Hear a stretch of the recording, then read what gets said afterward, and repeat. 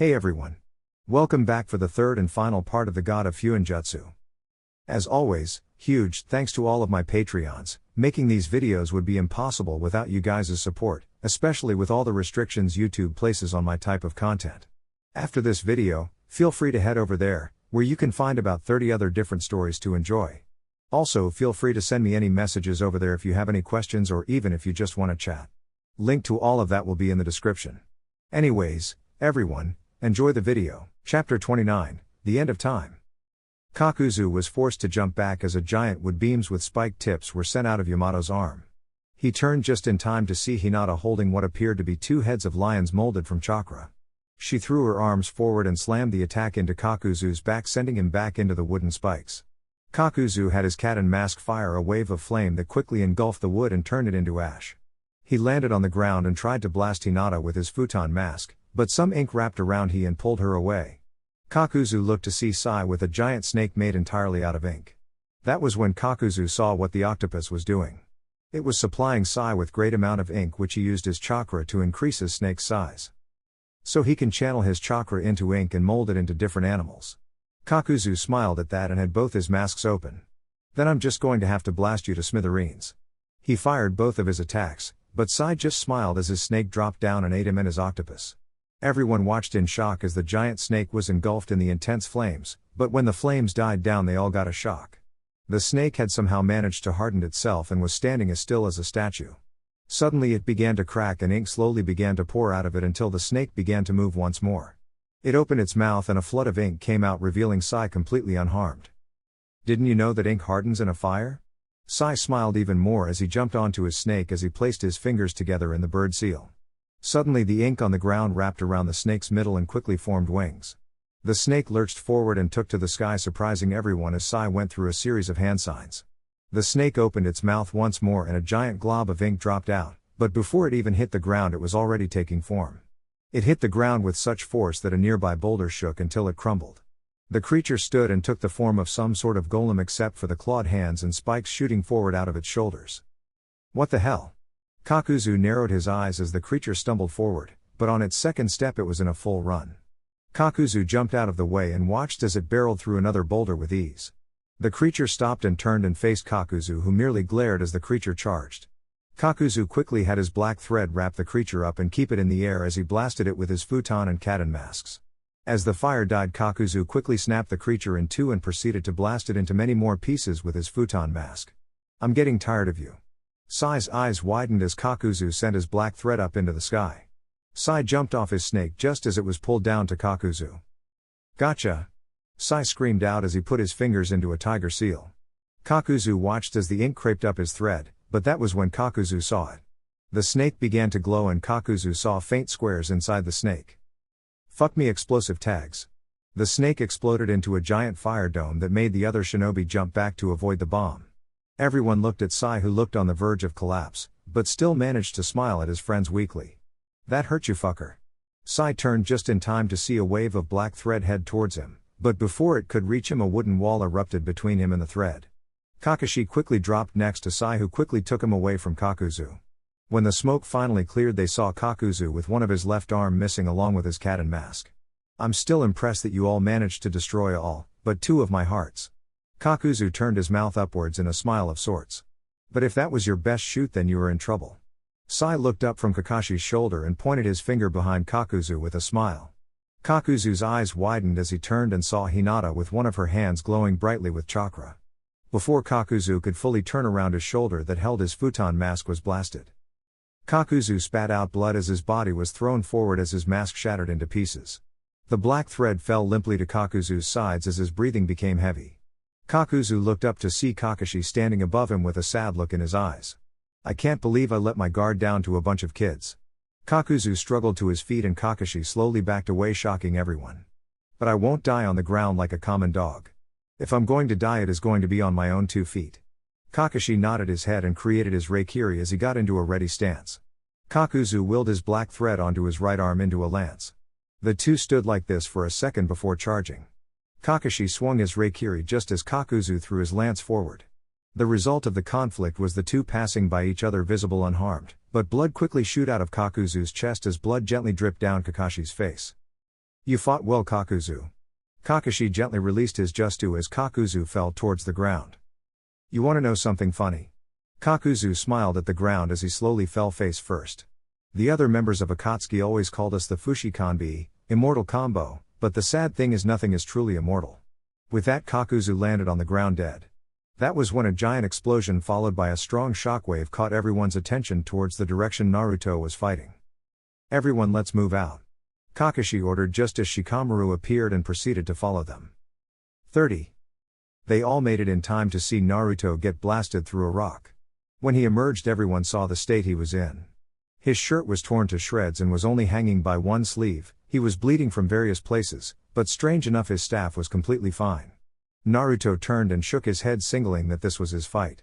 Senji finally appeared looking slightly better than Naruto, but was still in rough shape. Looks like your friends are finally here. Don't worry, they won't interfere. Naruto grabbed his sleeve and ripped it off and pointed his staff at Senji as he slid his foot and turned his body to the right. Senji charged wearing a smile of nothing but glee as he brought his axe down on Naruto's staff. Naruto deflected the blow and spun around, catching Senji in his midsection with a wind churka enhanced end. Senji jumped backwards to avoid the staff going further into his stomach. I can't use my Jikuken ninjutsu, I have to wait until the perfect moment. Senji chuckled at the thought as he threw his axe, making Naruto dodge, but he brought his staff down with enough force and chakra to shatter it in two. Naruto then spun and slammed the butt of his staff on the ground, glaring at Senji, who only shrugged his shoulders at the defeat of his weapon. Naruto then shocked the group by throwing his staff towards Hinata, who caught it. I have a feeling that you are a lot better in hand-to-hand combat. This brought a grin to Senji's face as Naruto continued. So if I continued to fight you using my staff, you might end up destroying it, and I went through hell trying to get that thing finished. Very good, Uzumaki, but that won't save you, not by a long shot. Senji reeled backwards and punched the ground, shaking everything in a 10-foot radius of him. Naruto closed his eyes and breathed as he knew what he needed to do. Naruto held his arm above him, palm pointing to the sky, as seals appeared on his arm leading all the way up to his palm. Suddenly Naruto's Futon Rasengan appeared, but it slowly got bigger and bigger until it was the size of Naruto from spinning blade to spinning blade. Futon, Rasen Shuriken. Naruto looked at Senji with glowing orange eyes as he threw his arm back and threw the spinning disc at Senji, surprising everyone. Is this the technique Jiraiya told me to watch out for? Kakashi watched the disc with his Sharingan eye and was amazed at how many blades were inside the disc, but they were moving so fast that Kakashi couldn't count them all. That's the jutsu, but Jiraiya said he still couldn't throw it yet. Senji dodged the disc as it sailed by him, but had to activate his Jikuken ninjutsu just to dodge the expansion. So he can slow down time to avoid certain attacks. Naruto narrowed his eyes as he created 4-Kage Bunshine. The 5 charged at Senji, who stood his ground laughing, but not when he got grabbed from behind. He turned and saw another Naruto smiling at him as it secretly placed a seal on his back. Senji quickly got the clone off and punched it, smashing its head to bits before it could disappear. Senji looked up to see only one Naruto, but this was the one that got its attention as Naruto was now using Kyuubi's chakra. Naruto threw a punch and was shocked to see that it began to slow down as well. Senji quickly grabbed his arm and threw him over his shoulder as Naruto spun in the air and landed on the ground, disappearing in a flash of orange and yellow. Senji turned around just in time to get punched by Naruto, sending him spiraling into a boulder, making a small crater. So you can move just fast enough to slip through my time dilation. Senji spat out the blood that was coming into his mouth. Kid, you have just made my day. Senji watched as Naruto vanished again, and by sheer luck Senji managed to duck just in time to miss the punch aimed for his skull. Senji looked up just in time to see Naruto try and deliver a punishing axe kick to his head. Senji glared at Naruto just as he moved his head out of the way, but couldn't move every part of his body out of the way. Naruto's kick smacked into his shoulder, breaking the bone, but Senji quickly recovered by grabbing Naruto with his right arm and swinging him into the ground, creating a crater. Senji then jumped backwards while grasping his useless arm, glaring at Naruto as he quickly got to his feet. Senji then did something that both surprised and made Naruto sick to his stomach. He gripped his arm and with one yank ripped the limb off in 1 second. Senji took one glance at his limb as he dropped it to the ground. Now I can show my true abilities. Senji grinned as black energy poured out of his wound and transformed into a black arm that sat there and waved in and out of view. Now behold the true power of time. Senji charged at Naruto with a great burst of speed as he swung his black arm at Naruto. Naruto jumped over Senji as his arm smacked into a tree, making Senji smile. I don't see any real. Naruto stopped as the black energy began to crawl up the tree long after Senji removed his arm from it. Naruto watched as the tree slowly began to bend and twist until it was gone. What did you do? Naruto continued to look at the spot the tree was, but could no longer anything from that tree. Senji looked at his black arm as the black energy quivered. I aged it into dust, Senji said simply. I am the ruler of time. I can slow it down to a crawl, or by ripping off a body part I can age it forward. This is my true power, Naruto Uzumaki. Senji charged forward once again as Naruto vanished and reappeared behind him. Senji smiled as Naruto went to throw a punch, but before he could hit Senji, the black energy lurched across Senji's back. Naruto's fist connected and he immediately pulled back, feeling something wrong. When Naruto looked at his hand, he saw that the energy had managed to age his Kyuubi cloak for a fraction of a second. Senji looked at Naruto's stunned face and laughed. What, did you truly believe you would be safe in that cloak of chakra? Don't be naive, everything ages, people, animals, nature, and even chakra ages, nothing lasts forever. Naruto watched as the energy continued to spread across Senji's back like a virus. Even I am not an exception. Senji smiled at Naruto's confusion as he brought his black arm up. Slowly the energy faded from his hand and revealed a skeleton hand. Everyone was shocked as Senji bent the fingers as the energy engulfed the hand once again. What the fuck are you doing to yourself? Naruto looked at Senji with a look of sadness as the man before him began to slowly die. I'm doing everything needed to exterminate the Uzumaki clan. Senji brought his hand down and clenched it into a fist, making a black blade of wavy energy appear. And this blade will be you, executioner. Senji suddenly vanished, surprising Naruto as the blade was thrust at his throat. Naruto barely managed to jump backwards as Senji continued his advance on Naruto, swinging his sword whenever he saw an opening. After Naruto managed to get away from Senji, his Kyuubi cloak only covered Naruto's left arm and his waist. Naruto turned his eyes towards a distant figure and saw the signal. Senji charged just as the Kyuubi cloak vanished, but Naruto quickly placed his fingers together and created a cage bunshine that threw him out of harm's way. Naruto landed on the ground with a thud, but as he got up, Senji stomped on his back. Blood dripped out of Naruto's mouth as he was rolled over to see the point of Senji's black blade. Any final requests? Senji smiled as he brought the blade down, but this was when Naruto smiled. Yeah, just one. Naruto placed his hands together in the tiger seal. Die. Senji's eyes widened as purplish tendrils wrapped around his body and pulled him away from Naruto and into the center of the area. Senji continued to struggle as he tried to age the tendrils that was slowly beginning to encase his body like a box, leaving on his head and upper torso visible, but every time Senji felt one of the tendrils age away, another quickly latched on. You can't get away, not from this. Senji looked up with a look of pure hatred in his eyes as he was slowly being consumed. What is this? Naruto smiled pleasantly at the tendrils. This is one of my ultimate Fuinjutsu, Naruto said, holding out his hand which seemed to spark with the purple energy. Fuinjutsu, Kuro Hitsugi, Sealing Art, Black Coffin. It is a Fuinjutsu that I made in secret during my training trip. It is a Fuinjutsu that can distort space and time. Once that box completely covers you, it will crush you into atoms by nothing but gravity. There is only two drawbacks to this: one, it takes a long time to set up, and two, if someone manages to destroy even one of the tags. If he so much as tears a slight piece off, then the Fuinjutsu will be cancelled. Why tell me all of this? Senji struggled all the more as his upper torso began to disappear. Because I want to know why you destroyed Uzushio Gakure. Naruto's eyes had lost the hate in them and now only showed pity for the man. Senji gritted his teeth as he glared up at Naruto with hate. You want to know why? Fine. Everyone listened as Senji began to tell his story. I was born in conflict during a time where the hidden villages were not even started. I had to fight in order to stay alive, and soon I joined a clan named the Uzumaki who wished to find a peaceful way to resolve the conflicts. Soon after, I developed my jutsu that allowed me to slow down my aging. That was when we joined with that mistake of a village. Naruto's eyes widened as he realized what he was talking about. Yes, that's right, Naruto Konoha.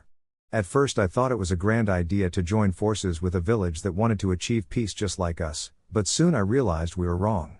I watched as the centuries turned and fighting still continued. Then another war came about with Konoha at its center thanks to the wise Shodai Hokage. I pleaded with Arashi not to go and draw attention to ourselves, but he didn't listen and instead went off to fight in the war. After that I began to see the pattern as we began to head to a new war. This time with Uzushio as leader of us. I tried to convince him that what he was doing was a mistake, but just like Arashi, he thought I was being unreasonable. Naruto listened intently as Senji went on. Then by the near end of the war I went to Uzushio with one last plea. I told him that if he didn't break off ties with Konoha or his village would suffer because of it. Uzushio then tried to have me thrown in jail, but I already had a plan in motion. And what plan was that? Naruto saw that the purple energy had reached Senji's neck. What causes war? Senji stated as if he was asking a question. Differences. So my plan was simple: destroy the 5 great elemental villages and then make an empire with everyone under one banner. That was my plan, but in order to achieve it I needed to build up strength. Something your arrival prevented me from doing.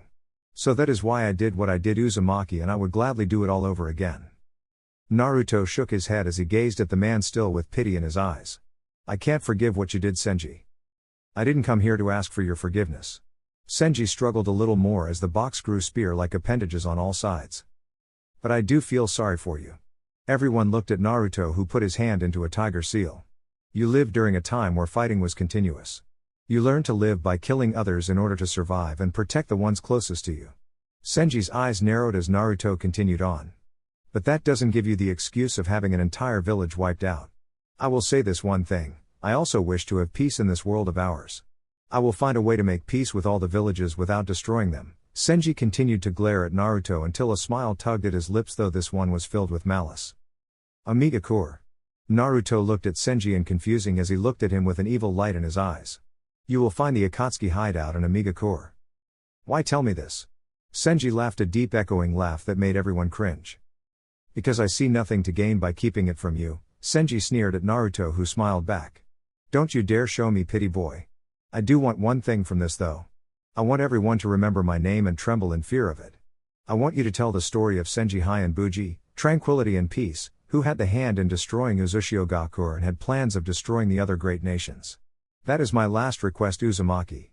Naruto looked on as Senji smiled as Naruto nodded his head before saying one last word.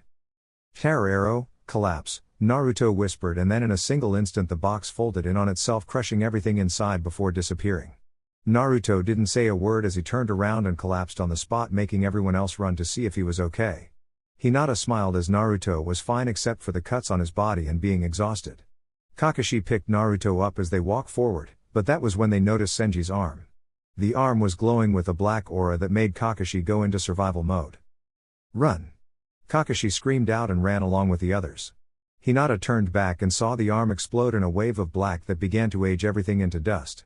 The group continued to run as Sai drew on a scroll and created a bird.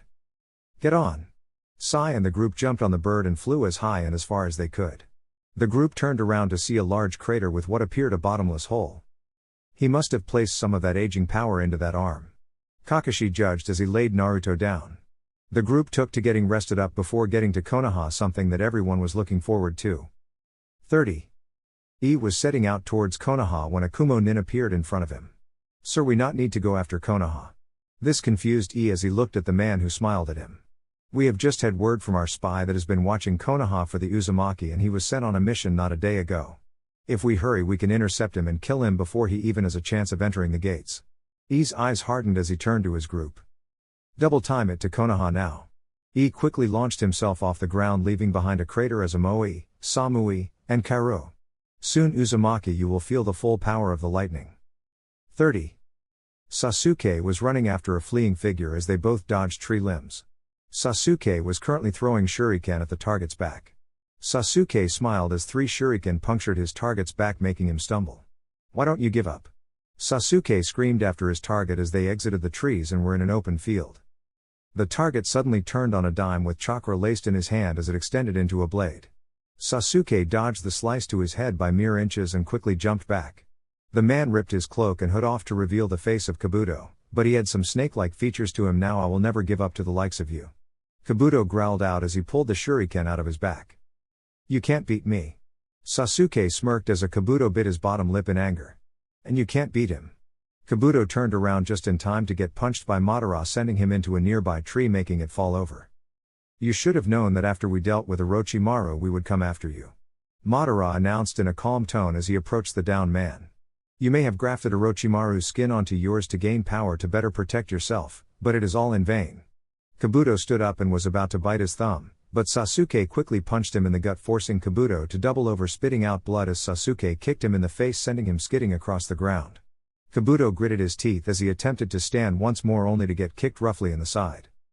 Damn, I really am going to die. Kabuto looked at Madara with hate in his eyes as he saw his Sharingan morph into his eternal Mangekyo. I can't die, not yet. I still don't know who I truly am yet. Suddenly a barrage of kunai interrupted Madara's concentration as a cloaked figure with red clouds appeared in front of Kabuto. That is quite enough, Sasuke. Came the calm voice laced with anger as the wind swept his cloak away as he took it off. I don't think you know what you are doing. Madara's eye narrowed as Sasuke looked on with a mixture of fear and anger. Itachi. Itachi looked at his brother with anger reflected in his Sharingan eyes. You didn't think I would notice, Madara. Madara looked at Itachi and softened his stance as Kabuto stood up and gripped his rib cage. All we want at the traitor, Itachi. Madara walked forward, but jumped backwards as a wall of flame came at him. I'm afraid I can't let that happen. Itachi announced, startling his brother. And I'm afraid I can't allow my brother to follow you, Madara. Sasuke, come with me or I will beat this nonsense of revenge out of you. Itachi's eyes hardened towards his brother as the wind continued to blow through the area. Chapter 30, The Lone Uchiha. Kabuto studied the scene before him while he tried to catch his breath. Why are you helping me? Itachi turned his head a little so he could look at Kabuto with one eye. My reasons are my own, Itachi stated as he turned to face Madara and Sasuke.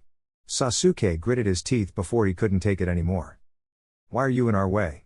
Sasuke yelled out, drawing Itachi's attention to his brother. Can't you see that after we take care of him we can have our revenge on Konoha? Why would I want to destroy my home? Itachi looked at the confused look on Sasuke's face. Home? They forced you to kill our fam. Itachi quickly interrupted his brother. They didn't force me, Itachi stated quite plainly. Sarutobi-sama gave me the choice of either taking the mission or allowing someone else to carry it out.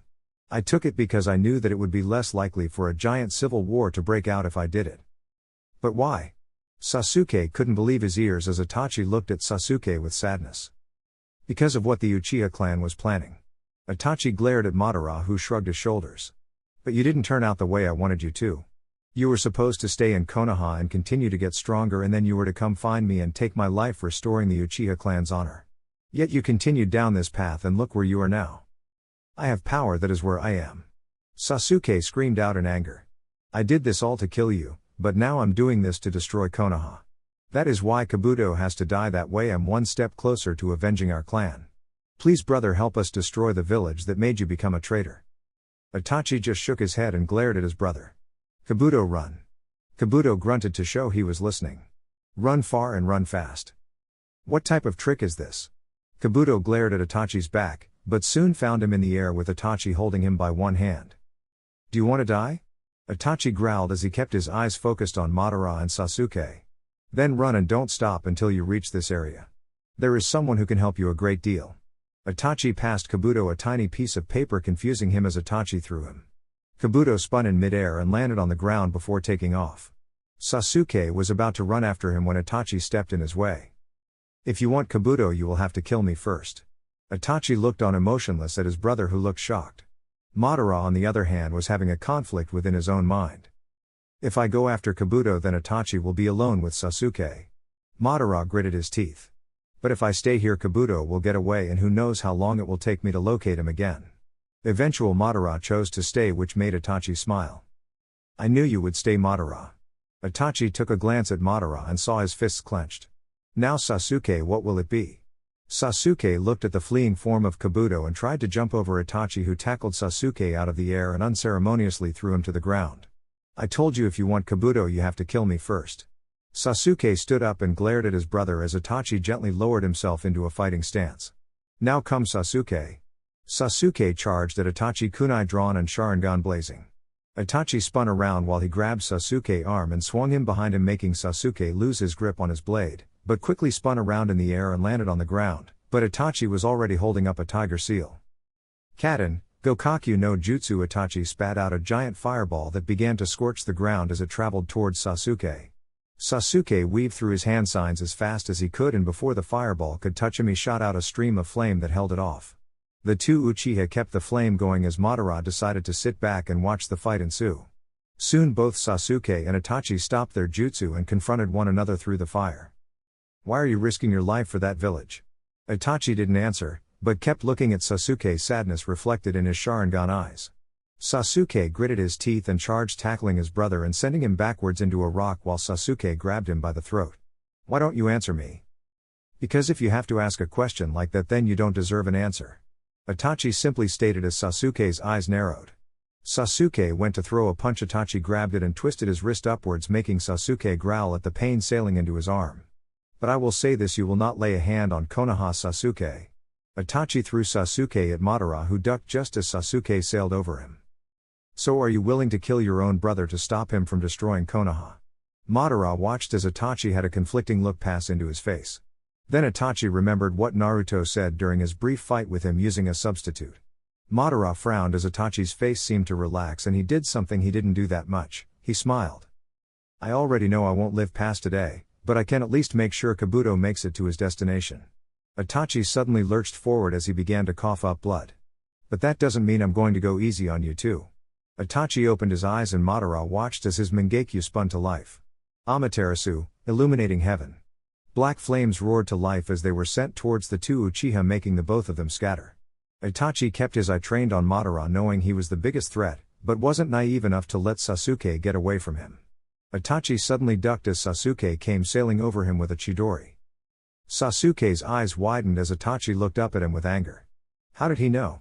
Itachi then did the one thing he promised he would never do. He grabbed Sasuke by the scruff of his neck as he passed over and slammed him heads first into the ground. Sasuke grunted in pain and looked up just in time to see Itachi staring down at him. Itachi then muttered one word that made Madara sweat. Tsukiyomi, Moon Reader. Itachi turned his attention back to Madara as Sasuke's eyes looked on with a distant feel to them. Now it is just you and me. Madara smiled under his mask as Itachi drew a kunai. How cruel to place your own brother in that genjutsu. Itachi's grip became tighter as he listened to Madara. I can see why you would want to end this fight soon, Itachi, given your condition. Itachi charged at Madara, who stood his ground as Itachi swung his blade, but phased right through Madara. Why are you brothering trying to attack me? As Madara turned around, Itachi had his face leveled with Madara's. Tsukuyo. Itachi broke his eye contact as a katana slashed the air in front of his face. Itachi jumped backwards as the attacker was revealed to be a tired Sasuke. What the hell? Sasuke smiled at his brother with eagerness in his eyes. I have gotten stronger, brother, and so have my eyes. Sasuke began to channel his lightning chakra into his blade while Itachi brought his kunai, but suddenly Itachi gripped his left eye as his vision began to darken and pain began to emanate from it. Sasuke looked on as his brother began to shake his head, trying to rid himself of the pain. Damn it, Kabuto still isn't far enough away. Itachi looked in the direction where Kabuto went, but when he looked back he saw Sasuke with his fingers together in a tiger seal. Kaden, Goryuka no Jutsu, Fire Release, Great Dragon Fire Technique. Sasuke then spat a giant dragon-shaped fireball out of his mouth, but it wasn't aimed at Itachi. Instead, Sasuke fired it into the sky. Itachi watched as the fire vanished into the sky, followed by dark clouds forming, then rain. Itachi looked back at Sasuke to see him with his hand encased in lightning. I'll give you one last chance, Itachi, join us. Together we can crush Konoha into dust and about the new age of the Uchiha clan. You may have gotten stronger, but you are still my little brother. Sasuke narrowed his eyes as a giant dragon-like lightning bolt came out of the sky. I will never help Madara destroy our village. So my answer is no, Sasuke. Fine, then you can disappear in the thunderclap. Sasuke raised his arm upwards and swung it downwards. Kirin. The dragon vanished back into the sky only to zap down at Itachi in a blink of an eye. The ground shook with the force of the explosion, with Sasuke being yanked away by Madara to survive the blast. Sasuke looked at the crater with a mixture of sadness and anger, but that was when a giant skeleton arm appeared out of the dust and went to grab the two. Madara grabbed a hold of Sasuke and jumped away out of the reach of the giant arm. As the dust cleared, the two of them saw Itachi, but what freighted them was the giant skeletal figure behind him. Susanoo, he with the ability to help by all means. Madara growled out, much to Sasuke's confusion, as the giant began to grow muscle and armor. Then its left arm suddenly was encased by a shield of some sorts, while its right arm carried a sake jar with a sword coming out of it. Yata no Kagami, 8-span Mirror, Tatsuka no Tsurugi, 10 hands long sword. I didn't know you had those two weapons in your disposal, Itachi. Itachi kept looking at Madara with emotionless eyes as they began to bleed slightly. There is many things you don't know about me, Madara, Itachi said plainly as he walked forward with the giant following above him. I'm not holding back, Madara. Itachi's Susanoo reeled backwards with its sword and brought it down towards Madara and Sasuke, who jumped out of the blade's way. Sasuke was currently exhausted out of chakra as he tried to mold some chakra. Itachi turned to him just as Madara jumped out of the ground, grabbed Sasuke, and vanished back underground. Itachi cursed as he scanned the ground with his Sharingan as he tried to locate Madara and Sasuke. Suddenly the ground below Itachi gave way and he found himself plummeting into a deep hole, but before he got halfway down, a dragon made out of stone appeared before him and went to smack into him. Itachi had Susanoo bring its shield up to defend and was rewarded by being launched out of the hole with force. Itachi gritted his teeth as he collided with the ground from his free fall. When he looked up at the stone dragon, he noticed Madara standing on its head along with Sasuke. "Now we are on equal terms, Itachi." Itachi said nothing from Madara's comment as the dragon roared and swung itself towards him, but before it could hit him again, Susanoo brought his sword down in a display of blinding speed and cut the dragon into pieces. Madara and Sasuke managed to jump out of the way of Susanoo's deadly blade as the dragon fell to the ground. "Equal terms," Itachi said with a voice that seemed to echo. "Don't be arrogant, Madara." Itachi had Susanoo bring its sword crashing towards him, but before it could reach Madara, the blade stopped. Madara smiled as he looked at Itachi as he began to cough up more blood. "You have reached your limit, Itachi." Susanoo began to fade, leaving Itachi exposed. "You should have known better than to use Susanoo in your condition." Itachi looked up at Madara, but found that Sasuke was gone. Suddenly a blade ripped through Itachi's chest, making Itachi turn to see Sasuke wearing a smile of triumph. "We win," Sasuke said as Itachi slid off the blade and fell to the ground. Suddenly Sasuke gripped his eyes as a scream tore through him. Madara knew what was happening and smiled all the more. So Itachi was more to Sasuke than a brother. Madara grinned under his mask as he approached Itachi's body. Itachi could feel his life slowly drain from his body. "I guess I'll leave everything up to Naruto," Itachi thought as his life finally came to an abrupt end, but he died with a smile on his face. 30.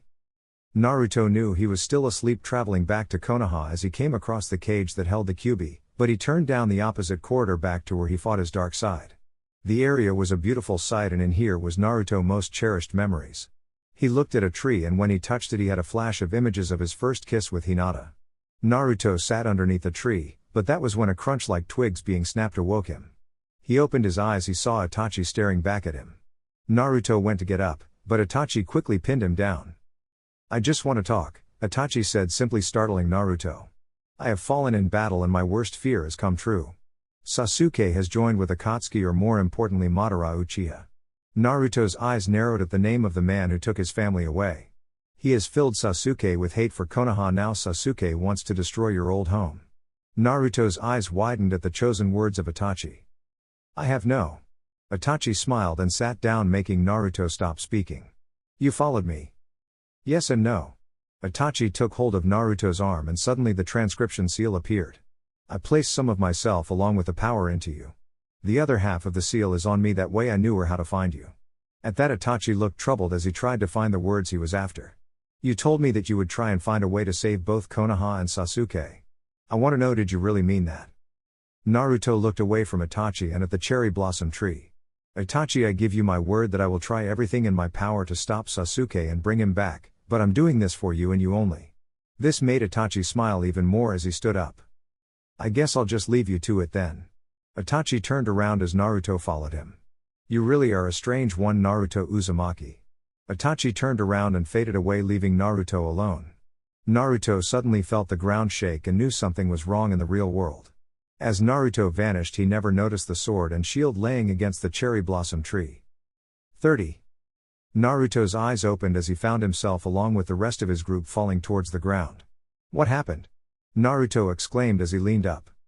"We were hit by something, just hang on," Sai yelled out as he took a grip on the bird as they headed towards the ground. Naruto watched as the ground came closer and closer. Naruto closed his eyes as he put some of his chakra into his gauntlet seals. The group crashed into the ground with enough force to uproot some of the earth around them. When everyone opened their eyes, they saw that they were encased in a bright blue dome. They all looked around trying to see what erected the barrier and saw Naruto standing up with strings of chakra attaching themselves to the dome. "Is everyone okay?" Naruto asked through a strain as he released the barrier. Everyone nodded their heads, except for Sai, who was knocked out from the impact.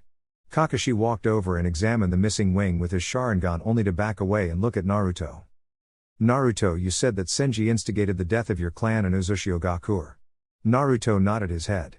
"So the question I have is, who helped him?" Naruto's eyes widened as he remembered the ninja who helped Senji. "Kumagakure." Everyone looked on in shock as Kakashi gritted his teeth in anger. "Why, what's wrong?" This wing was cut by a Raikage. Naruto immediately began to scan the area for any sign of a Kumo nin, but couldn't see anything. We need to get moving now. Everyone could hear the urgency in Kakashi's voice as they followed him. They ran through the forest as they tried to get to Konoha before anything happens, but that was when they all heard the voice. So you are the Uzumaki. The group stopped as they all looked at the four-man team that was from Kumo. Kakashi's eyes widened as he recognized one of the group members. The Raikage. Kakashi spoke with disbelief in his words. We need to move now. Smiled a cruel smile at Kakashi, who glared back. Sorry, but I can't allow you to do that, said with anger in his words. You see that Uzumaki killed someone from my village, someone that is of grave importance to us. I've never been to Kumagakure before, Naruto yelled out, making the Kumo group glare at him. And I know for a fact that I've never heard or much less killed a Kumo nin. Don't you dare lie to me. Screamed out, making a nearby flock of birds take to the sky. Then took out the cloth that they found near Yugito's blood. If your claim is true, then why did we find this next to her blood? Naruto caught the cloth as it was thrown to him and saw the Uzushiogakure symbol. I don't know how. Naruto ducked under the forearm of the Raikage with only a centimeter to spare. Naruto looked at with slight tone of anger in his eyes as he gave a swift kick to his ribs, sending him into a tree, but suddenly disappeared in a burst of lightning, surprising everyone. Calm down, Raikage, I don't want to fight you. Gritted his teeth as the group tightened themselves around Naruto. I don't know how this got there, but I assure you that I never harmed your ninja. I knew you would say that now that you see the repercussions that your actions have bestowed upon you. Naruto shook his head as charged his body with his lightning chakra. But hiding behind your friends won't save you from me. Naruto closed his eyes as vanished and reappeared above Naruto, bringing his fist in a downward punch. Kakashi and the rest of the Konoha force was about to yank Naruto out of the way, but were forced to move from a barrage of kunai. Swung his fist down just as Naruto opened his eyes in a flash of orange. The earth shook with the force of the hit as Hinata looked on with worry in her eyes, but this did not go unnoticed by Samui. Samui, Amoe, and Kaoru all stood in front of the Konoha force with their weapons drawn, but a blur all caught their attention as was thrown into several trees until he eventually stopped by smacking into a rock. Amoe turned around to see Naruto with his right arm and his legs all the way up to his waist covered in chakra. This is just like Kirabai-sama's Jinchuriki form, but stronger. Amoe thought with dread. It can't be you have a Baijuu. Naruto smirked at the Kumo nin with some sadness. Which one do you possess? Naruto thought about it, but smiled even bigger at giving them a riddle. Let's just say I gave myself the nickname Nanemu de Fakusu. Naruto released the Kyuubi's chakra and nearly collapsed from the strain he was placing on his body. I can't keep this up much longer. Suddenly laughter caught all their attention. So you call yourself Nanemu de Fakusu? Came out of the ruined trees with a sneer. And judging from the power you just displayed, I would say you are the Jinchuriki de Kyuubi no Kitsune.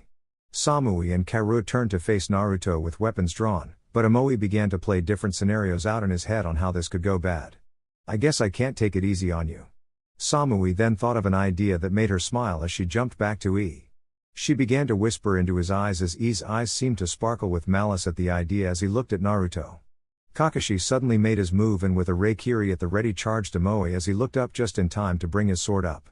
Kakashi never made it in time as he was unmercifully blasted in the side by a Raiten charged punch by Kakashi! Naruto screamed out, but was forced to jump as the blade of a sword nearly cut him in two.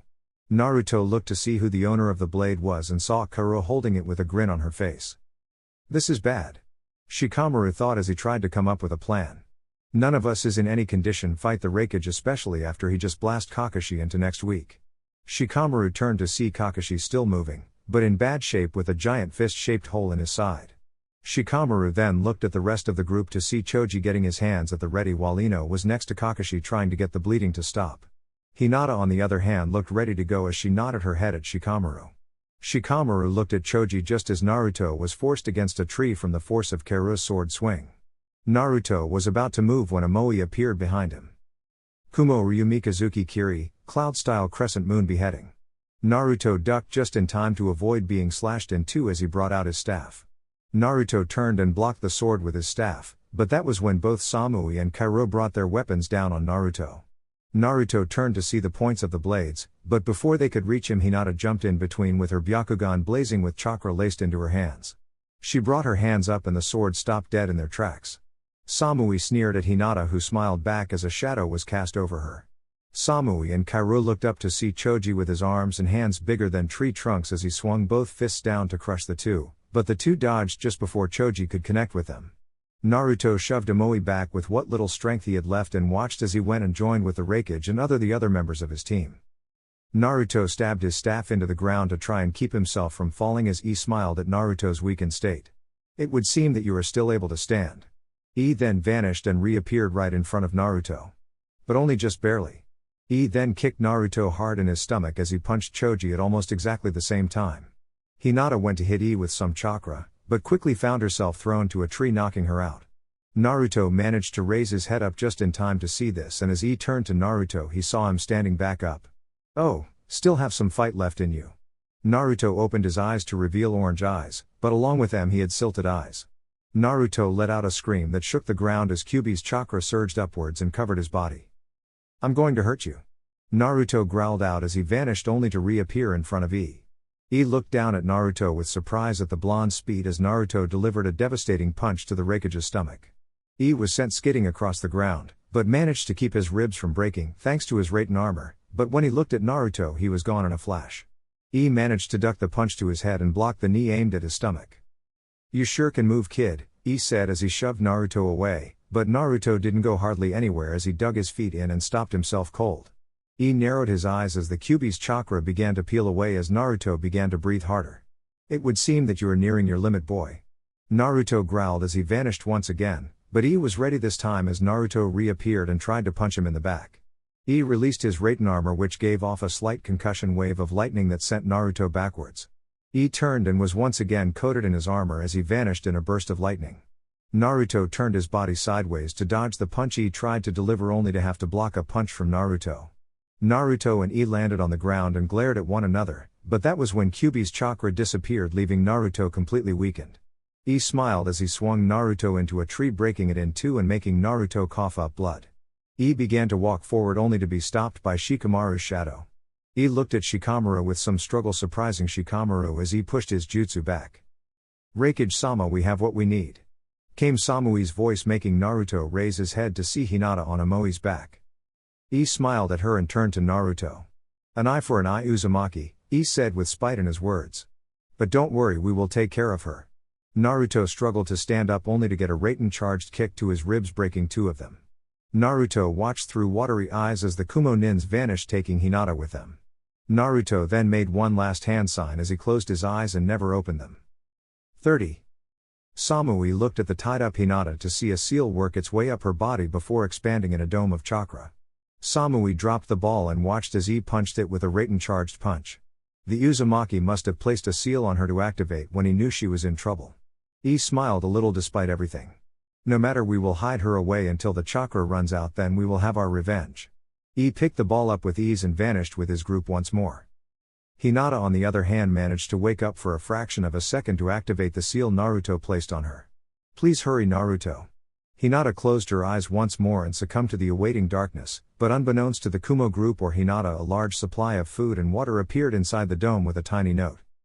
"I will save you." Signed, Naruto. Chapter 31, The Snake in Whirlpool. Naruto was sitting in the council room of Konoha after recovering from his massive injuries from fighting against After returning back from the mission, the village was in an uproar about the Kumagakure abducting Hinata. Tsunade managed to contain the village so they didn't do anything rash as Naruto healed. After waking up, Naruto immediately stood up and walked out the hospital, successfully avoiding detection from the hospital staff. After discovering Naruto missing, everyone began to search for the blonde Fukage. They finally found Naruto in the messenger hawk area, laying against the wall writing a note. Before they could do anything, Naruto strapped the message to the bird he requested and sent it off. When asked what was in the message, Naruto just smiled before he passed out from the pain. "This can't go unpunished, there must be retribution against them." Hiyashi screamed out, not in the least pleased to hear his daughter's kidnapping. "We understand, Hiyashi, but we can't rush in recklessly," Tsunade stated, trying to calm the Hyuga clan leader down. "Then what will you have us do?" Hiyashi said with barely contained rage. "My daughter is in their hands right now. Who knows what they are doing to her?" "I wouldn't worry about that," Naruto stated as he leaned forward with an almost dead look in his eyes. "I placed a seal on Hinata and told her how to activate it. What this seal does is it creates a bubble of chakra that keeps sucking more chakra in, making it stronger and bigger. I personally made that seal to protect Hinata if something like this happened. There is no way Kumagakure can break that seal without triggering the fail-safes on it.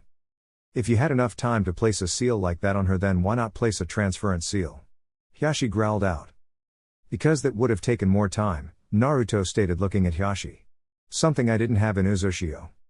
What about food, Uzumaki? Danzo asked as he leaned forward to inspect Naruto closely. You don't really believe that she can live forever in that chakra dome, do you? Naruto smiled at that as he stood up and walked towards the door. No, I don't. Naruto grabbed the door handle as he opened the door. But I had a feeling that Akatsuki would kidnap Hinata to force me to surrender. So I prepared enough food and water to last 2 months. Naruto was about to go through the door when he said one last thing that shocked everyone. Hiashi, I promise you that I will get Hinata back, but I don't want any help from Konoha. With that, Naruto closed the door, leaving everyone in a state of shock. 30. Naruto was barely outside when he got confronted by Tsunade. What the hell was that about? Tsunade looked at Naruto as he smiled. They know where your village is. Tsunade's eyes narrowed at Naruto's words. They know your village's strength and weaknesses, but they know nothing about mine. I have tricks and plans already set in motion when I sent that hawk to my village. So that was what was in the scroll. Naruto smiled even bigger. I have to leave immediately to get my village prepared. Naruto turned and came face to face with Sai. I wish to come with you. Naruto looked at Sai, who looked like he just got out of war. Sai. You can't stop me, Sai yelled out, clutching his head from the headache he gave himself. Danzo-sama placed me as Hinata's bodyguard, as such I must do whatever I can to bring her back. Naruto thought about it for a few minutes before nodding his head and motioning towards the gate. Naruto began to walk towards the gate when he came across Jiraiya. So you're really going to do this alone? Naruto just looked at the ground as he continued past his teacher. Amigakure is where the Akatsuki is, Naruto said as he passed, but only got a smile out of Jiraiya. I already know. Naruto looked at Jiraiya with a questioning look. My spy network finally tracked them down, but Naruto, are you sure about this? They think I did something I never did, Naruto stated with self-contained rage. Then they go and take Hinata. The better question is, what kind of state will I leave Kumagakure in once I'm done? I understand why you're angry, Jiraiya said with a sage-like voice. But don't go in there without a plan, and even if they don't deserve it, give them a chance to give her back. Naruto looked at Jiraiya for a second before nodding his head. Jiraiya watched as both Sai and Naruto began to walk to the gate as Tsunade walked up to Jiraiya. You're going to have someone follow him, aren't you? Jiraiya stated in more of a statement than a question. Tsunade nodded her head as she turned back to the Hokage Tower to get a team ready to track Naruto and to help if needed. 30. Naruto walked to the forest when he cursed as he looked up into the sky. We won't make it to Uzushiogakure in time. Naruto then slapped his hands together as seals began to appear all over his body and around the ground in a 3-foot circle around him. I hate using this, it leaves me drained, but I have no choice. Naruto looked at Sai, who looked at him confused. After I learned who my father was, I tried to use his Hiraishin no Jutsu, but I couldn't because it is a jutsu that requires precise chakra control. I have yet to gain that much control, but I'm getting better. Until then I created my own variation of it, but I can only use it once. So I placed the receiving seal in Uzushio, that way if need be I can get there in a second. Now grab hold, this is going to get rocky. Sai grabbed Naruto's shoulder as Naruto began to glow until an orb of chakra surrounded both of them. Arashbur Ka, Stormbreaker. Then in a shockwave of energy Naruto and Sai vanished, leaving behind a single crater. 30. In a cave a few miles away from Amigakure, Madara was beyond furious. Not only did he lose 3 members of Akatsuki, evidence pointed out Senji had a hand in Hidan's death. I told you we shouldn't have trusted him. Pain pointed out, but one quick glare made Pain realize that now wasn't the time to try Madara's patience. Madara finally had enough. He stood up and with a single hand sign Sasuke appeared in front of him. It's time we get this over with, Madara stated to Sasuke, who smiled as he walked out the door with Sasuke, Pain, and Konan close behind. Deidara, Kisame, and Zetsu, the last surviving members of the Akatsuki, looked up to see the 4 enter the room. Hey, isn't that Itachi's little brother? Kisame asked as he looked the Uchiha up and down. Yes, Kisame, he will be filling in for Itachi since he is no longer with us, Pain stated as he looked at Deidara, who growled at Sasuke with hate in his eye. But now on to business. The Akatsuki turned to see a very frail-looking man staring at them from an open window. Hello, my name is Zetsumetsu, emissary of Senji. With that, Zetsumetsu dropped from the window and landed in between the Akatsuki as they all leveled their weapons on the newcomer. How did you get in? Pain growled out at the man who smiled back with almost an animalistic smile. Why, Senji told me how to get in undetected. Zetsumetsu looked at Kisame, who looked at him with a urge to fight. But with Senji gone, I'm to finish the last mission he gave me. With a slight groan, the man dropped his cloak and revealed his entire body wrapped up in bandages, but before he could begin to unwrap, Pain quickly stabbed the man in the stomach. I won't let you finish his request. Pain growled, but was startled when the man smiled. But it has already begun. Pain looked down at the man's blood and saw that it was pitch black. You see, my real name isn't Zetsumetsu, no, that is my nickname. My real name is Guka, Hellfire, Onuski, Demon Gate. Madara's eye widened as he reacted by grabbing Pain and throwing him away from Guka. As the blood droplet hit the floor, everyone didn't realize what happened as they were blown backwards by a large explosion of fire. Guka emerged from the fire with his bandages burned off, revealing a body covered in scars and gashes. My clan has a very dangerous blood.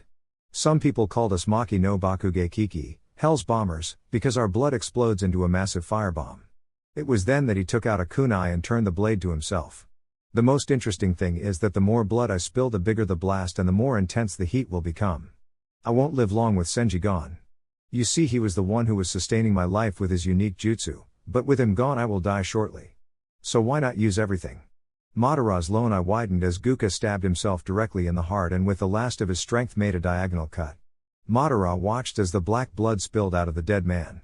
A giant column of flame erupted out of the cave, disintegrating it within a few seconds, and began to expand, leaving barely little standing in its wake. Madara stood on the far reaches, clutching his eye as the vortex slowly vanished. Pain, Konan, and Sasuke stood next to him watching the fire die.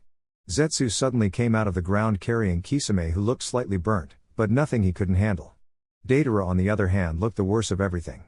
Half of his body was burnt with cracks already developing and spilling what little blood didn't get heated and dried out of his body. Pain looked on as the fire died and eased back, leaving behind a deep crater. How did you know? Pain whispered to Madara, who looked at him. Onuski was a clan back before any of the hidden villages were created, Madara whispered back. But after the villages were formed, they began to die out. I never suspected that Senji managed to save one. Madara gritted his teeth in anger as he looked at the unconscious body. I am growing tired of this. At this rate, I'm going to have to accelerate my plans. 30. Uzumaki was in a peaceful state, that is, until a sudden explosion caught their attention. They all looked towards the source to find Naruto leaning against Sai for support. Fukuji-sama. The villagers gathered around Naruto as Sai helped him through the crowd. That was when Haku reached out of the crowd, but Naruto waved him off.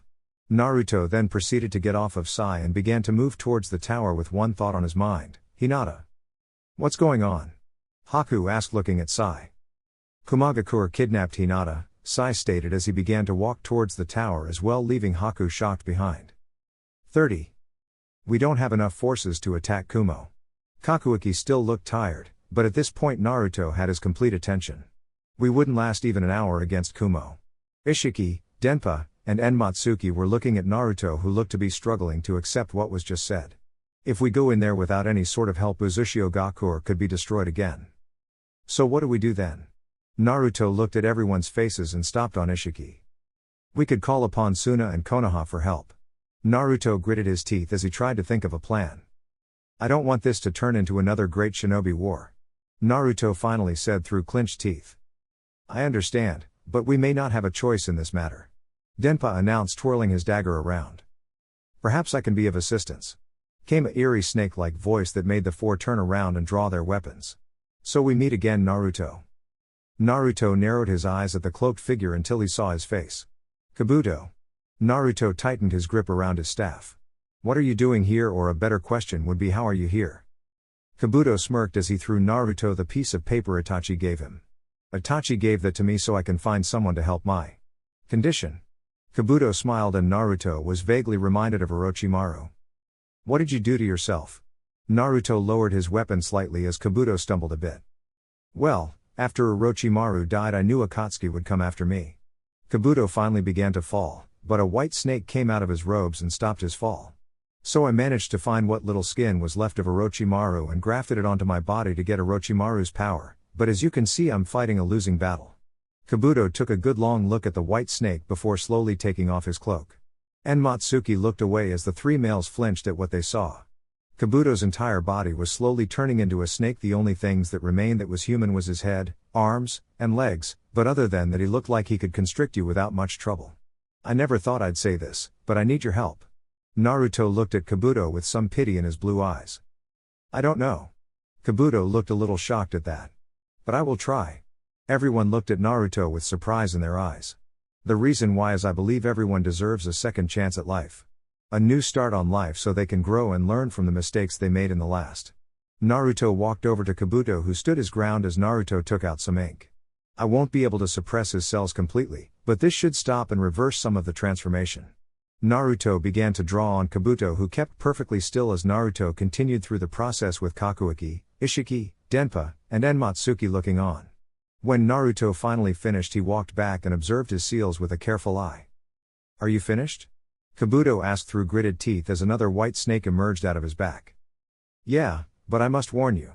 Naruto placed his fingers together in the bird seal. This is going to hurt like hell. Before Kabuto could respond, the seals began to glow and Kabuto collapsed on the ground screaming at the top of his lungs. Naruto winced at the volume, but kept his concentration as a black orb appeared around Kabuto, concealing him from view. Naruto began to sweat a little as the seal continued to drain on his chakra, but Naruto didn't stop. Suddenly Kabuto's screaming stopped and the orb began to break apart. Kabuto slowly stood up as the orb broke apart completely. Kabuto kept his eyes closed, but had wrapped the cloak around his waist.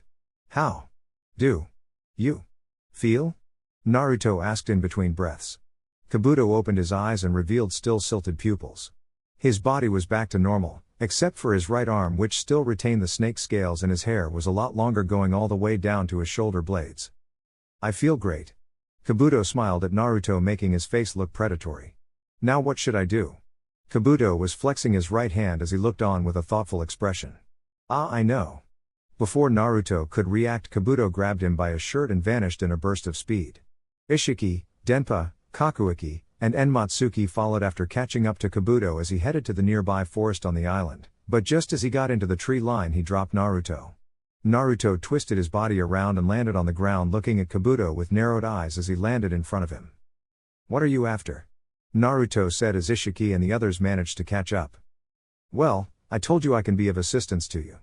Kabuto smirked at Naruto. I'm about to show you why. Kabuto suddenly clapped his hands and 4 coffins erupted out of the ground. The lids fell over and revealed their contents to the rest of the group. Kabuto smiled even bigger, seeing the shocked looks on everyone's faces. That's right, I have mastered Kushios, Edo Tensei, Summoning, Impure World Resurrection.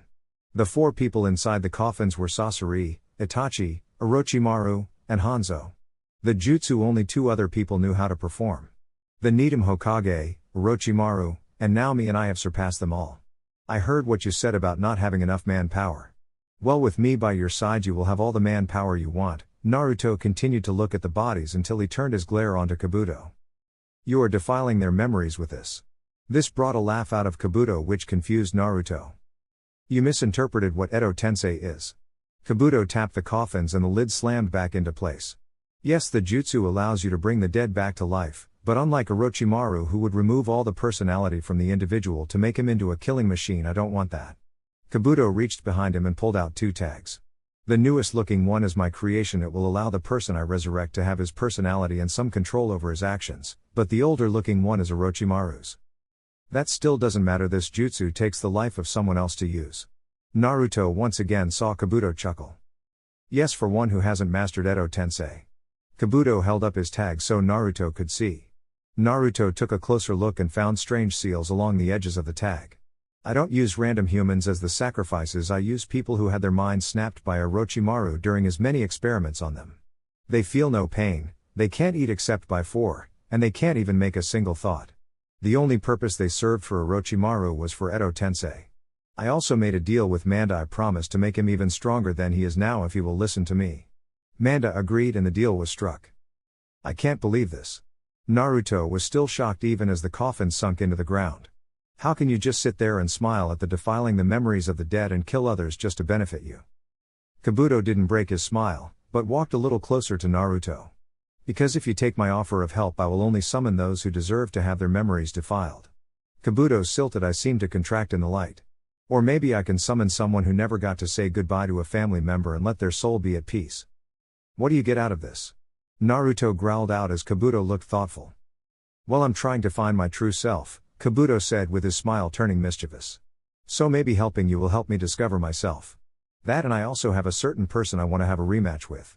Naruto didn't need Kabuto to say the person's name. Alright, I accept your help. Naruto grabbed, but tightened his grip. But you are not to use Edo Tensei without my permission. Naruto glared at Kabuto. Do you understand me?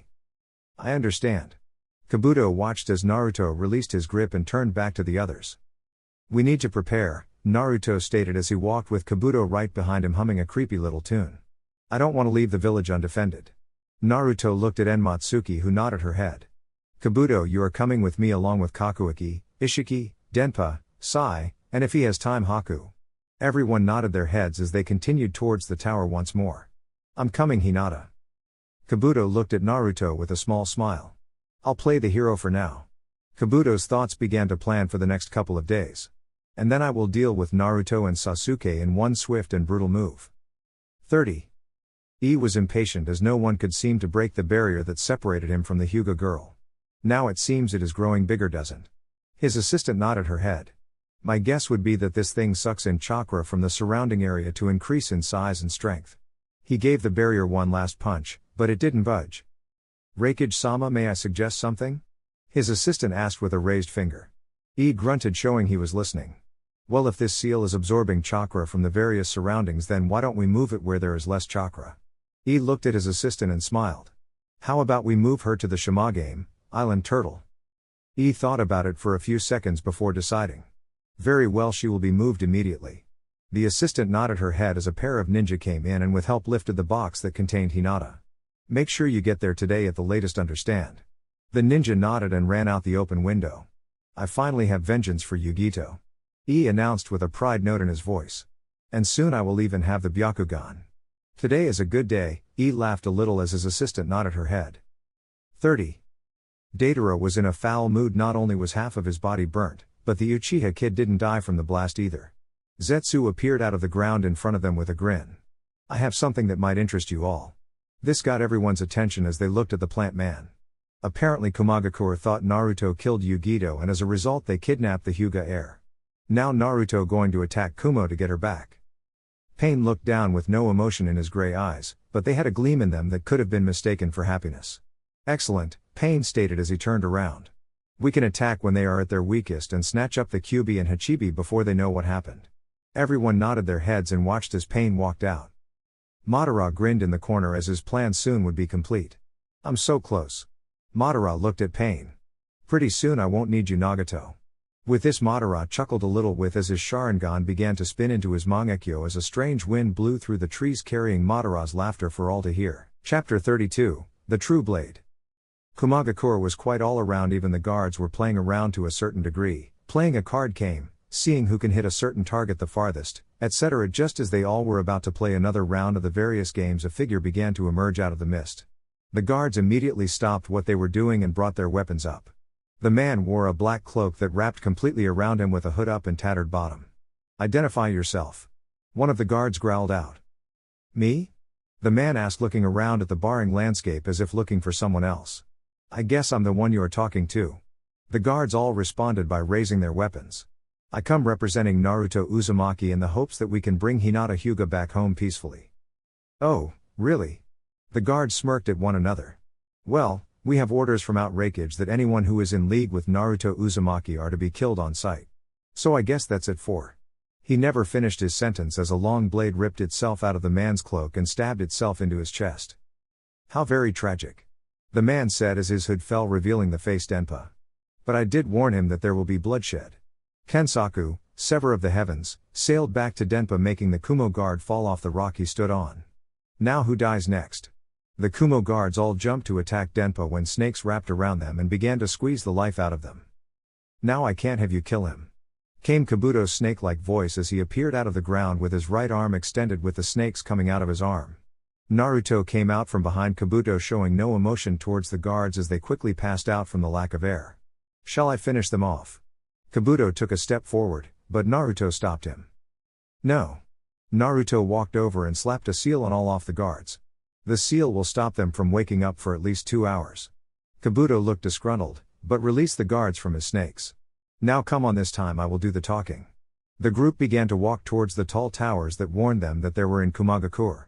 Kabuto, you remember the plan. Naruto turned to see Kabuto already biting his thumb and making the appropriate hand signs. I'll take that as a yes. Naruto smiled at Kabuto, who merely slammed his hand on the ground, being consumed by the smoke that followed. When it all cleared, Kabuto was now standing on top of a giant purple-colored snake with clawed hands and legs. It had pit viper-like teeth, a cobra hood, and a rattlesnake tail. Kabuto, you better have a good reason to summon me, Manda hissed out in slight anger. Yes, we are going to most likely have to fight 100 or more shinobi. Kabuto smiled down at Manda. And I thought this will be the perfect opportunity to try out Manda's new power. Naruto could tell Manda was thinking about Kabuto's words. So be it, Manda hissed. I will help, but if this some type of joke, I won't hesitate to devour you. Kabuto chuckled at Manda's threat and gave him a hand signal, and Manda slammed forward and dug into the ground at alarming speed. Naruto, we need to talk. Ishiki spoke up as Haku reappeared from his recon. He still has one Jinchuriki left. His brother Kirabai Jinchuriki of Hachibi no Kyogyu, 8-tailed giant ox. How do you? Naruto was interrupted by Denpa. Because we actually do research on the place we are about to attack. Denpa raised one of his eyebrows and looked directly at Naruto. Anyway, we need to distract him or you will never reach the Raikage. Okay, we can. No, Denpa and myself can handle Kirabai, Ishiki said as he popped his neck. You need your strength in order to fight E. Naruto was about to speak when he looked at Haku. Alright Haku, you can go with Kabuto, he may need your help. Haku nodded his head and jumped into the hole created by Manda. So you guys say you can handle Kirabai. Trust us, we have a lot of tricks up our sleeve. Denpa placed Tensaku onto his shoulder and motioned for his brother to follow him. See you soon. Denpa called out as Ishiki began to try and sense Kirabai's demon chakra. Sai, I want you and Kakuaki to follow from the sky to provide air support for Kabuto and Haku. Sai nodded as he and Kakuaki took to the sky on an ink bird. Naruto looked at the tallest tower and sighed, knowing what would happen if he failed.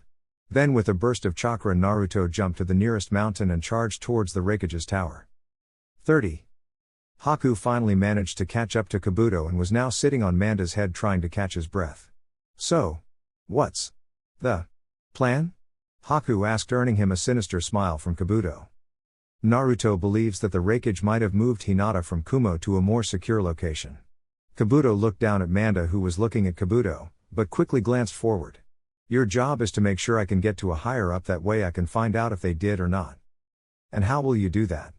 Haku narrowed his eyes as Kabuto grinned even more. Oh, I have my ways, Kabuto said this as he gripped the tube inside his pocket. Haku continued to stare at Kabuto as they made their way towards their destination. 30. Ishiki finally stopped on a mountain, looking down at a giant lake with mountains on all sides and a cave. This is it. Denpa got Tensaku ready as his brother jumped towards the cave. Ishiki landed right in front of the cave and stood his ground. Come out, Kirabai, Ishiki yelled this out just as a figure began to walk out of the darkness. Now what is this? 1, Kirabai asked as he popped his neck. I've never seen you before. Ishiki smiled even bigger as Kirabai stepped a little closer. I don't know? Ishiki narrowed his eyes and smiled. Why don't you ask him? Kirabai's eyes widened as a blade sailed past Ishiki's head and headed straight towards him. Kirabai grabbed one of his blades and brought it down, blocking the incoming weapon. Kirabai was pushed back slightly, but managed to stand his ground as he placed chakra into his feet. So you didn't come alone? Kirabai growled out as he shoved the blade upwards, only to see it shrink back into the mountains. So he is the long-range type, while this one handles the close range. Kirabai grabbed all his blades and threw them into the sky, only to catch them all in various places. Let's see what you can do. Kirabai kicked off the ground and began to spin like a ball towards Ishiki, who smiled a little. When Kirabai got within range, Ishiki began to duck and weave, making it appear like he was dancing. This cat is fast, but why hasn't he attacked yet? Kirabai's free foot touched the ground and Kirabai took this chance to spin in a new direction. Ishiki's eyes widened as he watched Kirabai go from spinning like a ball to a top in a second. Ishiki received a few cuts going from his cheek to his chest, but began to dodge the new flurry in a couple of seconds. This makes no sense, it's almost as if. Kirabai's eyes widened as Denpa appeared in front of him, pointing his blade at him. The blade shot forward and Kirabai had to stop his spin in order to block the attack. I'm impressed, not many people can block my blade. Denpa smiled at Kirabai, who threw all but 2 of his blades back into his sheaths. And that right there is proof of your prowess in Kenjutsu, sword techniques. I thought you specialized in long range while he specialized in close range. Denpa finished for him with a smile. A lot of people make that mistake, here let me clear it up for you. My brother is more of a sensor and genjutsu type than anything. I'm the one who is the ninjutsu and kenjutsu. So in other words, your brother finds the opponent. Kirabai gritted his teeth as he charged his swords with lightning. And I finished them off. Denpa finished with a proud note in his voice. I'm glad you grasped the concept, now let's fight. 30. Naruto finally managed to make it onto one of the mountains right in front of the Raikage's tower before making his presence known. Naruto landed on a post and released his chakra, making every ninja turn to look at Naruto, who was glaring up at the Raikage tower. Before any Kumo nin could confront Naruto, he appeared and looked up at Naruto, who was standing on his perch. So you did come? Naruto didn't answer, but vanished and reappeared swinging his staff at E in a downward swing. The area E was standing in a moment ago was turned into a crater big enough to fit a small home. I'm going to give you one chance. Naruto growled out in anger. Give her back or I will level this entire place into rubble. E's eyes narrowed as Naruto stood up, still holding onto his staff. You think you can take on Kumagakure by yourself? E shouted out as the ninja that was around the area began to draw their weapons. I'm afraid you find yourself out. Naruto with a scream of pure rage swung his staff in a complete circle, releasing a dome of slashing wind. The Kumo nins were caught off guard by the sheer speed and size that they were all hit by it and flung off the side of the mountain. E managed to disappear in a burst of lightning, but his anger towards the Uzumaki grew at that moment. No, I'm afraid you made the mistake. Naruto looked at E with his long hair casting a small shadow over his eyes, but the thing that got E was that his left eye was pure orange. You released a monster when you took Hinata. Some of the ninja thrown off the mountain came back, but the others were either dead or knocked out. Now I will ask, but one last time. Give Hinata back or I reduce your village into rubble. E waved his hand in the direction of the Kumo nins, telling them to back down. So you want her that badly? E's tone held a sort of mocking tone to it. I'll tell you what, if you can beat me then you can take her back. Naruto narrowed his eyes as lightning began to dance along E's body. That is, if you can even hit me. E vanished as Naruto quickly sealed his staff into the storage seal on his right gauntlet. E reappeared and threw a punch at Naruto, who stared at E with anger in his eyes. The area the two collided in was sent crumbling off the side of the mountain, but the man shock everyone got was when the smoke cleared. E's fist was in the hand of Naruto, who appeared to be surrounded by wind. I may not like it, but I have but little choice, Naruto stated, seeing E's eyes widened in anger. Yes, this is your jutsu in wind form. Behold Futon, Majin no Mako, wind release, maelstrom of the devil. Naruto swung E's captured hand away and went to punch him, but E quickly vanished. I have to admit that is pretty clever, E said through gritted teeth as he reappeared a couple of feet behind Naruto. Using Raiden's weakness to Futon to your advantage, and you even went a step farther, as in turning my greatest jutsu against me. Through it would appear it doesn't have that much speed to it. At that Naruto smiled as he raised his arm and brought down like his was using a sword. E suddenly felt something very fast soar past his face and turned to see a deep gash in his tower. I don't need to be fast, Raikage. Naruto announced with deep satisfaction in his voice. All I have to do is catch you once and it is all over. Naruto then jumped, charging at E, who only brought his hands up. 30. Kabuto popped his head out of the side of the mountain to see a small version of a twister form. Now's our chance. Naruto has E distracted, Kabuto whispered as he and Haku came out of the ground. Manda snaked his head out of the ground, but Kabuto told him to stay hidden until he was needed. Manda didn't like to be ordered, but he went under anyway. Kabuto and Haku scaled the mountain until they got to the Raikage's window. As they appeared at the windowsill, they saw a woman being led out of the room by 12 guards. Now C must have the information we need. Kabuto smiled while Haku took out a scroll. 30. We need to hurry. The largest of the Kumo ninja said with a gruff voice. Raikage-sama wants you placed into safety in Rai, distant thunder. And Rai nodded her head and followed the man, but not before being stopped. Oh, and why does she have to go into hiding, I wonder? Kabuto was standing directly in front of the Kumo guards with snakes coming out of his arms and coiling around his feet. The Kumo guards went to draw their weapons, but were hit with a small wave of water from behind. They turned to see Haku with a smile as he put up one single hand sign. Suddenly ice encased everyone up top their noses, except for Kabuto and Enrai. Enrai looked at the two as they approached the girl. Now we have some questions for you. Kabuto smiled as he pulled out a tiny bottle with a syringe. 30. Naruto punched a dragon made out of lightning and watched as the wind began to slice through it. Just as the dragon vanished, Naruto was forced to duck underneath a kick delivered by E. Naruto then reached above his head and grabbed E's leg in a blink of an eye, surprising him. "I've had enough you." Naruto swung E into the nearby mountain and watched as it cracked. E opened his eyes to see Naruto already right in front of him with a punch already heading towards his chest. The mountain shook from the force of the impact until it slowly began to crumble.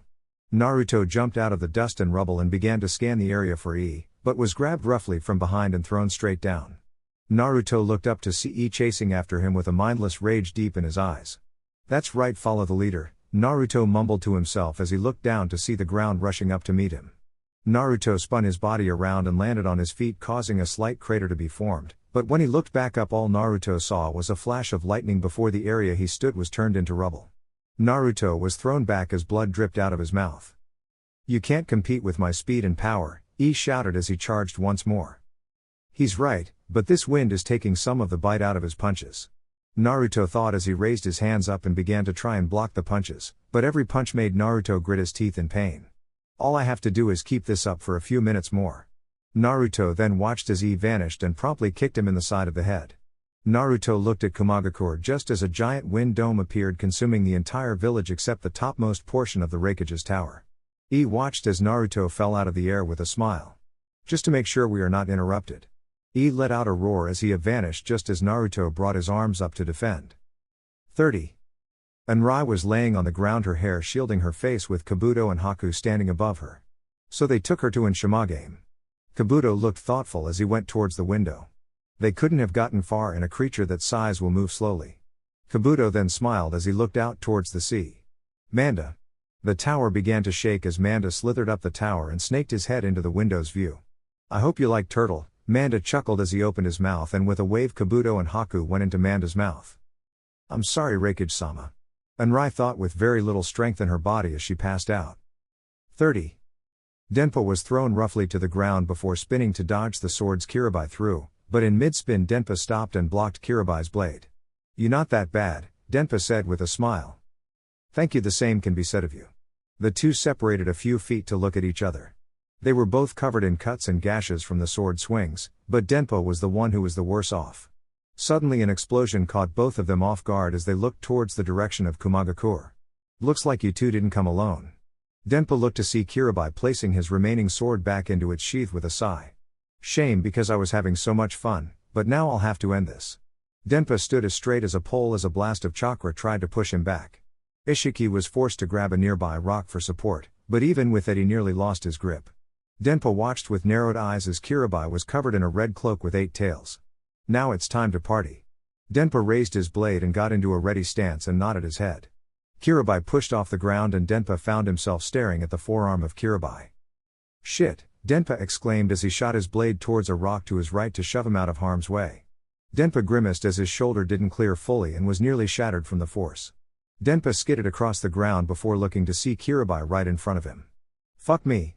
Denpa pointed his Tensaku at Kirabai and narrowed his eyes as the blade stretched, slamming into Kirabai, but Kirabai disappeared.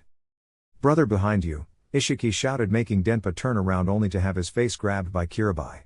Kirabai smirked a little as he watched Denpa bring his sword up, but Kirabai quickly shoved Denpa away as he went through a boulder with ease.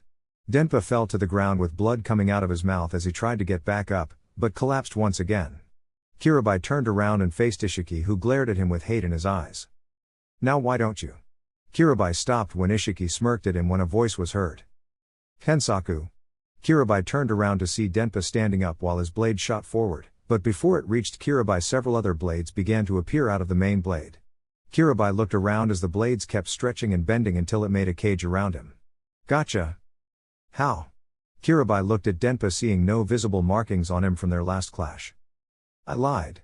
This brought a confused look to Kirabai.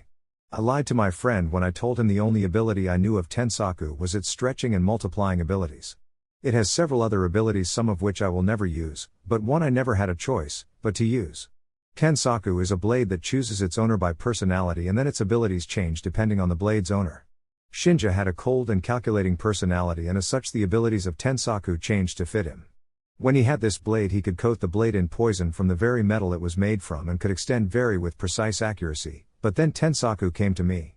Denpa's eyes flashed towards Ishiki, who nodded his head and walked towards his brother without further word.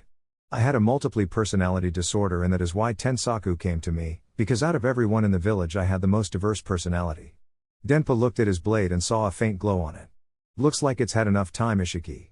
Ishiki nodded his head as he grabbed the blade. Allow me to show you the true power of Tensaku. Suddenly the glow concealed both Ishiki and Denpa, blinding Kirabai for the briefest of seconds, but when he opened them again he saw only one person. He had blue sliver hair that went down to his shoulders and was wearing Denpa's samurai leg armor. Well, it's been quite a while since fought in this form, Yu Kaiken stated as he rotated his arms, but then he got a confused look that was then replaced with sadness. I guess I'm the only one left. He reached up and pulled Tensaku from its sheath and looked at his reflection. But I guess it was to be expected. What the hell are you? Kirabai finally asked, drawing Yu Kaiken's attention back to him. I told you, didn't I? Yu Kaiken simply laid his sword on his shoulder. That each owner of Tensaku had a different ability. Well, when I got this blade my personalities began to split apart until I separated into two different people, Ishiki and Denpa. I guess you can say the blade was testing to see which one was worth to wield it. Now I did say I was going to show you Tensaku's true ability. Yu Kaiken lifted the blade above him before dropping the blade with a sinister gleam in his blue eyes. When the blade touched the ground it suddenly shattered, covering Yu Kaiken in the metal bits until both arms were covered with metal. Kirabai then watched in amazement as the metal began to grow until Yu Kaiken's arm were encased in the metal substance. This is the true power of Tensaku when wielded by me. Yu Kaiken swung his arm and released a barrage of swords, forcing Kirabai to dodge, but just when the attack stopped he jumped out of the way as a tentacle made out of blades appeared out from beneath him. Kirabai jumped and landed on the ground a good 40 feet away from Yu Kaiken, who just stood there as his blades returned to his arms. What are you? Kirabai asked as he continued to look at the arms. I am the blade, was Yu Kaiken's response as he looked at Kirabai with a snake-like smile. Now prepare to fight Kuraibi. Yu Kaiken brought his arms up and charged with a crazed happiness reflected in his eyes. Chapter 33, War and Truth. Kabuto smiled as he felt Manda pick up his pace. We're getting closer. Kabuto smiled as he looked at Haku. Remember, you get the girl and I'll handle the guards. Haku nodded his head as they approached their destination. We are here, Manda hissed without opening his mouth. This brought a smile to Kabuto's face as he looked at Haku, who nodded his head. Manda popped his head out of the water and opened his mouth to allow Kabuto and Haku to get out as he vanished beneath the surface of the water towards the giant island. Now comes the fun part. Kabuto announced as Haku created a platform of ice for the two of them to stand on. 30. On the Shima game. This is pathetic, complained a thin man with a double-sided sword. Why do we have to babysit this stupid box? The man reading a book looked up and glared at his partner. Because we were ordered to Kongu, Thunderbolt. The man closed his book and looked at Kongu fully. If you have a problem with it, then take it up with the Raikage. Kongu sweated a little at the thought of it. Good, now stop your complaining. He never finished his sentence as the entire ground began to shake. What the fuck was that, Hekareki, thunderclap? Kongu shouted out as he drew his weapon. I think we have guests, Hekareki stated as he got off the ground while pulling out a scroll. 30. Haku and Kabuto looked up just in time to see Sai and Kakuiki flying above them. So that is where they are keeping her? Sai asked as Haku nodded his head. So everything is going according to plan? Kakuiki asked with a yawn. Yes, better than anticipated, Kabuto said as he jumped on the bird along with Haku as they flew towards the Shima game. Just as they got above the turtle, Manda slithered along the turtle's body and began to constrict to stop its movements. The group jumped down and landed on some trees as they watched the wildlife begin to scramble, not knowing what was happening. This is too easy. No sooner had those words left Kabuto's mouth, the group was forced to dodge a bolt of lightning. They looked to see a group of 4 looking at them with sneers on all of their faces. Looks like we got some snakes here, boys, Hekareki stated as he lifted a large hammer onto his shoulder with ease. Everyone glared at the 4-man except for Kabuto, who only smiled. You got that right. This confused everyone as they watched as snakes began to come out of Kabuto's right arm. I am a snake. When Kabuto looked at the Kumo group, they all thought they saw an image of a giant snake bearing its fangs at them. Now the only question is who dies first. 30. Kuraibi and Yu Kaiken both separated from the other, each bearing deep gashes and cuts on their bodies. He is actually penetrating Hachibi's cloak. Kirabai thought in amazement as he stared at Yu Kaiken's now spear-like right arm. You certainly are a dangerous warrior. Why, thank you. Yu Kaiken stated with a smile that made Kirabai shiver. Name's Yu Kaiken, by the way. Kirabai nodded his head, not bothering to introduce himself since this man already knew his name. Now how about we finish what we started? Kirabai nodded his head as he got ready to charge. Kaiken simply stood without bothering to raise his arms as twinkle bits of metal fell to the ground. Kirabai charged in a burst of great speed, but Kaiken simply ducked under his outstretched forearm. As Kirabai traveled above him, Kaiken shoved his spear arm upwards in an attempt to impale Kirabai. Kirabai gritted his teeth as he sent a chakra arm towards a nearby boulder and pulled himself away from the blade. Kaiken flipped back onto his feet, still wearing a smile of pure joy. His speed has increased to a point I can barely land a hit. Kirabai gritted his teeth as he tried to figure out what to do next. Kaiken took one look on Kirabai's face and began to laugh. Trying to figure out how I got so fast. Kirabai just stared at Kaiken with an unreadable emotion on his face. Well, let me tell you. I did say I had two personalities, correct? One handled the fighting, the other handled the scouting. Well, now that my personalities have fused together, so have their abilities. Kaiken waited to see if this had any effect on Kirabai, and after about a second Kirabai's face turned to one of shock. That's right, I'm dodging you out of speed. I'm sensing your chakra path, which then allows me to track the direction you are heading. In short, the moment you disappeared, I already know where you are going to reappear. Kirabai nodded his head before he smiled, making Kaiken narrow his eyes. What's so funny? Well, now that I know that this version won't work, I'll have to move up in the world. Kaiken watched in amazement as Kirabai's skin began to peel, turning the red chakra black as he grew hooves and horns, making him resemble the Hachibi a little more. Now it's time for Act 2 of my performance. Kaiken dropped into a fighting stance, but was suddenly blasted from his side by Kirabai. Fuck, he's faster. Kaiken thought as blood came out of his mouth. He went to spear Kirabai, but was grabbed by the throat and sent into a wall by bone-shattering force. Kaiken pushed himself off the wall to see Kirabai with a bull skeleton on his shoulder. Rariato, lightning plow, hot sword. Kaiken gritted his teeth as his metal on his arms began to shatter. Kirabai hit the wall with enough force to bring it crumbling down on top of him. Kirabai blasted the rubble away with a simple roar and began to look for the remains of Kaiken, but found nothing. Looking for someone. Kirabai turned around to see a barrage of blades sent soaring towards him. Kirabai realized he couldn't dodge in time, but before the blades could connect, a large skeleton appeared, shielding him from the barrage. Kirabai looked at the skeleton to see the tip of each of the blades stuck in it. What the hell happened? Kirabai growled out, looking at Kaiken, who smiled at him. Kaiken was no sporting wings made out of swords, while his cloak was now draped with swords covering every inch, making it look like armor. Well, I have a bad tendency to lie. Kaiken gently floated towards the ground. You see, Tensaku's power comes from the personality of its owner, but since I had two personalities, it has more than one true power. So let me be more specific with you. Tensaku has 3 powers that can be called its true power. The first one was called Chicken, Earth Blade, Gekkakujen, Striking Sea Blade. The second one is called Tenkan, Heaven Blade, Tenbatsu no Kami, Nemesis of the Gods, and the final one, and my personal favorite. Kaiken looked at Kirabai thoughtful for a few seconds before answering. I shall keep a secret for now, but right now I need to show you the power of Tenkan. Kaiken's wings spread out and began to fire swords into the sky. Kirabai watched as the blades stopped in midair and spun until the points faced him.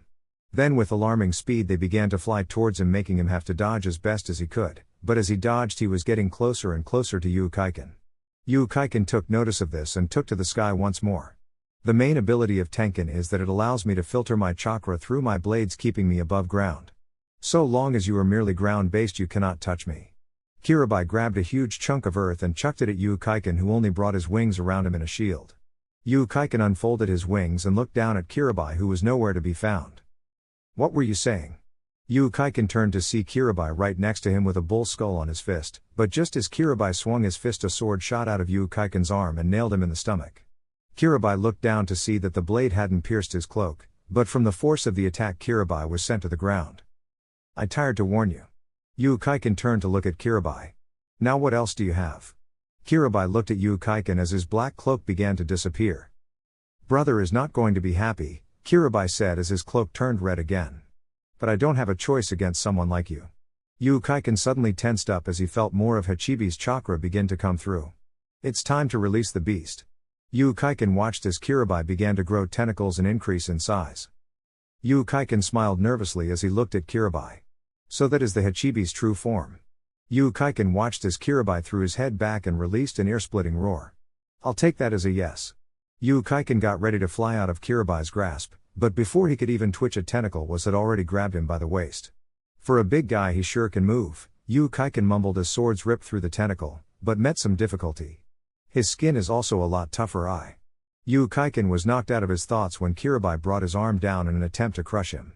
Kaiken spun in midair to avoid the hit, but couldn't escape the shockwave and was sent into the side of a mountain. "Sorry, but I'll have to end this now," Kirabai said with a solemn tone in his voice.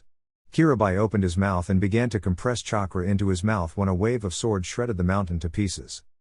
"Kiken, Devil Blade, Gekehen no Arashi, Storm of the Cataclysm," came Kaiken's voice, though now it had an eerie tone to it. Kirabai watched as the wave of blades lowered Kaiken to the ground. His body hadn't changed much except now the swords were sticking out of his very skin. "This is my last attack." Kiken absorbs a lot of chakra to keep itself stabilized, but the cutting ability is magnified and it multiplies to 1,000 blades. Kirabai narrowed his eyes as he finished compressing his chakra. "This is the final stand, Kirabai." Kirabai fired his beam of chakra while Kaiken swung all his blades towards the beam. 30.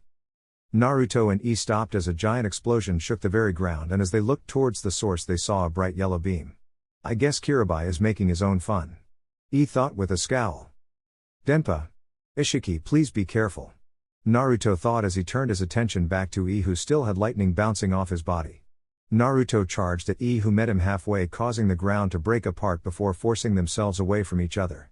Itachi jumped into the air as his feet touched the ground and began to bring his leg down in an axe kick, but Naruto gripped the leg and threw it aside and made Itachi run through the side of a mountain. Itachi blasted his way through just as Naruto's wind Fuinjutsu vanished. "Looks like you're about done." Itachi smiled at the thought of finally achieving his revenge for Yugito. "Now the question is how to finish you off." Naruto smiled himself as he pulled 2 tags out and pointed them at Itachi. "Fuinjutsu, Hiraishin, Lightning Rod." Itachi watched as the seals began to glow as Naruto threw them to the opposite of him. Itachi was about to question what was that about when his Raiten armor was promptly ripped off his body and traveled to each of the tags. "I told you I didn't come here unprepared. I devised special tags that will collect Raiten jutsu and seal them into the underground." "How very clever of you," Itachi said through clenched teeth as this boy took away his ability to use Raiten attacks. "But that still means nothing if you can't beat me in taijutsu." Itachi pushed himself forward, alarming Naruto at his speed without his Raiten armor. Naruto unsealed his staff and brought it down just in time to block one of Itachi's punches. Naruto pushed with some added chakra to push Itachi back, but that didn't help much as Itachi pushed himself forward once more. Naruto channeled his chakra into his staff as he swung it at Itachi's head, but Itachi quickly ducked his head, wearing a smile that befitted a snarling demon as he delivered a punch to Naruto's gut. Naruto spat out blood just as Itachi spun and kicked him in the side of the head, sending him into a rock. "Damn, I should have expected him to be strong even without his Raiten armor," Naruto thought as he looked at Itachi, who stood with his arms down to his side, but his fists were firmly clenched, ready to strike at a moment's notice. Suddenly a force shook the ground as someone else came to the fight. They both turned to see who it was, to see 2 figures, one being carried by the other. When the smoke cleared, Naruto saw Kaiken on the shoulder of Kirabai, who promptly threw the man at Naruto. Naruto caught Kaiken and gently laid him down to take a closer look. His right arm looked like it was stuck into a lit flame and left there while barely anything was left to cover his body except for his armor. Naruto checked his pulse to find that he was still alive, but was barely hanging on. "Kaiken, what is he doing here?" Naruto looked at Kaiken's left hand and saw Tensaku firmly gripped in his hand. "What am I newt, that's Denpa's sword." "So he never told you?" Kirabai spoke up, making Naruto turn his attention to him. "That Denpa and Ishiki are one single person. That guy laying in front of you is both of them." Naruto sent Kirabai a slight glare, but turned his attention back to Kaiken. "I guess this is the end." Itachi charged at Naruto and threw a punch, but before the punch could hit, a wall of sand appeared between Naruto and Itachi. "Leave him alone, Raikage," came a voice laced with anger. Naruto turned to see Gaara, Kakashi, Guy, Hiashi, Kankuro, and Temari. "He is not responsible for what happened to Yugito." Itachi glared at Gaara as he tried to free himself from the sand. "Why should I believe that?" Gaara continued to look on with emotionless eyes as he spoke. "Because during the time in question Naruto was currently trying to rescue me." Gaara watched as Itachi's look of anger turn into one of confusion. "I was captured by Akatsuki and had my Baijuu extracted, but if it wasn't for Naruto I would be dead." "What proof do you have that supports this?" The answer came from a new voice, one that neither party recognized. "Because we wouldn't have this." They all turned to see a orange-haired Akatsuki member holding a Kumo headband covered in blood with a ripple pattern in his eyes, but the strangest thing was the fact that there was 6 of them. Now we will be taking the Jinchuriki. Naruto and Kirabai both looked at each other and then nodded. Naruto grabbed Ukaiken and threw him to Gaara, who caught him out of surprise as Naruto and Kirabai jumped towards the Akatsuki. Naruto brought out his Kyuubi chakra as he went after Pain, who simply brought his hand up. Naruto suddenly felt himself being pushed by an incredible amount of force as he was shoved back into the ground. Naruto looked up to see Shirato, Asura Path, raise one of its arm that fired 3 missiles at Naruto. Naruto tried to get up, but found his leg stuck in the ground. Naruto looked up to see the missiles getting closer, but before they could hit, a large figure appeared in front of him. The missiles exploded, resulting in the area becoming a crater, but when the smoke cleared, Kirabai stood in front of Naruto with his 8 tails swinging behind him. We need to work together to beat this freak show. Kirabai looked at Naruto as he got up and nodded his head. The Deva Path merely shook his head as he pulled out another headband that he threw to Naruto. Just like he tried to work with his toads. Naruto caught the headband and turned it over to see that it was Jiraiya's.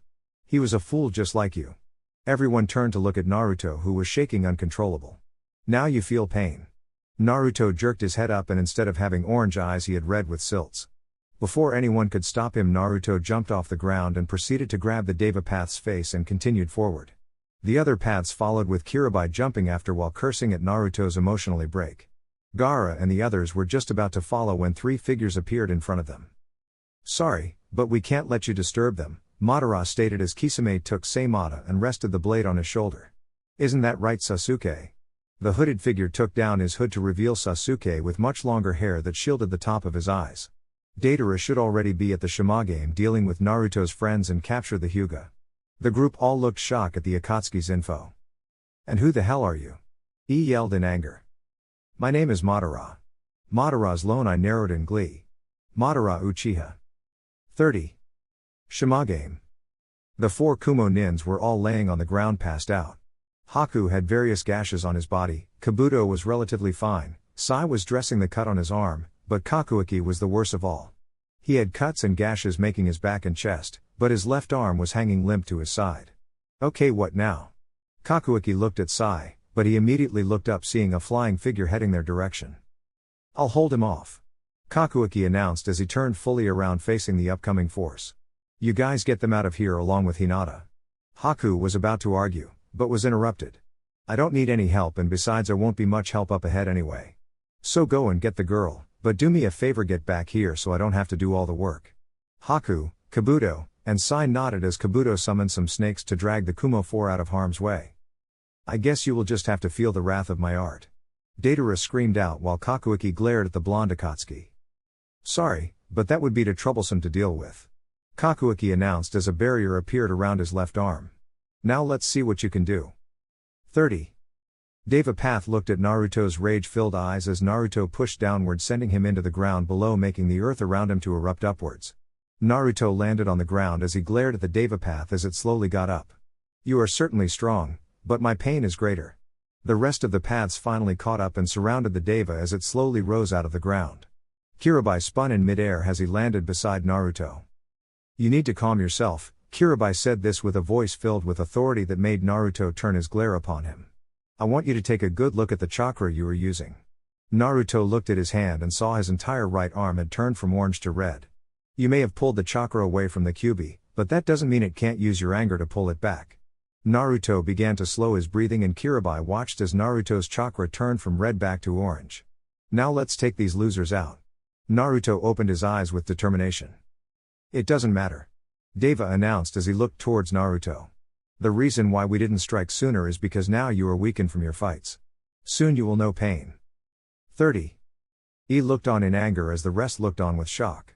You can't be Madara, he died in the fight against Shodai Hokage. Madara chuckled as he looked at Kisame, who smiled down at Guy who was bouncing on his feet. I may have lost the fight, but I never died. Madara held out his arms as he continued to look down at the group. And here is your proof. Kakashi meanwhile was staring at Sasuke, who stared right back. What are you doing, Sasuke? Kakashi asked with a tinge of anger in his voice. Why are you with Akatsuki? Sasuke just cocked his head with an insane smile. To get revenge for the Uchiha clan. Before Kakashi could ask what he meant, Sasuke suddenly was right next to him, swinging his sword at his waist, forcing him to dodge with Sasuke in pursuit. Madara looked on with a strange glow in his eye. Now where were we? Kisame pointed his blade at Guy and continued to smile as everyone else got prepared to fight. Kisame and Guy both vanished, leaving behind Kankuro, Temari, Hiashi, Gaara, and Ii to face Madara. 5 against 1 now, that doesn't seem fair. Suddenly the ground behind him began to lift upwards until it revealed a man with a flight wrap on his shoulder. Perhaps we should even the odds, right, Zetsu? Zetsu responded by smiling towards the group as they glared towards the 2 Akatsuki members. Chapter 34, The Shattering Barrier. Kakuaki watched as Deidara opened his hands and began to drop spider-looking bombs towards him. Kakuaki raised his right arm as the spider bombs fell towards him and snapped his fingers. Barriers appeared around each individual bomb and was flung out to see where they detonated. You're going to have to try better than that, Kakuaki said with a suppressed yawn as Deidara glared at him. How dare you capture my beautiful art? Kakuaki yawned in response and kept looking at Deidara, waiting for his next attack. Deidara continued to glare at Kakuaki until a wide smile appeared on his face. Goodbye. Kakuaki looked on with confusion until something wrapped around his waist, pinning his arms to his side. He looked down to see a tentacle attached to a clay squid. Fuck. Kakuaki was dragged under the surface until the water exploded upwards, scaring the Shimagame. Well, now time to go collect my objective. Deidara began to fly towards the direction that Sai and them went, but was stopped when a barrier blocked his path. Deidara turned around to see Kakuaki pulling himself out of the water with a slight burn on his right arm. We're not done here, Kakuaki announced without any hint of exhaustion in his voice and his eyes filled with rage. Kakuaki squeezed his hand into a fist and spikes launched themselves out of the square barrier towards Deidara, who quickly flew away. Kakuaki followed him and the spikes followed as well, but Deidara quickly pulled out several bird bombs and threw them at the barrier, making it shatter and stopping the spears. Deidara glared at Kakuaki as he fully stood up, facing him with a glare of his own. So you think you can beat my art? Kakuaki didn't answer, just kept glaring at Deidara. I'm going to blow you off the face of the earth. Deidara had his bird fly higher, but it didn't budge an inch. Deidara looked down and saw that a barrier had appeared on both legs and was attached to 3 trees. I don't think you are going anywhere, Kakuaki stated as he raised his burnt arm to Deidara. Suddenly spear-like shapes appeared in front of Kakuaki and were launched at Deidara, forcing him jump off his bird, but as the spears smacked into the bird they didn't penetrate it. The spears encased a small portion of the bird and the rest was on the ground, holding it down further. I don't know why you dodged, that was just to make sure your bird didn't go anywhere. Deidara looked at his bird and then back at Kakuaki. Deidara threw his hands back into his pouches before pulling out 2 dog-looking clay bombs. You will regret defiling my art. Deidara gave a hand sign and the dog bombs charged towards Kakuaki, who created a barrier separating him from the bombs, but once the dogs hit the wall they separated into 4 each and went on around the barrier. Kakuaki looked at the dogs just as they began to glow. 30. Kakashi jumped onto the water while Sasuke jumped on a rock with his Sharingan active. What are you doing, Sasuke? Kakashi asked as he slowly lifted up his headband, revealing his Sharingan, but this brought an angered look into Sasuke's eyes. The Sharingan is the symbol of an Uchiha. Sasuke growled out with rage in each word. A lowly outsider like you has no right to go showing it off. Sasuke's left arm burst into lightning as he gripped his sword and charged at Kakashi, who only charged his Raikiri in his right hand. The 2 lightning attacks smacked into each other, releasing a screech of grinding metal across the open area. Kakashi narrowed his eyes as Sasuke brought his katana upwards to cut off his right arm. Kakashi cut the flow of chakra going into his Raikiri and dodged the blade within mere inches of his shoulder blade. Kakashi spun on his heel and delivered a swift kick to Sasuke's head, sending the young Uchiha spinning backwards. Sasuke landed on his feet and continued to glare at Kakashi, who only stared right back. You still haven't answered my question. Kakashi growled out as he continued to stare Sasuke down. Sasuke smirked as he closed his eyes. I already told you, didn't I? Sasuke opened his eyes a little and Kakashi could see something moving on his pupil and knew what had happened. I'm going to get revenge on Konoha. Sasuke's eyes shot open and revealed a star-like pattern, but what shocked Kakashi was the fact that he had Itachi's Mangekyo pattern behind it. Sasuke saw the look of shock on Kakashi's face and smiled even more. Behold the eternal Mangekyo Sharingan. Kakashi dropped into a small stance ready for Sasuke to attack. 30. Madara continued to smile under his mask as the small group of shinobi tried to come up with a plan. Ii gave a small hand sign and the group of Kumo nins that waited on the mountain jumped at Madara and Zetsu from behind. Madara and Zetsu didn't even move an inch as black vines came out of the black side of Zetsu and wrapped around the Kumo nins. Zetsu looked at the Kumo nins as the vines wrapped around their necks before quickly snapping their necks. Now that is dealt with. Zetsu began to divide until the white and black half were completely separated. We can deal with them. The three of them looked at the group as they looked on with a mixture of looks. We have to fight, Gaara said as he stepped forward, showing no fear in his eyes. If we don't, then we won't be able to help Naruto or Kirabai. Sand began to pour out of Gaara's gourd in the cracks in the ground. He took the Raiten seals off the walls before crushing them, allowing him to make his Raiten armor. Kankuro took off his newest addition to his puppet collection, Sasori. Tamari simply unfolded her fan while Hiashi dropped into a fighting stance with his Byakugan active. I guess they is no talking, Madara stated with a cheery tone in his voice as he narrowed his Sharingan eye at the ninja. 30. The explosion shook the ground as Kakuiki was launched into the sky as blood dripped out of his mouth. Damn, I barely had any time to make a barrier. Kakuiki looked back down to see 4 new dog bombs and sighed as he made a serpent seal. I'll have to get rid of those pests. Kekaitan, barrier release.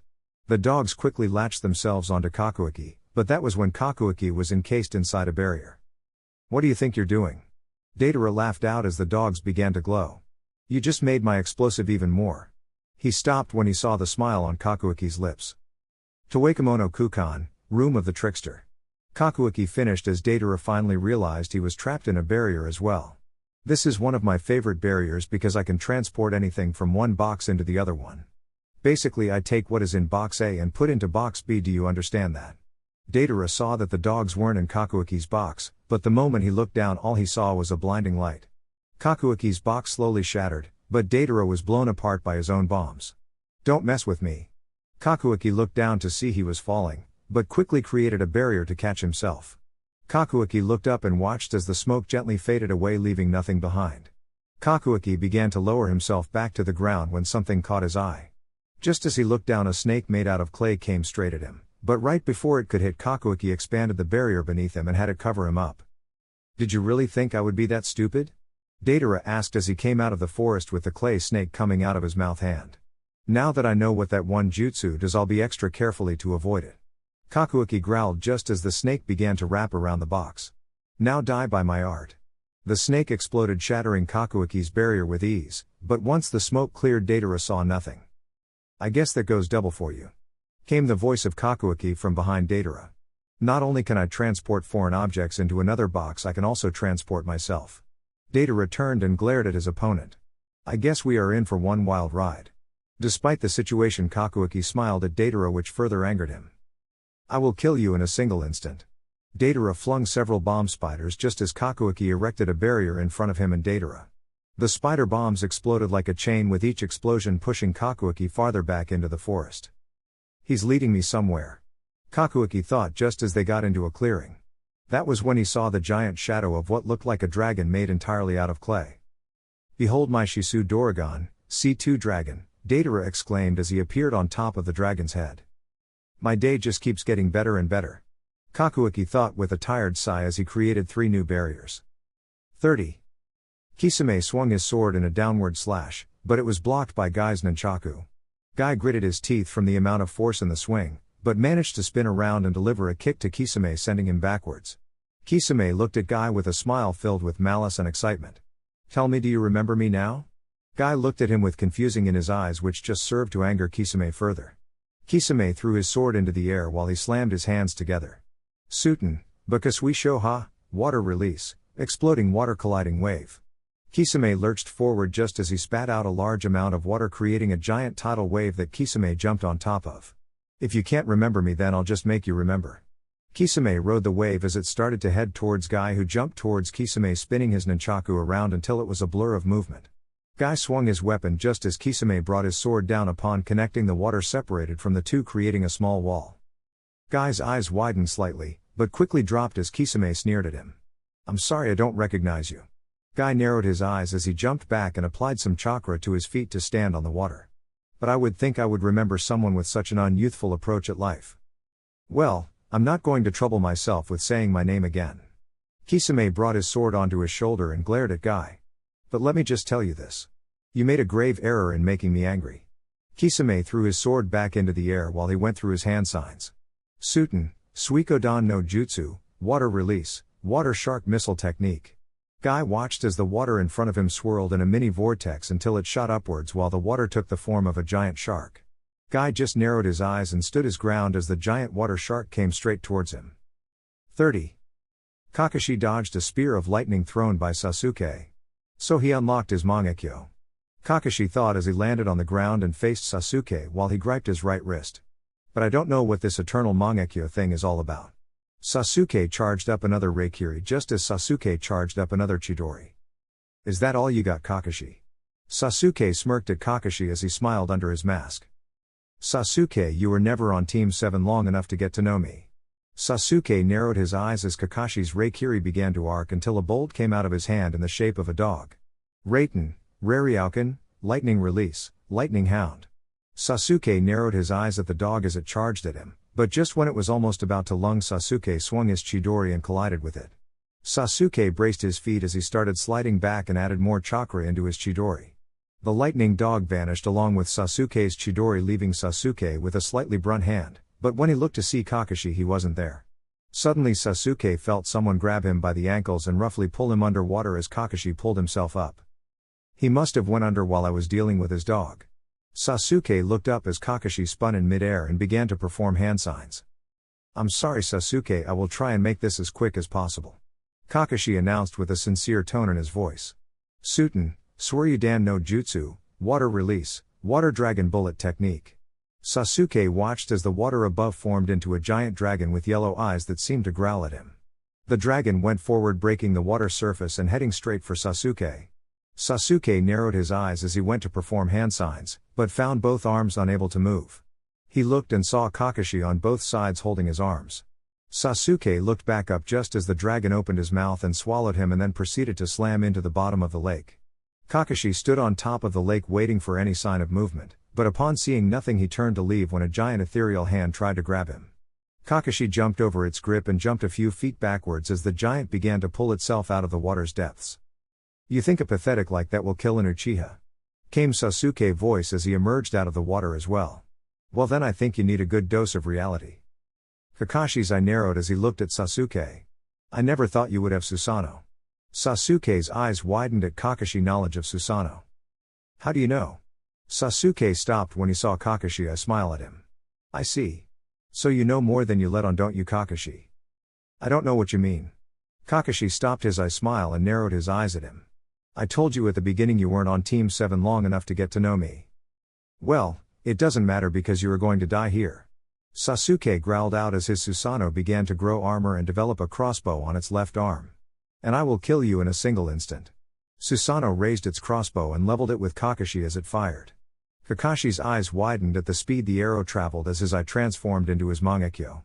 Sasuke smiled as the water exploded from the hit of the arrow. Looks like you weren't that special. Sasuke turned to leave, but stopped when he heard someone walking towards him. He turned to see Kakashi perfectly fine with his right eye closed. How did you survive? Sasuke screamed out before he took notice of Kakashi's Sharingan transformation. I see. I'm surprised that a non-Uchiha like you can access the Mangekyo. There is many things you don't know about me, Kakashi stated with a slight tone of anger in his voice. I won't be able to dodge those arrows without Kamui. If I'm going to survive, I'm going to have to get rid of that Susanoo.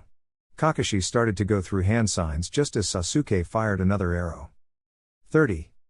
Madara stood his ground as he phased right through him with ease. You are going to have to a lot better than that, Madara stated as he turned to E with a smile hidden behind his mask. I'm sure you want to save your brother, right? This got the reaction Madara was hoping for as E charged at Madara with rage in his eyes. That's right, come a little closer. E raised his fist to try and hit Madara in his face, but just before he could connect he was pulled away by a large amount of sand. What the hell are you doing? E screamed out as he was pulled towards Gaara, who kept his arms crossed. He wants you to lose control so that way you make a mistake. Gaara looked at E as his sand began to peel away. We need to work together to take care of him, understand? E looked at Gaara with his hate still in his eyes, but nodded albeit hesitantly. Kankuro, Tamari, I want you to deal with the plant guy. Hey, we have a name, you know. The white Zetsu yelled out as the black on just slapped him on the head. I shall help, Hyashi said as he stood next to Tamari and Kankuro. Alright, let's get this over with. Gaara looked back at Madara, who took to sitting on a rock with his head resting on his hand. You want it over with already. Gaara and Lee saw Madara's Sharingan gleam in the light, sending a small chill down both of their spines. But we have only just begun. 30. Kakuaki erected a barrier in front of him just as another clay bomb was sent towards him. He already knows we are on the same level. Kakuaki thought as he narrowed his eyes at Deidara. So what is he planning? Deidara saw the look of concentration and felt an urge to finish his jutsu faster. If he realizes that I'm up to something, then it is over. Deidara pulled another lump of clay out of his pouches, but instead of having his hand-mouths eat it, he stuffed the entire thing into his mouth. Kakuaki's eyes widened and clapped his hands together, making 4 new barriers appear around him. Deidara spat out a large amount of clay from his that began to twist and form until Kakuaki was staring at a giant clay replica of Deidara. What the hell are you up to? Kakuaki asked with narrowed eyes. This is the very jutsu I planned on killing Itachi Uchiha with. Deidara announced with a proud note as he soared high above the giant bomb. But seeing how he is already dead, then I guess you will be the first to taste its power. Kakuaki looked back at the Shimagame and slapped his hands together. I can't allow you to detonate that bomb here. Kakuaki announced as the Deidara bomb began to glow, but it was quickly encased inside a giant black and purple barrier. Kekaitan, Shiji no Simon, barrier release, the gate of the 4 beasts. Kakuaki watched as the bomb slowly dissipated, confusing Kakuaki. Was it a dud? Kakuaki was about to release his barrier when he felt it, causing a smile to erupt on his face. I see microscopic bombs. Deidara glared at Kakuaki as he smiled up at him. How did you know? Well, all my barriers are still attached to me by a small amount of chakra. Kakuaki smiled at this. Show no matter how small the object, so long as it has chakra and is inside one of my barriers, I can sense it. Kakuaki separated his hands, but kept his thumbs touching. Kekaitan, Kyobushi no Kekai, barrier release, barrier of the mad swordsman. The barrier then began to break apart like it was being slashed by a sword. What are you doing? Deidara watched until the giant barrier was reduced to 10 small barriers. I've contained all of your bombs within these small barriers. Kakuaki pulled his arms apart and 5 barriers followed each arm until they were right over the ocean. And now to get rid of them. Kakuaki threw his arms down and the barriers vanished underneath the waves. By now I would say they were at the bottom of the ocean, but that is just a guess. You have defiled my art. Deidara by now was shaking out of anger. I'll make you suffer for this. Deidara reached up and grabbed his Akatsuki robe and tore it off, revealing a kanji writing body that led to a circle that had stitches on it. Deidara ripped his stitches off to reveal a mouth with razor-sharp teeth and a long tongue. I'm going to blast you to smithereens. Deidara took the last chunk of his clay and shoved it into the giant mouth. Suddenly Deidara's body was beginning to fade as black lines began to lead themselves up to a small black sphere into Deidara's chest. Kakuaki growled, but turned his head just in time to see Kabuto, Sai, and Haku come back with Hinata. Okay. What the heck is he doing? Haku exclaimed as Deidara began to glow a little. It's a suicide bomb. Kabuto growled out as he looked around. We won't be able to escape. The blast radius of this is 10 km. Hinata at that time slowly stirred as she raised her head and looked at Kakuaki, who smiled back. Hinata, give this to Naruto. Kakuaki threw a headband at Hinata, but was caught by Sai, who handed the headband to Hinata. I won't be making a return trip. Kakuaki turned his back and faced Deidara as his breathing became faster. What the hell does he mean? Haku looked at Sai, who already began to make a bird come out of his scroll. He is going to contain the explosion, but in the result it will kill him, Kabuto stated with no emotion as he stepped onto the bird with Hinata on his back. If his Kekaitan had one weakness, it would be that it consumes more chakra than it needs to. Even if he could beat Deidara, he would most likely die from the chakra exhaustion. We can't.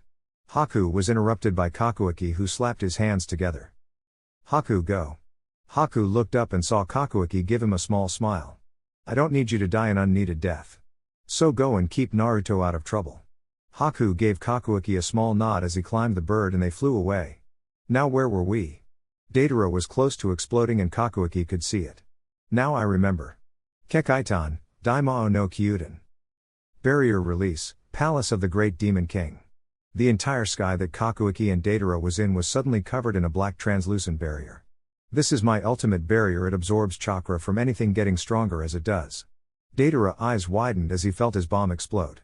Kakuaki closed his eyes as the explosion slowly closed in on him. I guess I can finally have a good sleep at last. 30. Kabuto, Sai, Haku, and Hinata looked back as they saw a flash of light and knew that Kakuaki had finally died. I promised to give this to Naruto. Hinata thought as she looked back to Kumo. Chapter 35, Despair and Hope. Kakashi ducked just as another arrow was fired, missing him by inches as he threw a kunai that had an explosive tag on it. The tag exploded upon contact with the Susanoo, but once the smoke cleared, Kakashi saw a smiling Sasuke. "Did you think that would be enough to beat Susanoo?" Sasuke asked with a mocking tone in his voice. "No, but this should." Kakashi focused his Mangekyo on Sasuke, who looked on confused until he saw the center of Susanoo begin to get pulled into a vortex. "This is just like Madara's teleportation jutsu." Sasuke thought out of urgency as he jumped along with Susanoo to avoid Kamui. Kakashi cancelled his jutsu as he jumped after Sasuke, who was laughing as Susanoo pointed his crossbow at him. Kakashi's eyes widened as the crossbow fired and the arrow passed right through Kakashi's chest. Sasuke laughed in joy as Kakashi's body fell into the water, but as soon as it touched the water it vanished in a poof of smoke. Cage Bunshine. Sasuke turned and found that Kakashi was right behind him. Sasuke turned around, but his Susanoo didn't follow suit. He took a good look at Susanoo and found chains wrapped around it, pinning one of its arms to its sides. Sasuke followed the chains and found that they were attached to the various rocks around the area. "The chains are reinforced with chakra," Kakashi announced, gaining a glare as Sasuke's Susanoo began to disappear. "So you're going to fight without the aid of Susanoo?" "I could just reactivate it and then crush you," Sasuke said with a smile matching that of a demon. "But I want to hear your screams of agony as I slowly kill you." Sasuke closed his right eye and kept his left open. "Tsukiyomi," Kakashi thought as he closed his normal eye and kept his Sharingan and Mangekyo. Sasuke just smiled as he concentrated on his left eye, making Kakashi get a feeling of dread. Kakashi jumped just as a wave of black fire soared over the place he was standing not a second ago. "Amaterasu." Sasuke smiled as he looked at Kakashi with his Sharingan. "Yes, Kakashi." Sasuke smiled as the black fire seemed to be surrounding Sasuke, shielding him. "My brother was the best using Tsukiyomi, but I can use Amaterasu to the best of its capabilities. These are my flames of hatred and I shall use them to burn Konoha to ash." Suddenly the fire lurched towards Kakashi at alarming speed, making him duck under the raging inferno, but as soon as Sasuke smiled, Kakashi knew he wasn't out of the woods just yet. He turned his head to see the Amaterasu heading his way again, forcing him to dodge once again. Kakashi raced across the water as the black flames came at him, following his every movement. Sasuke raised his hands up into a tiger seal as a cruel smile played on his lips. "Enten, Goku no Ryu, Blaze Release, Dragon of Hellfire." Kakashi watched as the Amaterasu stopped following him and instead went up into the sky as it began to take shape. Kakashi watched with mounting despair as it began to form a dragon with piercing red eyes. "This is the object of your death, Kakashi." The dragon gave a roar and swung itself towards Kakashi with deadly intent reflected in its red eyes. 30. Naruto felt his body being pushed back as an invisible force shoved him into a wall. "You cannot touch my pain," Pain announced as he lowered his hand. "Why don't you give up?" Naruto's eyes flashed red as he stood up with anger in his glare. "Because Jiraiya wouldn't have given up," Naruto stated with hate in his words. "You think I don't know pain? Then you are surely mistaking." Naruto vanished in a puff of smoke as the real Naruto appeared behind him. "And I'll prove it with a single attack." Naruto created a Rasengan and jammed it in the head of the animal path and sent it spinning away from Naruto. Naruto went to attack the Deva path only for the Asura to blast him with a beam of chakra. Naruto felt blood coming into his mouth, but smiled nevertheless as Kirabai came out of the sky with his full demon cloak on. The Asura looked up just in time to get crushed by Kirabai's foot, causing Pain to narrow his eyes. "What now?" Kirabai asked with a satisfied smile. "What have you got up your sleeve?" Pain shook his head at Kirabai as he raised both his hands, causing the rocks and boulders to begin to rise into the air. Naruto and Kirabai both looked up as the sky was blocked by the sheer numbers of boulders in the sky. "How is this for a trick?" Pain released his jutsu as he swung his arms downward, making the boulders fall at alarming speeds. Naruto and Kirabai both jumped in opposite directions to avoid the falling boulders, but just as Naruto jumped over a boulder, the Preta path appeared in front of him, grabbing him by the neck and forcing him against the ground.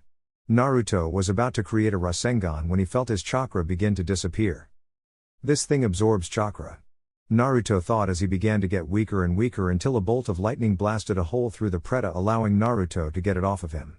Naruto stood up as he grabbed a nearby rock to support him as Kirabai came in. "Are you alright?" Kirabai watched as Naruto nodded, but only to push Kirabai out of the way of a giant rhino. "That can't be." Naruto turned and saw that the animal path was still standing with no visible injury on him. "I destroyed that thing, how is it back?" Naruto saw some movement to his left only to see the Naraku path standing next to a newly healed Preta path. You can't defeat God. Pain announced as the paths all gathered around once more. This is the end of you Jinchuriki. With that all the paths jumped at Kirabai and Naruto with black blade in their hands. 30. Kisame stumbled backwards as Guy kicked him in the chest. Guy spun in the and landed on the ground. Guy was covered in gashes from his encounter with Kisame's sword, but was still standing, which surprised Kisame to a degree. You are certainly a tough bastard. Kisame grinned as Guy smiled back. That is the power of youth. Guy crossed his arms as he began to channel more chakra into his body. Allow me to show you the full power of the springtime of youth. Kisame watched as the ground around Guy's feet began to crack. Guy's body began to turn a deep red as he kept pressing forward, creating a series of shockwaves that shook the ground. Impossible. Kisame growled as he watched a wave of chakra envelop Guy. This man is releasing the Hachimon, 8 gates, through sheer strength. He truly is a beast. Kyomon, gate of wonder, open. Guy screamed this out as a burst of chakra ripped the ground around him apart. Now is the time of youth.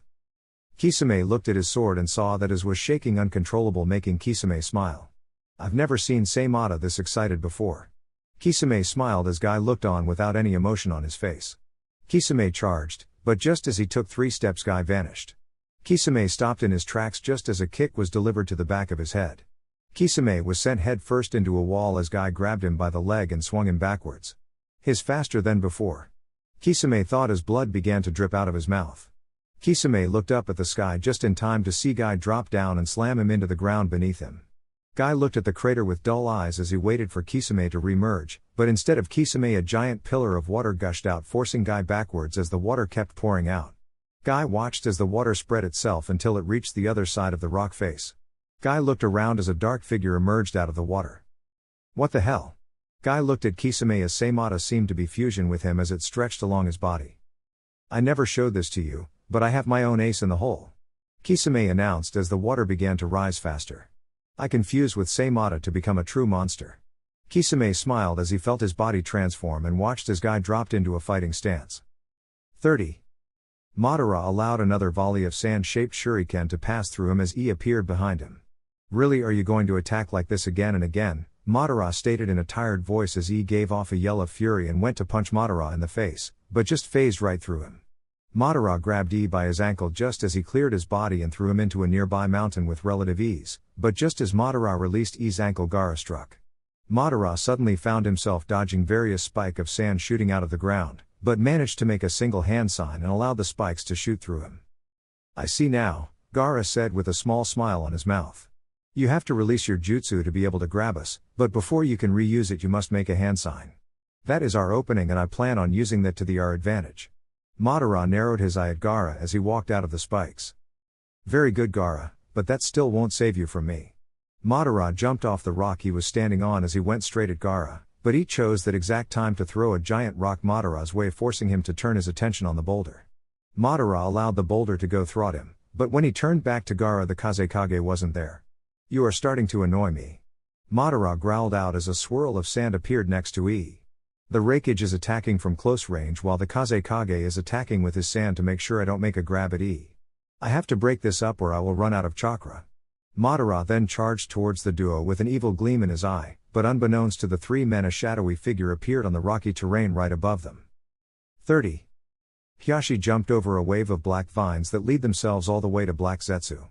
Hiashi stole a glance at Kankuro and Tamari and saw that they were trying to keep White Zetsu down to a manageable number. I don't know how much longer we can keep this up. Hiashi looked back at Black Zetsu who brought his single arm up before punching the ground. Hiashi saw the chakra vines travel underground and jumped just as they erupted out beneath him, but before he could get any farther a vine wrapped around his ankle before slamming him back to the ground. My other self isn't combat based like I am. Hiashi narrowed one of his eyes as he felt his chakra being drained. But we still share the ability to drain our opponent's chakra. You are facing the wrong opponent Hyuga, but I guess it can be expected you weren't born yet.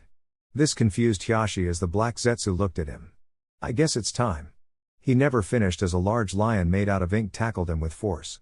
Hiashi got up as he felt the vine snap and looked to see Sai and Hinata standing in front of him. We are here, help. Sai announced as Hinata turned and gave her father a hug. Sai unraveled another scroll and drew 2 pictures on the scroll with ease. Now the true fight begins. Sai raised his hand up in a one-handed ram seal. Hinata, Hiashi, and Black Zetsu watched as two Nyo, benevolent kings, each on both sides of Sai. Don't worry about Gaara, and Kakashi, we sent help to them, but we couldn't get close to where Naruto is fighting. What about the other two? Hiashi asked as he stood up with his daughter wrapped in his one arm. We checked on them and they are doing fine. Sai announced with certainty. We sent the rest of our group to the ones that needed the most assistance. Hiashi nodded his head as Sai's Nyo charged the Black Zetsu. 30. Kakashi was trying to stand, but quickly fell back down as he looked at his burnt left leg. I told you. Kakashi looked at Sasuke as his black flames began to morph into a dragon once again. This is your end. Sasuke narrowed his eyes as his dragon went forward to end Kakashi's life, but before the dragon got within 4 feet a giant wall of ice appeared between that. I'm afraid I can't allow that. Sasuke's eyes widened as Haku appeared and grabbed Kakashi just as the dragon melted through the ice. Haku dodged to the left just as he created a ramp of ice and started to slide on it to escape the dragon. Sasuke narrowed his eyes as his dragon came back to him, encircling him in a black inferno. Haku laid Kakashi on the opposite side of the bank. Just rest now, Kakashi-san. I will take it from here. Haku gave a small bow as he jumped on the water, causing it to freeze in a circle around him. So another ant to be squashed by my power, Sasuke sneered at Haku as Haku glared at him with hate in his eyes. The last time we fought I nearly killed you. Haku announced with a steady voice. Today I will correct that mistake and I will kill you. Haku slapped his hands together as a cold air began to seep out of him. Hyotan, Rado, ice release, deep freeze, Haku whispered this as the circle of ice expanded until it covered the entire lake in ice. This is your burial ground, Uchiha. 30. Kisame was roughly punched as he spun in the water and smacked Guy with his tail, sending the two away from each other. At this rate we won't finish this fight for quite a while. Kisame announced with a grin on his shark face. How about we end this in one last attack? We hold nothing back, we throw our strongest jutsu at each other and see who is the strongest. What do you say? Guy never answered in words, he simply slapped his hands together, making Kisame smile. Kisame pulled Seimata off his hands to allow him to form the appropriate hand signs. The two stood in a face-off as they built their chakra levels until they gathered enough. Suten, Daikodan no Jutsu, Great Shark Missile Technique, Kisame roared as a giant shark formed out of the water and charged at Guy. Hirudora, Daytime Tiger. Guy was surrounded by a tiger head that charged at the shark, each roaring at the other in defiance. Kisame smiled as he watched the two jutsu collide. Fool, this isn't an ordinary Suten. Kisame watched as the Hirudora began to shrink. It absorbs the churka of whatever it hits, growing in size and strength. You can't win. Kisame then got a shock as his shark didn't grow in size, but was rippling like it was being blown by wind. What's going on? Roar, youth. Guy screamed out, and that was when the Kisame saw the tiger head appear right in front of him. Kisame's eyes widened as the tiger gave off a roar and gave off a concussive explosion which leveled everything in the vicinity. As the massive explosion passed, Kisame was laying on his back as he stared at Seimata, which was broken in two from the force of keeping its master safe. Guy appeared in front of him as he reeled his arm back to make the final strike. I want to know one last thing. Kisame grinned at Guy with a savage look in his eyes. What was that jutsu? Hirudora is not ninjutsu, it is taijutsu. Guy explained simply as he continued to stare at Kisame. It is a single punch faster than any other punch that builds up air pressure at a single point before releasing it all in a blast. No wonder my jutsu didn't absorb it. Kisame laid his head back as he looked up at the sky. You want to know the reason why I joined Akatsuki? It was to see a world of truths, not lies. All my life I've lived nothing but a lie.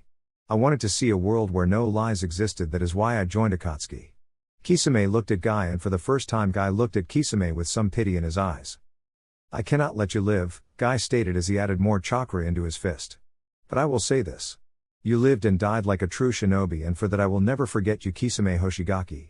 Kisame's eyes widened at that just as Guy slammed his fist down at his chest, causing the ground to shake in a thunderous punch. 30. Gaara ducked just as E was thrown over his head, but when he looked back up he saw Madara looking straight at him. Gotch! Madara never finished as a casket erupted out of the ground and smacked right into his chest. Madara rolled across the ground as he came to rest at the foot of the cliff. He looked back up to see Kabuto with his hand resting on the casket with a venomous smile on his face. Hello again, Madara, Kabuto said as he continued to look at Madara. Don't get up on my account, I'm not here to fight you. Gaara and E both got into fighting position ready to fight Kabuto, but Kabuto simply tapped the casket making the lid fall off. But he on the other hand is more than ready to fight you. Madara's lone eye narrowed as he realized what jutsu he was staring at. Edo Tensei. Madara growled as he stared at the form of Orochimaru. How? At this Kabuto smiled even bigger. Simple really. Kabuto showed his right arm covered in scales that shined in the sunlight. One of the drawbacks to Edo Tensei is that it requires the DNA of the one you wish to resurrect, but if you recall I fused myself with Orochimaru's DNA. So in a way I can keep bringing him back over and over again. Orochimaru looked around until he saw Madara and Kabuto. I see, so my dear Kabuto has mastered the Edo Tensei. Orochimaru for one reason or another smiled at this. I definitely knew talent. That was when he turned to Madara with a savage glimmer in his eyes. So you summoned me back from the dead to fight this man? Yes, Orochimaru. Kabuto slipped a kunai into Orochimaru's head. I won't suppress your personality, but I'm afraid I can't let you run freely. You can do whatever you wish, but only to Madara. Orochimaru glared slightly at Kabuto, who only smiled back. You really are a creepy child. Kabuto smiled as Madara charged towards him with his lone Sharingan spinning madly, but just as he was about to reach Kabuto he dodged just as a blade slashed through the air he was just standing at. I'm sorry, but I think we have some unfinished business. Madara glared at Orochimaru as he raised his Kisengani up into a ready position. I'm going to enjoy this, Orochimaru stated plainly as he licked his lips. 30. Black Zetsu and White Zetsu knocked into each after being blasted back into each other. I guess you are doing as well as me. White Zetsu said with a snicker. Shut up. Black Zetsu said with annoyance playing in his voice. We have enough problems to deal with. The two Zetsus looked at their opponents as they made a circle around them. This is getting annoying, we aren't meant to fight in such a large crowd. Did you finish the release of the spores yet? This brought shocked looks to everyone as they watched White Zetsu smile. Yes. No sooner had those words left his mouth than the entire group started having copies of White Zetsu begin to grow on them. Hinata and Sai looked on Hiashi, Kankuro, and Tamari struggled to get free. I guess they arrived a little too late. Hinata thought she heard a disappointed tone in Zetsu's voice as the two of them merged back into one. No need for us to stay, because you guess are going to have a lot of time on your hands. The meaning of that sentence became clear as White Zetsu began to sprout out of the ground. Hinata, run. Hiashi growled out as his Byakugan deactivated from the lack of chakra. No, Hinata stated as she dropped into her fighting stance. I will not leave my friends or family behind. I will fight until the day I die. Hiashi looked at his daughter as he gently smiled as Sai summoned two more Nio. Pull those things off of them and quickly. Sai ordered and the two Nio went to work on removing the spore Zetsus, but the remaining two Nio stayed with Hinata and Sai. We need to fight together or we will be just like them. Hinata nodded her head and began to pump chakra into her palms until they began to glow and form lion heads. Let's end this and go find Naruto, Hinata said with determination as she charged the White Zetsu group with Sai and the Nio behind her. 30. Sasuke dodged another wave of ice that soared into the sky as Haku kept sliding down a ramp made out of ice. You puny little worm, Sasuke yelled out as he willed Amaterasu to form a wall of fire around. I will melt you into a puddle. Sasuke charged, leaving behind a gaping hole, but he never noticed the hole closing up. Haku jumped off the ramp and stared at Sasuke with a small glare. I'm afraid you're too late. Sasuke willed Amaterasu to form a fist and sent it crashing down at Haku. Kakashi watched as Haku didn't budge an inch, but that was when he saw it. Snow. Kakashi looked up into the sky and saw grayish-black clouds with snow falling down from them. Kakashi turned his attention back to Haku as a giant wall of ice blocked the fist, startling Sasuke. The moment you let me cool down the atmosphere, you lost the fight. What are you babbling about? Sasuke growled out as the Amaterasu pulled back, leaving an indentation in the ice block. Those ice attacks weren't aimed at you, Haku stated with a cold voice. They were aimed at cooling the atmosphere around us. I told you that this was your burial ground, Uchiha. Now you can see why it is. Haku looked up at the sky and Sasuke followed his eyes and saw the snow falling. All ice is my weapon, even snow falls into that category.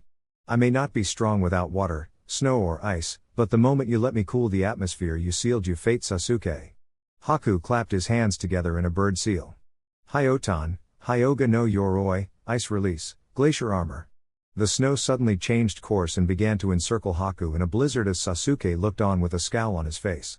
When the snow cleared, Haku was covered in what appeared to be samurai-like armor made entirely out of ice.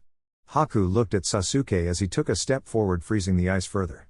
This is the result of training for days to protect Naruto and his village. I will make sure you are frozen solid until the end of time.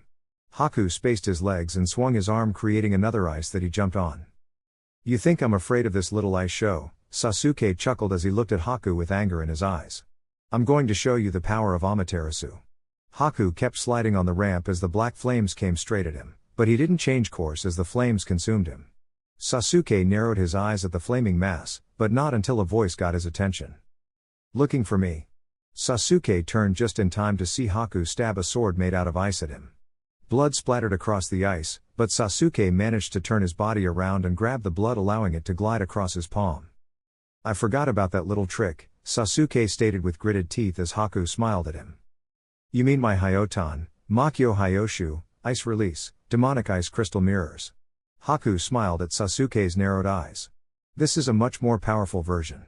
First create a circle of ice, then I cool the atmosphere, and finally I create the armor. In short, I can travel anywhere within this circle as long as that armor is on me. Sasuke watched as Haku was encased in that ice armor once more, still wearing his smile. You can't catch me, Uchiha. Your fire may be able to melt my ice, but it will regenerate, thanks to the temperature. I see. Sasuke jumped back just as Haku's sword shattered. The only solution is to heat things up.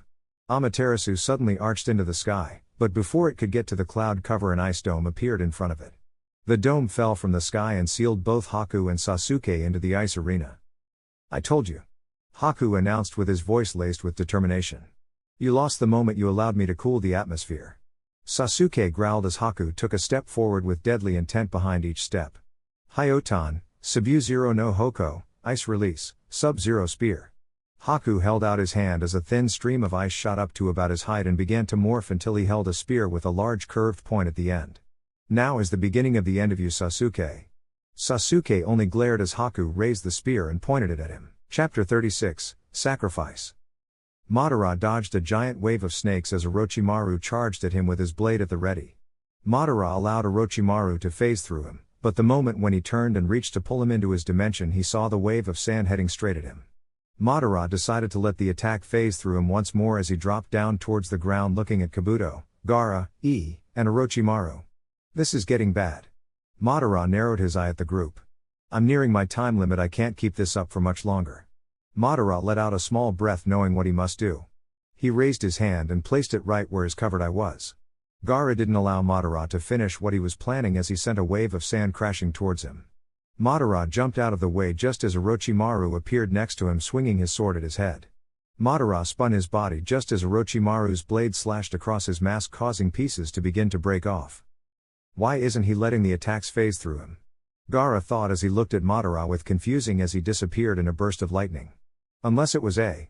That was when Gaara realized what Madara was up and watched as E reappeared behind Madara with his fist raised. Raikage, stop. Gaara was too late as Madara broke the last bit of his mask and revealed his other Sharingan just as E's fist blasted a hole through Madara's chest. E narrowed his eyes down at Madara's body as it went limp, but that was when a chuckle turned his attention behind him. You fool. E felt the sword pass through his chest, surprising E as it went through his Raiten armor. E looked at Madara only to see his right Sharingan begin to close as he fell out of the air. But I have to admit, I never thought I would have had to resort to using the Izanagi, God of Creation. Now who is next to lie bleeding beneath Madara? Uchiha. But before anyone could answer, a shape began to emerge right next to Madara. Sorry to interrupt, but we need to get going. Zetsu announced, getting Madara's full attention. Oh, so he is done already? Zetsu simply nodded his head. Yes, but we have lost Kisame. This brought a tinge of anger to Madara as he stared down at the group. The death of Kisame is unfortunate, Madara stated with anger in his voice. But it cannot be helped. We will go and collect the rest of Akatsuki along with our prizes. Madara looked at Gaara with a gleam in his Sharingan. Until next time, Kazekage. Madara suddenly began to pull himself into his dimension just as Zetsu sunk into the ground. Gaara was about to give chase when he remembered E. The small group ran at him as Kabuto ended his jutsu, making the body of Orochimaru get enclosed in the casket once again. Get out of the way. Kabuto growled out as he roughly shoved Gaara out of his way to get at E. The wound is deep, but if we get 2 other medics here, he'll be fine. Gaara looked at Kabuto with amazement in his eyes. Don't you get the idea in your head that I'm doing this to be a nice guy? Naruto helped me get control over my body again. I'm just returning the favor by keeping this man alive until you get some more medics here. Gaara nodded his head as he created a Sunabunshine, Sand clone, but he stayed to watch Kabuto as his clone went towards Kumo to get help. 30. Hinata avoided another white Zetsu as she brought her chakra-infused palm crashing down on its head. Just as the body of the Zetsu fell, another one jumped forward to resume the attack. Hinata glanced at Sai and noticed he wasn't faring any better as his ink creatures began to get swarmed. We have to do something and fast. Hinata looked at the Zetsus that were charging at her when a giant tornado sliced through them. Hinata turned just as Tamari landed right beside her along with Hyashi. Let's beat them back. Tamari announced with pride in her voice as she swung her fan, blasting more of the Zetsu away. Hinata turned to see Kankuro helping Sai using his 3 puppets. I don't want you to leave my side, understand? Hinata looked at her father, who stared at the oncoming Zetsu clones. Yes, Hinata said with a smile as she dropped into a fighting stance, but right as they were about to charge, a streak of lightning soared through the Zetsu, dropping most of them. They turned to see a small group of Kumo nin staring at them. Amoe, go help the puppet user. Amoe nodded his head and jumped down at the Zetsu just as he brought his electrical charged sword down. Karu, you go help the others, I'll try and track down Kirabai. The other girl nodded and jumped down just as Samui vanished in a show of speed. Hinata looked at Karu just as she landed, making the Kumo girl look at her. What? Karu shouted out as she cut a Zetsu in 2. Why are you helping us? Hinata asked as she slammed her palm into another Zetsu. Because the Raikage told us to, Karu stated. He is currently being healed by some medic nin, and right as we appeared he told us to help you and find Kirabai and Naruto. Hinata nodded her head and charged with Hyashi and Karu right beside her. 30. Sasuke clutched at his eye as a twinge of pain went through it. I will kill you. Sasuke growled out as Haku stood in front of him with his ice armor and sword in hand. I'm afraid that won't happen, Sasuke, Haku stated with a calm and precise voice. Because your death is here. Haku dropped his sword as he slammed his hands together. Hyotan, Hyoki no Rujin, Dragon God of the Ice Age. Suddenly the ice that surrounded the 2 fighters began to break apart and gather in front of Haku. Sasuke and Kakashi watched as a giant dragon composed of nothing but ice appeared in front of them. Kakashi narrowed his Sharingan eye at the dragon as he watched a thin ray of chakra attached itself to Haku's body. What is this? You think this frightens me? Sasuke screamed out as he opened his left eye, shooting the black flames towards Haku's dragon. I'll just melt it into nothing. Haku smiled as his dragon threw its head back and swung it forward, releasing a roar that created a glacier in front of it. The Amaterasu smacked into the ice and began to melt the ice away, but that was when Haku jumped on his dragon's back and took to the sky. Haku slammed his hands together once more as his dragon looked at Sasuke and opened its mouth. Sasuke quickly formed a wall with his Amaterasu just as the dragon shot giant ice spikes at Sasuke. Time to end this. Sasuke looked up towards the voice and saw Haku above him with the dragon falling towards him as ice began to fall. Sasuke formed a shield of Amaterasu right above him as the dragon increased speed, falling faster. The fool. Sasuke smirked at the dragon as Haku jumped off. Nothing can survive Amaterasu. Sasuke watched as the dragon smacked into the black flames and began to melt, but that was when he stole a glance at Haku, who had his hands together in a ram seal. Rado, deep freeze. Sasuke's eyes widened as the dragon exploded with enough force to blast Amaterasu away. Sasuke looked around as ice began to cover the area he stood, but just as he was about to run, the ice shot upwards into a pillar. Goodbye, Sasuke. But just as Haku looked at the pillar, he saw that Sasuke was gone. You almost had him, Haku Yuki, Snow. Haku turned his head in time to see Madara holding a struggling Sasuke. Let me go, Sasuke yelled out as he tried to get to Haku. I still need to kill them. Madara quickly threw Sasuke to the ground and stepped on his back. No, Madara stated at the glaring Sasuke. We stalled enough for Nagato. Now we must go and help with the extraction of the Jinchuriki. Madara waited until Sasuke calmed down and then allowed the Uchiha to get up. Madara looked at Haku and Kakashi as they looked up at the 2 Uchiha. We will meet again. With that, Madara wrapped himself and Sasuke away, leaving behind Haku and Kakashi. We need to get to Naruto's location. Kakashi turned to see Haku down on one knee trying to get his breath. Haku, are you okay? I'll be fine, go and make sure Naruto is safe, Haku said with a slight smile as Kakashi nodded and disappeared. Please be okay, Naruto. 30. Give up, Pain stated as he looked at the struggling Jinchuriki get to their feet. I told you we chose to attack when you were at your weakest. You cannot win against my pain. Though I will admit that it did surprise me that you destroyed 2 of my bodies. Naruto simply glared at Pain as he stood straight up and stared him down. Kirabai got up as well and took a glance at Naruto. He is almost out of chakra, Hachibi stated with a worried tone in his voice. I know if this keeps up he will end up dying. Kirabai answered back. Naruto looked at his trembling hand and gritted his teeth. I can't lose, not now. Naruto slammed his hands together as he summoned Kyuubi's chakra. I won't lose. Naruto vanished in a burst of light, but Pain simply shook his head. You cannot defeat God. Pain raised his right hand. Shinra Tensei, heavenly subjugation of the omnipresent God. Naruto appeared right in front of Pain with his fist a mere centimeter away before he was blasted away. Naruto hit the ground with enough force to create a small pond as blood dripped out of his mouth. This is getting worse by the second, Kirabai, Hachibi said. The kid is losing too much of his chakra, at this rate he will die. Kirabai gritted his teeth and looked up at Pain just as Madara, Sasuke, and Zetsu appeared. Having fun, Nagato? Madara asked as he watched the remaining members of the 6 Paths of Pain join him. I see you lost 2 of your bodies. Pain simply looked at Madara and then backed down at the Jinchuriki. They're finished, Pain said with no emotion as the Kyuubi's chakra faded off of Naruto. The kid doesn't have anything left. Kirabai looked at Naruto as he attempted to stand, but fell back again. I can't let this happen. Kirabai stepped in front of Naruto, surprising everyone. If you want the kid you got to go through me, Kirabai stated this as he began to cover himself with his demon's chakra.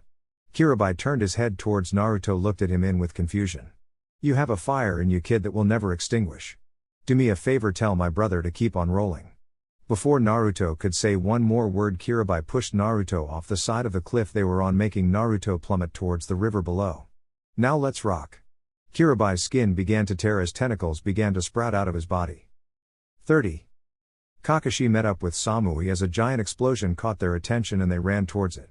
They arrived to see nothing but a giant crater and figures disappearing into the distance. Kakashi scanned the area and saw somebody on the other side of the river at the bottom of the cliff. Kakashi and Samui both jumped down to get to the individual, but before they even saw the person's face they knew exactly who it was. Naruto, are you okay? Kakashi yelled out as he landed beside the blonde Jinchuriki. Where is Kirabai? Samui asked as Naruto stirred. He pushed me off, Naruto said through a slurred voice. He said to tell his brother to keep on rolling. Naruto struggled to stand, but fell only to be caught by Kakashi. You need to report back to your Raikage and tell him what's happened, Kakashi stated to Samui, who continued to stare at the top of the cliff. There is nothing we can do right now.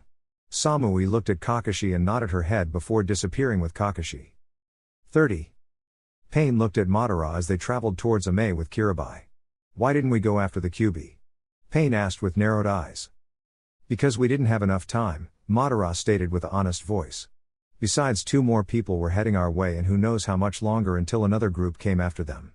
Pain looked at Madara for a few more seconds before turning his head. Besides, I still need you around for a few more days, Nagato. I need to gather another component to this plan.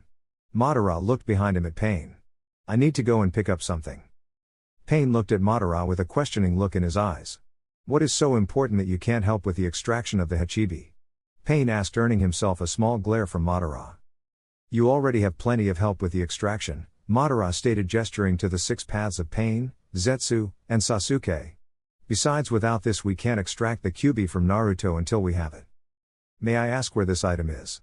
Pain watched as Madara's lone eye turned upwards with a cruel gleam in it. Konoha was the only word Madara said as they headed further into the forest. 30. Kumagakure was in an uproar, not only from being tricked into attacking an innocent man, but also the kidnapping of Kirabai. The Raikage was in bad condition, but he insisted on going to go find Kirabai. I'll destroy Akatsuki with my bare hands. He screamed out as he went to stand, but promptly fell down again. Naruto looked around at the chaos, but not until he was grabbed from behind. Naruto, Hinata yelled out as she buried her face into Naruto's back. Naruto turned around and gave Hinata the biggest hug he could give her. I thought I wasn't going to see you again. Well, I'm here. Naruto kissed Hinata on the top of her head as he let out a cough. Uzumaki. Naruto turned and stared at E without blinking. I'm not big on admitting I was wrong, but... Save it, Raikage, Naruto said, interrupting E. We have bigger problems to deal with. E looked at Naruto and nodded his head as he stood up. We need to gather our sources and go find Kirabai, E shouted, getting everyone's attention. I'm calling for a cage meeting in 3 days. E looked around at everyone before resting his eyes on the Konoha group. Tell your Hokage about the meeting. Hiashi was about to charge E with anger in his eyes when Naruto's outstretched arm. There is no time for that, Hiashi-sama. Naruto looked at Hiashi directly into his eyes. We need to work together to beat Akatsuki, we can't be fighting among ourselves. Hiashi glared at E as he turned away with Naruto and Hinata right behind him. We will see you in 3 days. Naruto announced as the group vanished in a swirl of leaves.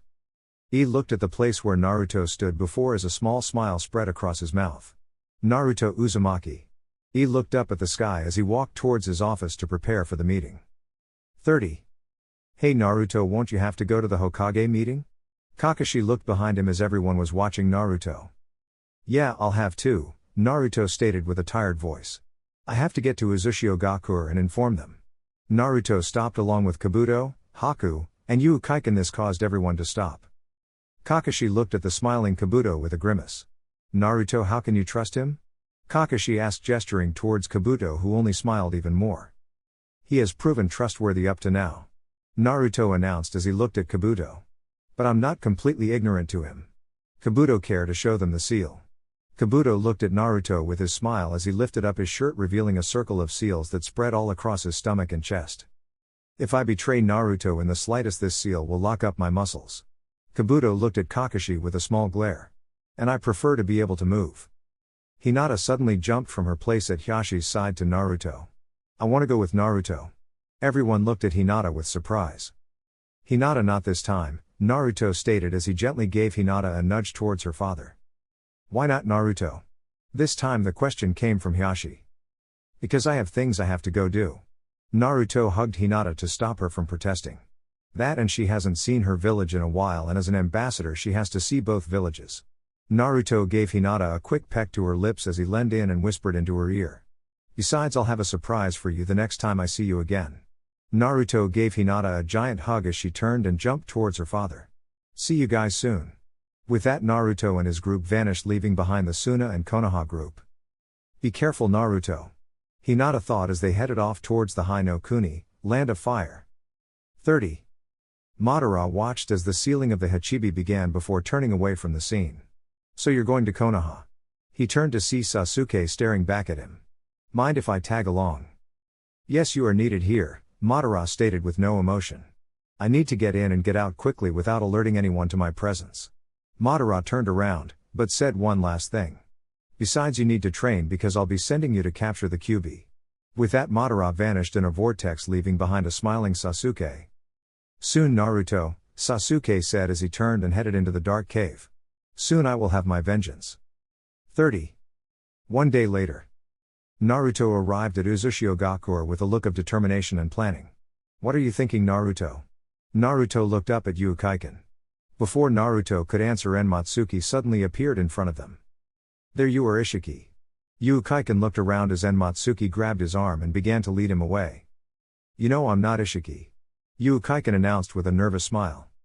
Well, you are a part of him, Enmatsuki stated with a kind smile. And that's good enough for me.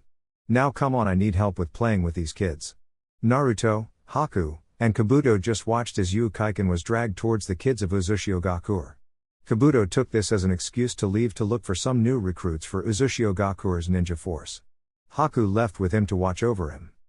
I'm sorry guys. Naruto thought with sadness in his eyes. But I need to do what is needed. With that, Naruto went to the tower with determination blazing in his eyes. Chapter 37, God vs. the Demon.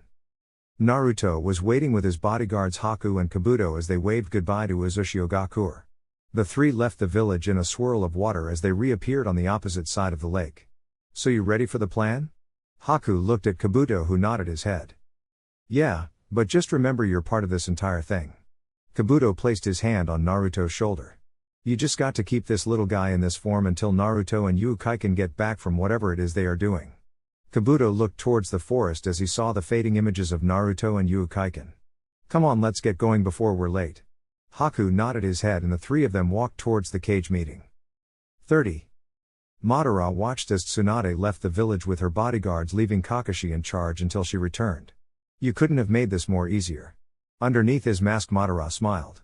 Soon I will have all the power needed to rule the world. With that, Madara disappeared in a vortex. 30. Why are we doing this? Ukaiken asked. Because we need to stop them from getting the Hachibi, Naruto stated simply while he ducked underneath a tree branch. But there's something more to this, isn't there? Ukaiken looked at Naruto with suspicion. Kirabai pushed me off the cliff, Naruto stated as he began to pick up speed. I won't let him die because of me. Ukaiken still wore a look of concern as he followed Naruto. That wasn't what I was talking about, Naruto. Ukaiken looked at Naruto with a sad look in his eyes. The man we are going after killed Jiraiya. What I asked was if you were doing this for Kiribai's sake or to get revenge for your sensei. 30. Pain watched as the Hachibi was slowly removed from its host with some difficulty. It would appear that these two refused to give up. Pain looked at Sasuke only to see him walk away with a bored expression on his face. Where do you think you're going, Uchiha? Sasuke turned and smirked at Pain. This is the work of weaklings. Sasuke smiled even bigger as Konan glared at him. I'm an Uchiha, the best in this entire world. I don't do grunt work. With that, Sasuke turned and walked away without another word. Do you wish me to go and retrieve him? Konan asked as she watched the Uchiha vanish. Pain simply shook his head as he kept his concentration on the ceiling. We need to keep our focus on the ceiling. Pain looked at Konan and saw her nod. But after that we will deal with Sasuke. Zetsu looked at Pain and Konan with a mysterious glint in his eyes, but kept his attention on the ceiling. 30. Day later. Naruto and Ukaiken looked out into the village of Amigakura with vague expressions. Not what I imagined it to be, Ukaiken stated as he watched Naruto climb down the mountain they were on. Wait, do you even know where you're going? Naruto didn't stop his descent, but turned his head until I looked at Ukaiken. Yeah, I do, Naruto said simply as his blue eye turned orange before looking back at Ame. Naruto landed on the outskirts of Ame and looked around until he felt precise emotion he was looking for. Is this way? Naruto walked with Ukaiken until they found a small cave with a boulder in front of it. They're in here, Naruto stated as he grabbed the boulder and threw it without any care of stealth. Naruto. Ukaiken reached forward to grab Naruto only for him to go into the cave. They already know we're here, Naruto said as he went into the darkness, making Ukaiken follow him. Besides, we can't be quiet in this situation. 30. Kiribai's body gave one final jerk as his Baijuu was ripped out of him. He fell to the ground as Pain walked towards him with his hand reaching down to pick up his corpse, but was forced to dodge a lightning bolt. You came faster than anticipated, Jinchuriki, Pain stated as Naruto appeared between him and Kiribai's body. You can't help him anymore. Naruto just cast a sideways glance at Kiribai as he covered himself in Kyuubi's chakra. You see, that is where you are wrong. Pain watched as Kyuubi's cloak seemed to snake its way towards Kiribai's body until it covered it. Pain held up his hand to stop Konan and Zetsu from attacking Naruto as Naruto walked backwards towards Kiribai, keeping his eyes on the Akatsuki members. Come on, you big idiot, you can't sleep now. Naruto glanced down at Kiribai and just as Pain was about to speak he saw Kiribai's chest rise up and fall down. Impossible.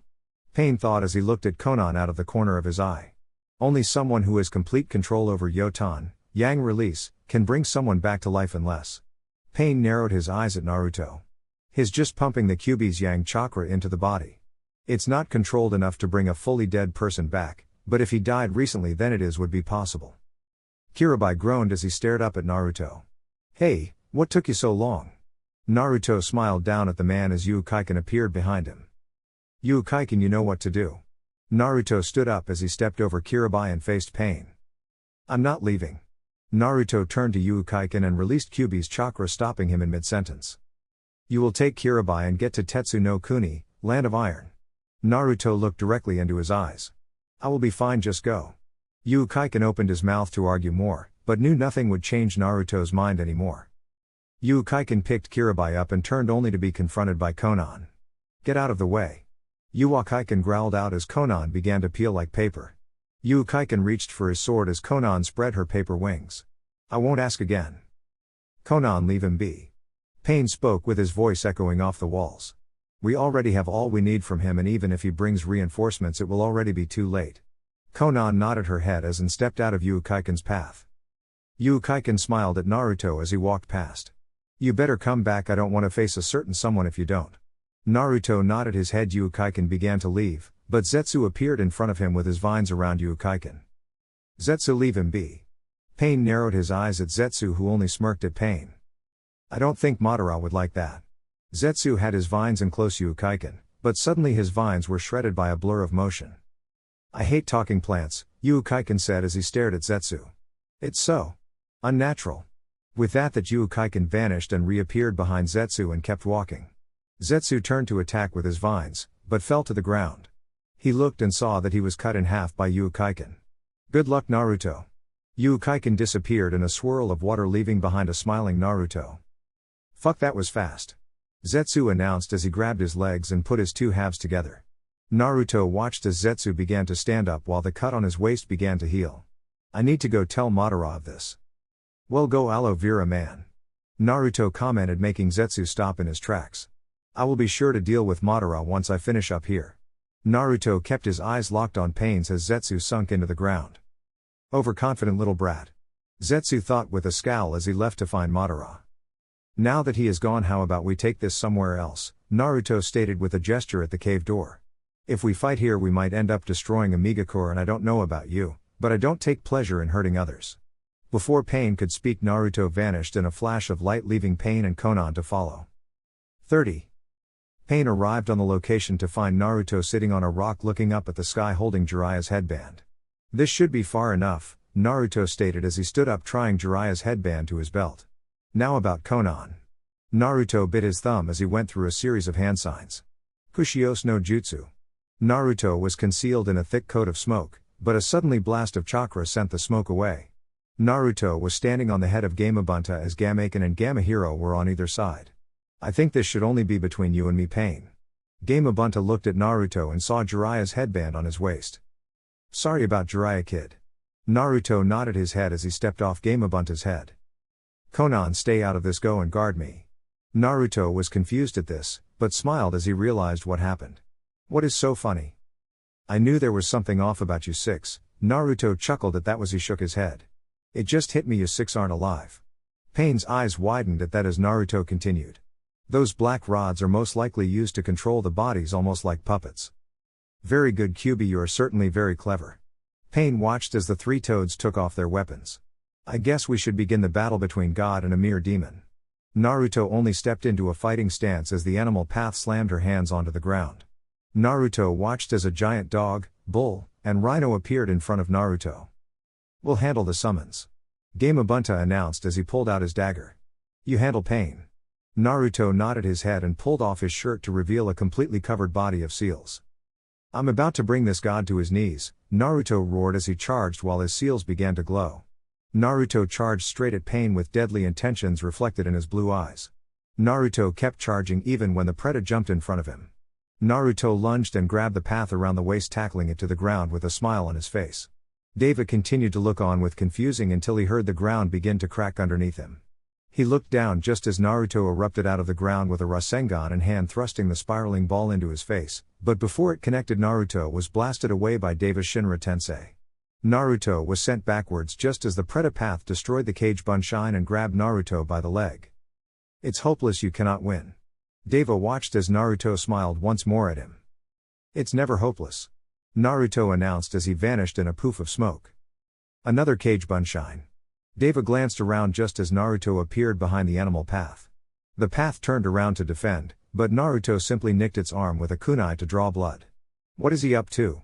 Pain decided not to wait and find out as he had the Asura path grab Naruto and throw him to a nearby rock formation, but not before Naruto touched the animal path on the chest. Blood trickled down Naruto's mouth as he continued to smile. Keiyaku Fun, contract seal, Naruto stated simply as a seal appeared on the animal path. The three animal summons suddenly stopped dead in their tracks as they vanished in smoke. Naruto watched as the Predator path jumped at him with its arm stretched forward. Naruto held out his right arm as he began to form his Rasengan. Futon, Rasengan. Naruto swung his arm forward at the Predator path. He learned nothing from our. Pain stopped as he realized the spinning orb wasn't getting absorbed. Damn.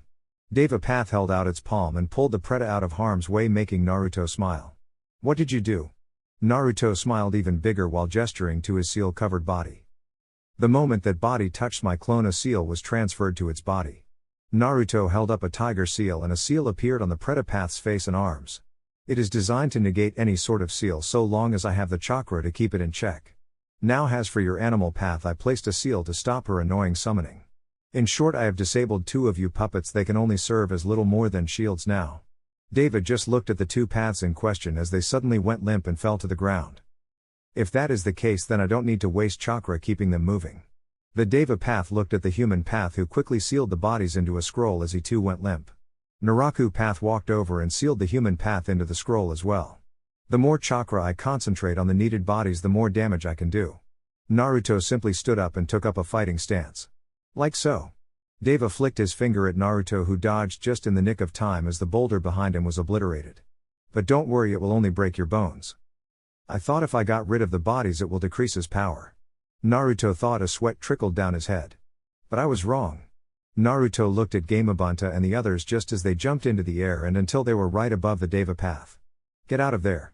Gamabunta looked at Naruto just as the Deva path raised his hand skyward. Shinra Tensei.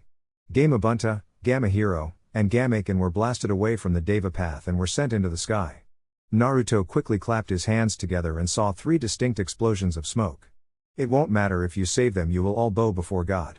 Naruto narrowed his eyes as he charged at the Deva with a Rasengan in hand. 30. Kabuto, Haku, and Naruto were all sitting in the cage summit listening to the plans being passed around. We need to take care of Akatsuki here and now. E growled out as he looked around. We need to work together or they will take us out one by one. This coming from the one who always tried to get his hands on the Hyuga's Byakugan twice. Tsunade glared at E, who only looked back. So why should Konoha or Uzushio follow you? Tsunade turned to look at Naruto, but he appeared to be sleeping with his head hung back. Fukage, are you even worried about the threat of Akatsuki? Mifune glared at Naruto, who ignored the samurai general. E stood up to confront Naruto, but a sudden blast of smoke appeared next to him. I have him. Came the voice of Ukaiken, who gently laid Kirabai on the wall. But Naruto decided to stay behind and handle that pain fellow. The Naruto on the chair glanced up at Ukaiken. So I can stop pretending to be him. Kabuto nodded his head and the form of Naruto began to change and shift like water until a boy with white hair that had a blue tint in it along with purple eyes. I did exactly what you wanted. Kabuto now has for my reward. Of course, Suigetsu. Kabuto pulled a scroll out of his cloak. The swords of the Kiri no Shinobi Katana Shichinin Shu, 7 ninja swordsmen of the Hidden Mist. Suigetsu grabbed the scroll and promptly stood up and approached Mei with a sly smile. Mizukage. Suigetsu gave a slight bow of his head. Suigetsu Hozuki. Mei looked intently at Suigetsu, who gently handed the scroll to her. I have retrieved our sacred swords. Suigetsu announced as Mei gently took the scroll away from him, but noticed the small grimace in Suigetsu's features. I'm sorry, I meant to return earlier, but I was held up. Mei opened the scroll and smiled at the familiar names. Your brother would be proud of you, Suigetsu. Mei looked at Suigetsu, who nodded his head with a rare sadness in his eyes. Mangetsu was an excellent swordsman, but perhaps you could be better than him. Suigetsu looked up as Mei handed the scroll back to him. Can I trust you to watch over these swords, Suigetsu? Yes, Mizukage. Suigetsu smiled as he took the scroll back and held it like it was a precious gem. Anaki watched the scene with a grumpy scowl. You impersonated a cage. It was Naruto's idea. Ukaiken looked at the cages in question. He went to retrieve Kirabai, but was too late to stop the sealing. Ukaiken watched as E approached his brother. But don't worry, thanks to Naruto he will live. Ukaiken turned just as Tsunade approached him.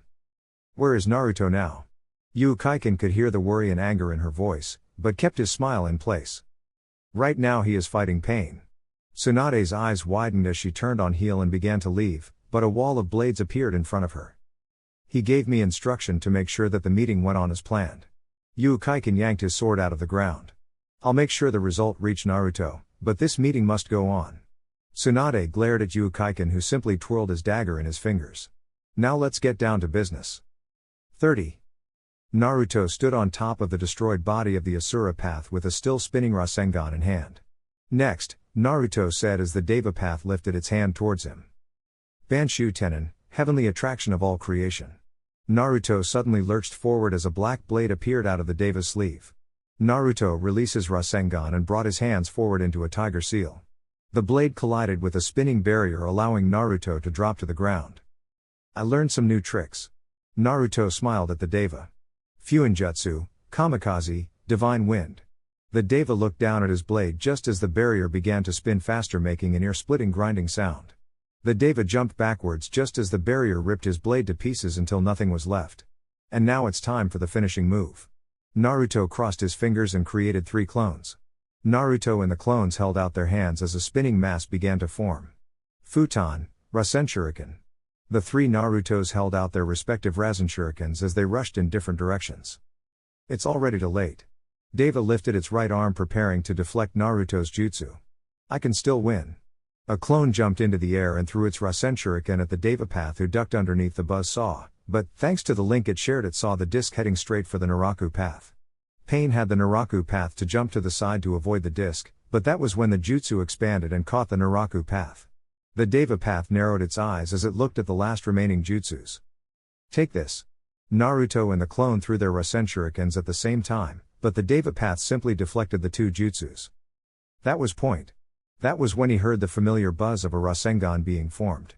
He looked up and saw the clone holding the jutsu at him, but before it got within an inch it was blown apart by the Asura. I thought I got rid of that thing. Naruto narrowed his eyes at the Asura, but it gave one finally jerk and fell to the ground once more. I guess it survived long enough to save the last pain. Naruto turned his attention back to the Deva path as it stood up fully. I never thought you would be this much trouble. Naruto could hear the slight tone of anger in his voice. But I guess I should have expected that I would lose some of my bodies today, but I never thought you would do it in this way. First you develop a Keiyaku Fun to stop my animal path, then you negate my Preta path seal, and then you destroyed my Asura and Naraku path. Yeah, the only one I didn't get on purpose was that path you sealed into the scroll along with the animal and Preta. Naruto smiled, but stopped when the Deva looked at him. This ends here. The Deva slapped its hands together, and once it pulled them apart, and between his palms was a small black orb. Chibaku Tensei, heavenly body bursting from the earth. Naruto pulled at Kyuubi's chakra as he got ready for Pain's jutsu. This is it.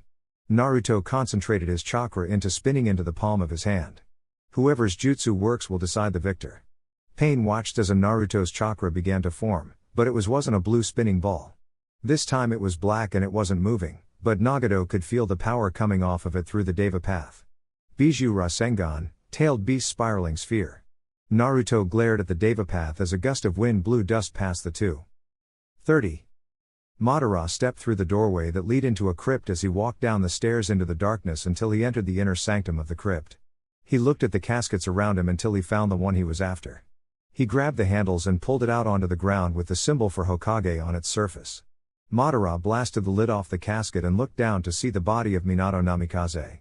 Hello Minato, I think you have something that belongs to me. Madara's lone Sharingan shone in the dim light. Chapter 38, Hopeless. The Deva path threw the small orb into the air until it stopped in the middle of its flight. Naruto watched as pebbles began to float towards the orb, but not a second later it began to rip chunks out of the ground. Damn! Naruto growled as he felt himself being pulled, but was saved by the dense ball in his hand. It's almost like a giant vacuum. The piece of earth Naruto was standing on began to crack until it went skyward towards the orb. I guess I'll have to improvise. Naruto slammed into the rocky surface in the sky as more rock piled on top of him until he was no longer visible. It's over, Pain stated as he turned away. Whatever that jutsu was, it was pointless. He began to walk away with the orb of earth following him slowly, but that was when the ground began to shake. What? Pain looked back up at the orb and saw that it was shaking uncontrollable until it exploded, sending a shockwave that shoved the Deva path against a rock with enough force to make an indentation. Pain looked up to see that the Chibaku Tensei was blown in half, with Naruto looking down at him with a smile. He destroyed it. Naruto jumped from the earth ball just as it began to crumble, but the moment Naruto touched the ground he vanished in a flash of light. Naruto reappeared in front of the Deva path with a deadpan look in his eyes. You lose. Naruto delivered a right-handed punch to the Deva path's midsection that obliterated the rock right behind him. Naruto pulled his fist out of the path's stomach and watched as it fell to the ground. We finished this. Naruto looked out to Amigakure as he picked up the Deva path's body and vanished in a flash of light. 30. Madara just walked out of the crypt when Zetsu appeared next to him. Naruto is fighting Nagato at Amigakure. Madara simply shrugged at that information. I have faith that Nagato will beat Naruto. Madara looked at Zetsu, who looked nervous. Is there something else? Yeah, he managed to bring the Hachibi's Jinchuriki back to life after the sealing. Madara's lone eye widened. You know what that means, Madara? Yeah, looks like Naruto has finally gotten a grip on his half of Kyuubi's chakra. Madara chuckled at this. Perhaps we should go and watch the final confrontation between Naruto and Nagato. Zetsu nodded as he vanished underground while Madara disappeared into his vortex. 30. Naruto reappeared in the center of Amiga Corps, making the civilians jump backwards. He's here somewhere. Naruto closed his eyes for a second until he opened them, slowly looking towards the lone tower in the distance. There he is. Naruto vanished once more, leaving behind startled people. Naruto appeared in front of a giant metal door only to see Konan standing in front of him. Out of my way, Naruto stated with no emotion in his orange eyes. I'm afraid I can't do that. Konan began to peel like paper as wings appeared on her back. I don't want to fight you. Naruto kept his eyes locked on hers as a torrent of paper surrounded both her and Naruto. But if you continue, I will have no choice but to beat you down. Konan's response was creating a spear made out of paper as she readied herself to fight Naruto. Naruto sighed as he shifted Yahiko's body onto his back. Fine if you want to fight. Konan vanished in a flurry of paper as the paper covered Naruto's vision. Konan swung his spear at Naruto's back only for it to be caught by Naruto. Try again. Naruto threw Yahiko's body into the air as he went to deliver a punch to Konan, but that was when Naruto saw the tags. Explosive tags. Naruto and Konan were consumed in a giant explosion that shook the tower and sent Naruto backwards into the wall. I'm willing to die for Nagato. Konan announced as the dust cleared, revealing that her paper body was blown in half. That is how far my faith in him goes. I don't have time for this. Naruto grunted as he got up, feeling his chakra level dropping slowly. I'll end this in one move. Naruto vanished in a flash of light as he reappeared behind Konan as more paper bombs surrounded the two. Stop. Konan immediately flew backwards, avoiding Naruto's punch that created a crater. I was wondering when you and me would see each other face to face. Naruto looked up to see that the giant metal doors were open, revealing an emaciated man in a metal wheelchair. I am Nagato. Naruto looked at him as he released Kyuubi's chakra to stop the drain on his. So you're the one who killed Jiraiya-sensei. Naruto watched as Nagato smiled at that. Yes, I killed Jiraiya-sensei. This brought a confused look to Naruto's face. You never knew, did you? But Konan and me were once Jiraiya's students. Naruto's eyes widened at that as he began to shake. Does that anger you to know that a former student killed Jiraiya? Why? Naruto looked at both Konan and Nagato with confusion. If you were his students, then why would you want war? War? Nagato cocked his head a little to the side. But we don't want war, we want peace. Naruto's confused look and angered eyes made Nagato continue. We want to capture the Baijuu to create a weapon capable of destroying an entire village within seconds. How is that peace? Naruto yelled out. Doing something like that will only further war. No, it won't, Nagato stated with a frown. People will hear about this weapon and will ask for its use against a rival village. After seeing what they did, causing so much pain and suffering, they will begin to fear war and peace will reign. That's wrong, Naruto said, not believing what he heard from Nagato. Killing hundreds of people in order to create peace is not true peace. What will happen to those who survive the blast? They will allow hatred to guide them against the village that destroyed theirs, and a war will break out. The peace you are talking about is only temporary, it won't last forever, and when it does end, they will ask for the use of the weapon again. Nagato smiled at that as Naruto realized what he was doing. I knew that this peace would only be temporary, but whenever that peace ends, a new one will begin after the weapon is used. Naruto looked at the ground as he began to shake even more. There is no such thing as true peace, but with your death I will bring peace to this war-ridden land. Suddenly a black spike shot out of Nagato's wheelchair, impaling Naruto in the stomach. From this distance I can control your entire body. Nagato stopped speaking as a flash of red slitted eyes behind a closed cage door appeared in his head. Clever boy, Nagato stated as he began to shake from the chakra coming back from Naruto. Naruto jerked his head up, revealing red slitted eyes as he ripped the chakra receiver from his stomach. You are not a student of Jiraiya. Naruto growled out. No student of his would walk down this type of path. You are nothing more than a tyrant if that is your type of peace. Naruto screamed this out, making Nagato narrow his eyes at Naruto with both confusion and hatred. You don't know anything, boy, Nagato stated as he leaned back into his chair. We have suffered pain that you couldn't even dream of. I saw both my parents die in front of my eyes, I killed my best friend, and everything that I loved died around me. Naruto's eyes returned to normal as he began to calm down. You know nothing of the true world. The peace Jiraiya spoke of is nothing more than a lie. People will never understand one another, it is impossible, they will always fight. Nagato looked at Naruto as his eyes shinned in the darkness. Even now you hate me, you want to kill me. Don't deny it, I can see everything with these eyes. Naruto looked at Nagato directly into his eyes. Well, what will you do? Will you kill me and let this world destroy itself, or will you surrender? Naruto looked off into the sky with a small smile on his face as he gripped Jiraiya's headband tighter. I can't forgive what you did, Nagato sighed as Konan got ready to fight. But I can't surrender either. Jiraiya-sensei believed that there would come a time when people would understand one another, and as a former student I must follow the same path he gave to me. So I won't kill you, Nagato. If I did kill you, then I would be an instrument for your own village's anger. Naruto gestured to the village behind him with a solemn expression. How can you believe that? Nagato yelled out as he looked at Naruto, who smiled back at him. That peace is nothing, but... Then I'll find peace. Nagato stopped and watched Naruto with a different look in his eyes. I know the road will be difficult, but I can't give up even if I have to create peace out of nothing. Naruto then pointed at himself with his thumb with a giant smile on his face. I swear this on my village, name, and clan, I will make sure peace exists, for I am Naruto Uzumaki of the Uzumaki clan. Nagato's eyes widened at Naruto's statement as he looked at him. Uzumaki, Nagato mumbled, making Naruto and Konan look at him in worry. My mom used to tell me of how she was from a clan that was destroyed during one of the wars. She would tell me all about them and how they were feared for their Fuinjutsu. Naruto looked at Nagato as his confusion increased. Dark red hair and skilled in Fuinjutsu, Naruto stated in a shocked voice. Those are signs of an Uzumaki. All those seals we encountered and that seal on the Preta path were all high level, something that even Seal Master would have trouble of doing. You're an Uzumaki, aren't you? Before Nagato could speak, another voice spoke up. What are you doing, Nagato? Madara's voice rang as he appeared next to him. Finish him off and we can go create a world of peace. Nagato didn't move or speak as Madara looked between him and Naruto. You didn't tell me. Madara's eye widened as he was shoved by a strong force into a wall. That he was part of my family. Madara glared at Nagato as his chair slowly turned to him. I guess I should have known better than to think you would kill him if you knew who he was. Madara slowly got out of the rubble with his Sharingan morphing into his eternal Mangekyo. Troublesome Uzumaki, no matter how small the blood relation, they always have to team up. Konan, take care of Naruto, Nagato commanded as his chair opened up, dropping Nagato onto his knees. I don't have anything left to give you, Naruto, except this. You are the one to bring peace.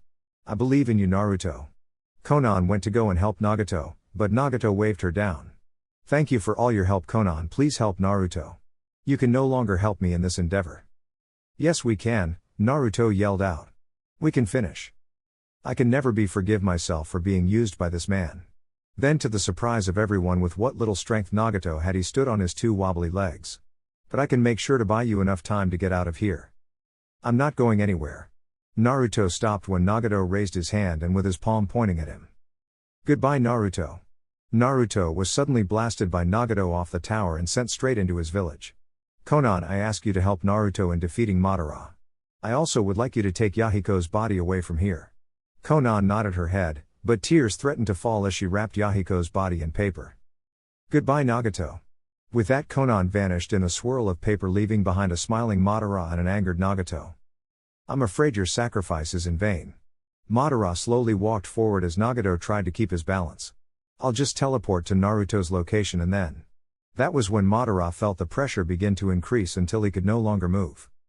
I know I might not be able to kill you. Nagato's eyes glinted with power as he began to increase the gravity in the area. But I can at least slow you down. Madara's eye widened as he saw a black orb appear above them. Chibaku Tensei, Shiatsu, heavenly body bursting from the earth's subjugating pressure. The orb suddenly expanded until it reached the edge of Nagato's village. Suddenly the black energy shot downwards, causing the entire area to shake from the impact of the attack. Nagato felt himself floating in darkness as he gently closed his eyes. Naruto, I wonder what would have been if we met under different circumstances. Nagato smiled as he felt his life drawing to an end. Maybe we could have changed the world together.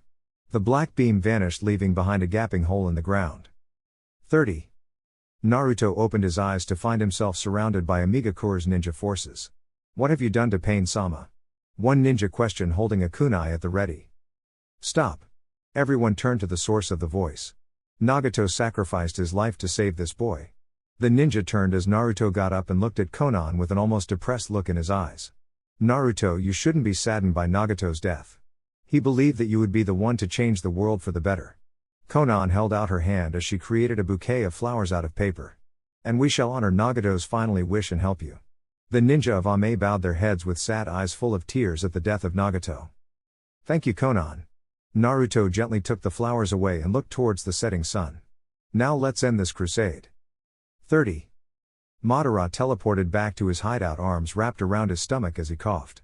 So I take it Nagato betrayed us, Zetsu stated as Madara glared at him. Yes. Then Madara began to spin his vortex as he dropped the bodies of both Nagato and Minato. But even the dead can serve a purpose. Zetsu smiled as he licked his lips as Madara bent down and picked the bodies up and walked out. Sasuke kept his eyes on Madara as he watched him go to a nearby door. Sasuke, I have an important mission for you. Sasuke just grunted as he looked away. I want you to take Zetsu on an attack on Konohagakure. This perked Sasuke's eagerness as he looked at Madara. But the moment the other hidden villages are trying to help Konoha, I want you to find Naruto and bring him to me. Madara then vanished behind the door as Sasuke smiled. Revenge will soon be mine. Sasuke announced as he walked out with the plant man following. 30. Day later. Naruto looked out his window to see the people of Uzumaki preparing for the war ahead. Are you sure we can trust her? Ukaiken asked from behind Naruto, who smiled. Yes, I'm positive. Naruto turned as Tensa walked in. How are your forges holding? Tensa smiled as he patted his heads, allowing soot to fall. Fully operational. Tensa then produced a scroll and passed it to Naruto. This just came for you, Fukage-sama. Tensa gave the scroll to Naruto, who gladly accepted it with a smile that Tensa returned as he walked out.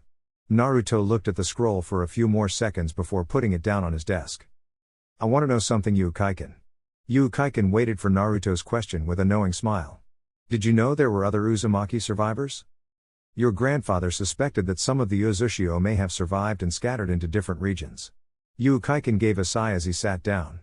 But we could never find any. If we known who that Nagato kid was, we would have helped him.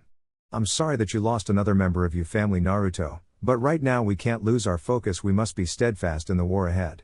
Naruto nodded his head as he sat down with a smirk, but that quickly faded as he looked at Ukaiken.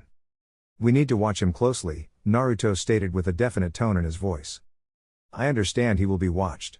Ukaiken gave a quick bow, but before he left he gave Naruto one last piece of info. Kumo and Konoha are going to have a problem with the other, and you know it, Naruto. Naruto nodded his head as he stared at Ukaiken. I know, but we all need to work together. Ukaiken nodded and left while Naruto looked out the window as a single hawk flew into the air. What are you up to? Naruto thought as he looked at the scroll on his desk. 30. Kabuto was humming a happy tone as he walked through the hallway that was littered with bodies. I wonder if he survived my little test. Kabuto smiled at that as he walked into a wide room that was covered in blood. He looked at the creature in the middle of the room as it slowly reverted back to a human. Well, you did quite well, Hugo. Hugo walked into the light with a blank stare in his eyes as he looked at Kabuto. Naruto thinks he has me on a short leash, but he is wrong. Kabuto revealed the seal on his stomach as he reached for it. I have all the powers of Orochimaru. He rubbed the area where his seal was only for his skin to begin to shed. No harm can come to this body. Now are you ready for the final stage of my plan, Hugo? Hugo didn't answer, just kept staring off into space, making Kabuto smile. I knew I could count on you. With that, Kabuto laughed, causing it to echo down the dark hallway. 30. Madara walked out of the darkness of the tunnel as Sasuke walked up to him. Is the army ready? Madara asked as he looked at Sasuke with his new Rinnegan eye. Yes. Sasuke glared up at the rippled eye as Madara cocked his head in confusion.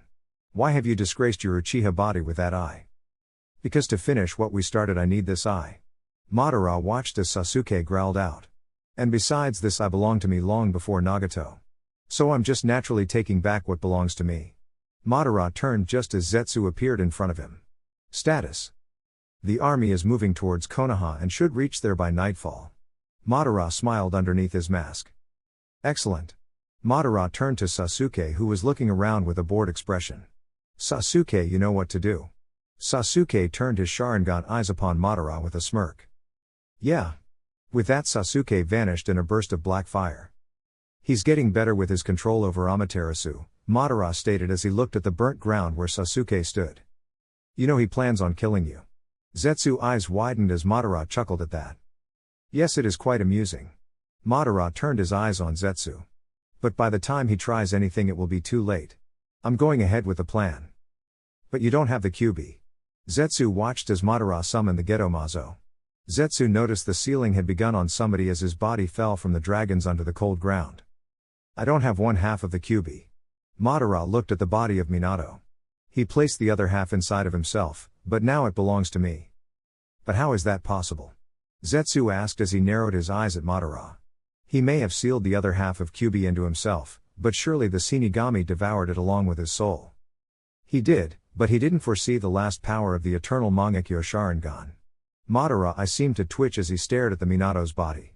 Izanami, she who invites, is the power to resurrect the dead fully by pulling their soul back from death. It can even bring them back even if they are in the Shinigami's stomach, but this is not without a drawback of its own. The longer the person has been dead, the more Sharingan eyes you must sacrifice. Now comes the beginning of the end for Konoha and the rule of Madara Uchiha. Even if you have it, your plan won't work without both halves. Zetsu watched as Minato's body slowly disintegrated into ash. I won't be able to cast Tsukuyomi on the moon, Madara announced as the statue began to glow. But I will still be able to use the Jubi, 10-tailed beast. I'm simply sealing Jubi inside of me a little early. Then when Naruto is in my grasp, I'll deal with Sasuke and then the world. Madara watched as the statue slowly sink down into the ground once again with a smile. Now I think it's time that you pay Konoha a little visit, Zetsu. Zetsu nodded his head and sunk into the ground with a smirk. Soon the world will bow at my feet. With that, Madara left to finish the last of his plan. 30. Sasuke watched with his Sharingan as the army of Zetsu began to march towards Konoha with a smile of glee. Soon Konoha will pay for what they did, brother, Sasuke stated as he began to walk towards Konoha as well.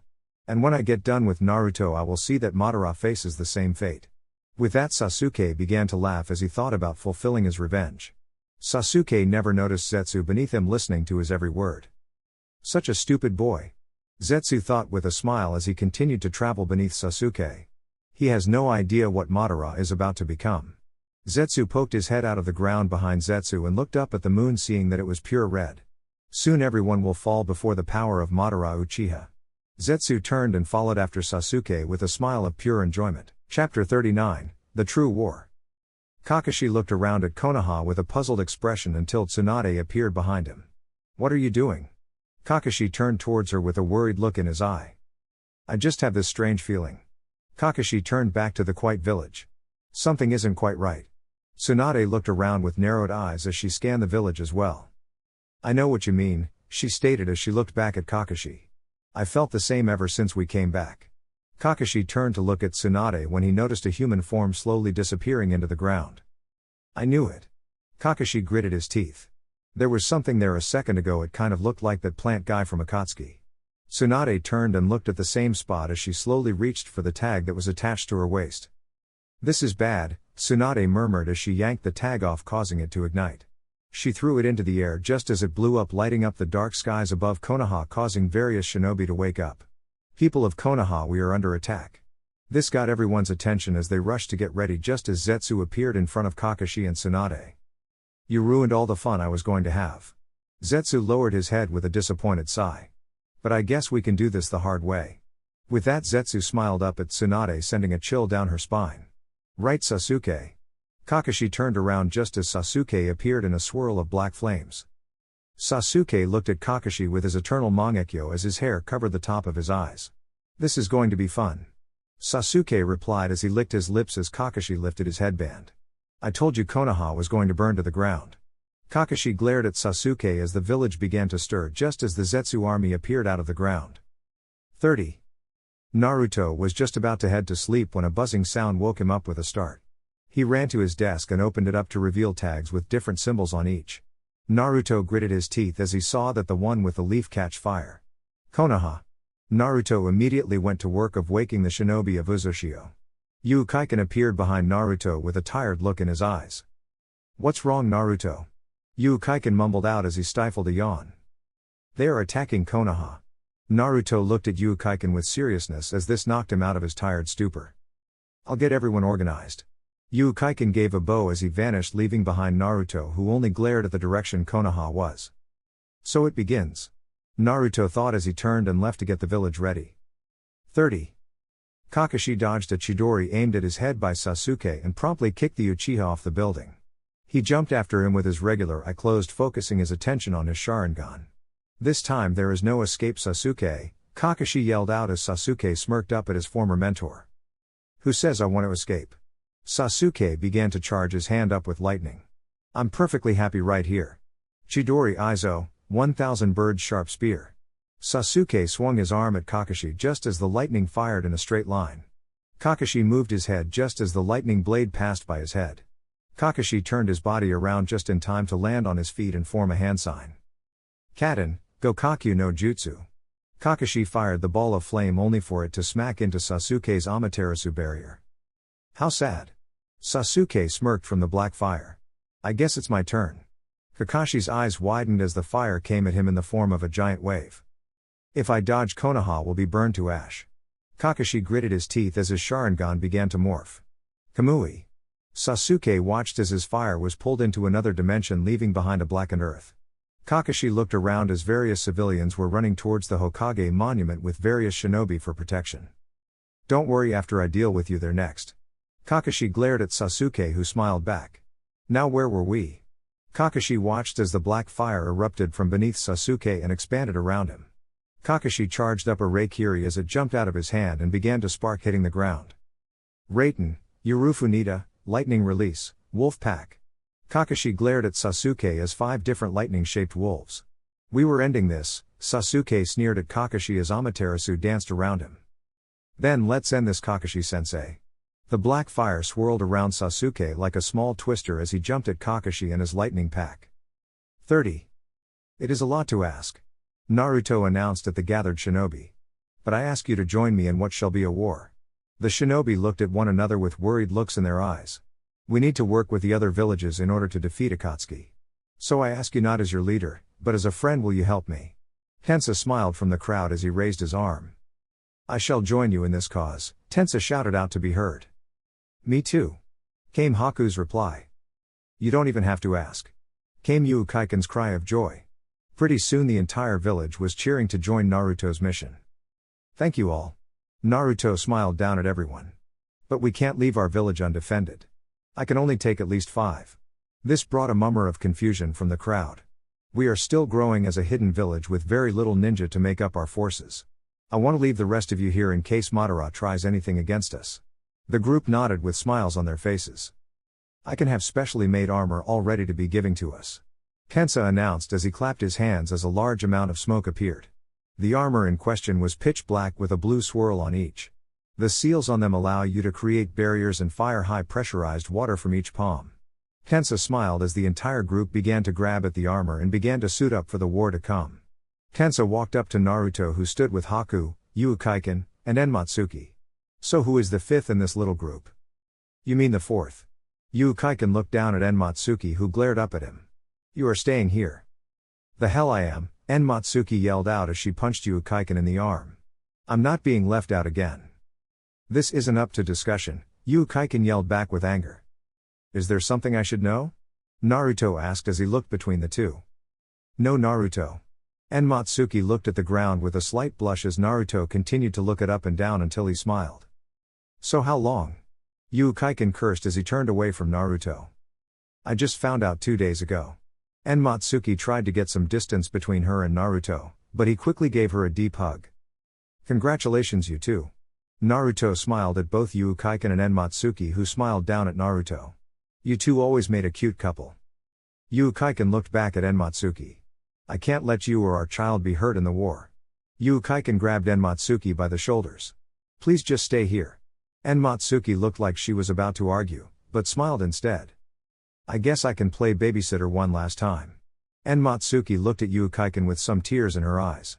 But promise me you will return safely. I promise. Yuukaiken gave her a deep kiss as he hugged her closely. He separated as he turned away with a deep fire in his eyes. Let's end this war. Naruto nodded his head as Tensa and Yuukaiken placed their hands on his shoulders. We will return. With that the 3 vanished in a giant swirl of water, leaving behind a village preparing for battle. 30. Kakashi dodged a giant skeletal hand encased in black fire as he looked down at his last 2 lightning dogs. This is bad. Kakashi looked around to see the other Konoha shinobi slowly falling beneath the waves of Zetsu. At this rate we will fall from the sheer number of them. Kakashi ducked and then jumped back onto a nearby building and began to run across the rooftops as Sasuke began to laugh. This is amusing to me. Sasuke's eyes were wild and glinted in the black fire. The great Kakashi running away from me. Kakashi smiled under his mask as he saw both his hounds jump out of the ground right behind Sasuke. Sasuke turned just in time to see the hounds descend upon him in an explosion of lightning. Kakashi skidded to a stop and activated his Mangekyo, already knowing what Sasuke activated. You can't get through the power of Susanoo. Sasuke stopped as he saw the area in front of his head begin to swirl into a vortex. Kamui. Kakashi's Mangekyo spun once before ripping the piece of armor away from the Susanoo. Kakashi then took a kunai with explosive tags and promptly threw it into the hole, but Susanoo quickly brought its arm up to defend, causing an explosion that pushed the giant back. Kakashi fell to one knee as his chakra took a big hit from using Kamui. He watched as the giant loaded an arrow into its bow and aimed at Kakashi. Goodbye, Kakashi. The giant fired as the arrow headed straight for Kakashi as he slowly closed his eyes, knowing he couldn't dodge the projectile. Hakushu Kaiden, 8 trigrams palms heavenly spin. Kakashi's eyes widened as a dome of spinning chakra appeared in front of him, allowing the arrow to collide, sending it to the right, destroying the building it smacked into. It is time you were put into your place, boy. Hiashi stopped spinning as Hinata, Shikamaru, Sakura, Neji, and Lee appeared in front of Kakashi. Sakura looked at Sasuke as he frowned at the group in front of him. Sasuke, what are you doing? Sasuke turned his emotionless gaze upon Sakura, who flinched from the cold eyes. I'm destroying Konoha. Sasuke finally let his smile be seen. That is my new dream. Sasuke let out a laugh that made the entire group shudder as he kept chuckling at them. And there is not a damn thing you can do to stop me. Shikamaru narrowed his eyes as everyone dropped into a different fighting position. Now who dies first? Shikamaru's shadow began to slither towards Sasuke, who kept his smiling going. Sasuke jumped with his Susanoo, grabbing onto a building, pulling him to its rooftop. You are all doomed. Sasuke's Susanoo loaded another arrow into the crossbow and aimed it at the group. Susanoo fired the arrow, but just as the group jumped to avoid the arrow, another was sent at them. That giant is constantly reloading the crossbow in a blink of an eye. Shikamaru thought as he took cover behind some rubble. With that, it could be stated that it consumes quite a bit of chakra to fire it this quickly. Shikamaru nodded towards Lee, who nodded back and took off his training weights. Lee jumped from behind his hiding place and vanished in a burst of speed, reappearing right behind Sasuke. Sasuke turned his head as a burst of green chakra erupted from Lee as he aimed a punch at the Susanoo. You fool, Sasuke shouted as he had Susanoo swing its arm around, connecting with Lee, sending him into a building at an angle into the ground. Who's next? Sasuke never finished his question as Hiashi, Hinata, and Neji jumped in front of him, swinging their palms forward. Haki Kui Kishu, 8 trigrams empty wall palm. Sasuke felt the wave of chakra smack into his Susanoo as he was shoved off the building. Hiashi landed on the ground only to disappear and appear above Sasuke. Haki Hisangaki, 8 trigrams mountain crusher. Hiashi swung both his palms forward, sending a visible wave of chakra at Sasuke. Susanoo folded its arms in front of Sasuke as it was blasted by the chakra wave, forcing it into the ground, causing a giant cloud of earth and dust to shoot upwards. Hiashi landed beside the crater, glaring at the flare of chakra that spiked from the rubble as Sasuke slowly emerged. Hiashi's eyes widened slightly as Sasuke's chakra began to get more erratic by the second. Is that all you got? The smoke cleared, revealing Sasuke, who had his head cocked to one side with blood dripping down his left eye. Enten, Gojinka, Blaze Release, Volcanic Eruption. Everyone began to look around as the ground began to shake as Sasuke began to chuckle. This is the end. Hiashi looked down at the ground just in time to see the ground split beneath him. He jumped back just as a pillar of Amaterasu erupted out of the ground, nearly incinerating Hiashi. Father! Hinata began to run to her father, only for a pillar of Amaterasu to erupt in front of her. Stay back, Hinata. Hiashi turned to his daughter with fire in his eyes as he slowly turned his attention on Sasuke. You dare raise your hand against my daughter? I will make you pay for trying to destroy the very source of my pride. Hiashi charged with his body glowing with chakra. Haki Bishamon, 8 trigrams Bishamon. The chakra began to form around Hiashi almost like a suit of armor as he continued towards Sasuke with deadly intent reflected in his white eyes.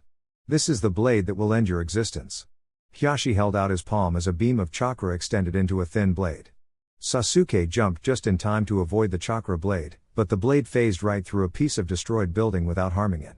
Sasuke pulled his own sword out and brought it down on Hiashi, who spun around on his heel, bringing the chakra blade into Sasuke's stomach.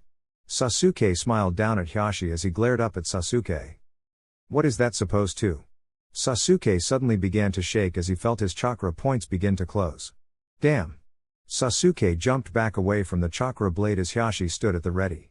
So that blade isn't meant to cause external damage, but instead internal. You are correct, Uchiha. Hiashi growled out as he watched the black fire make a circle around them. It closes off the chakra points until only a few remain. This attack is designed to close off the chakra points until the only ones left are the ones near your cold heart.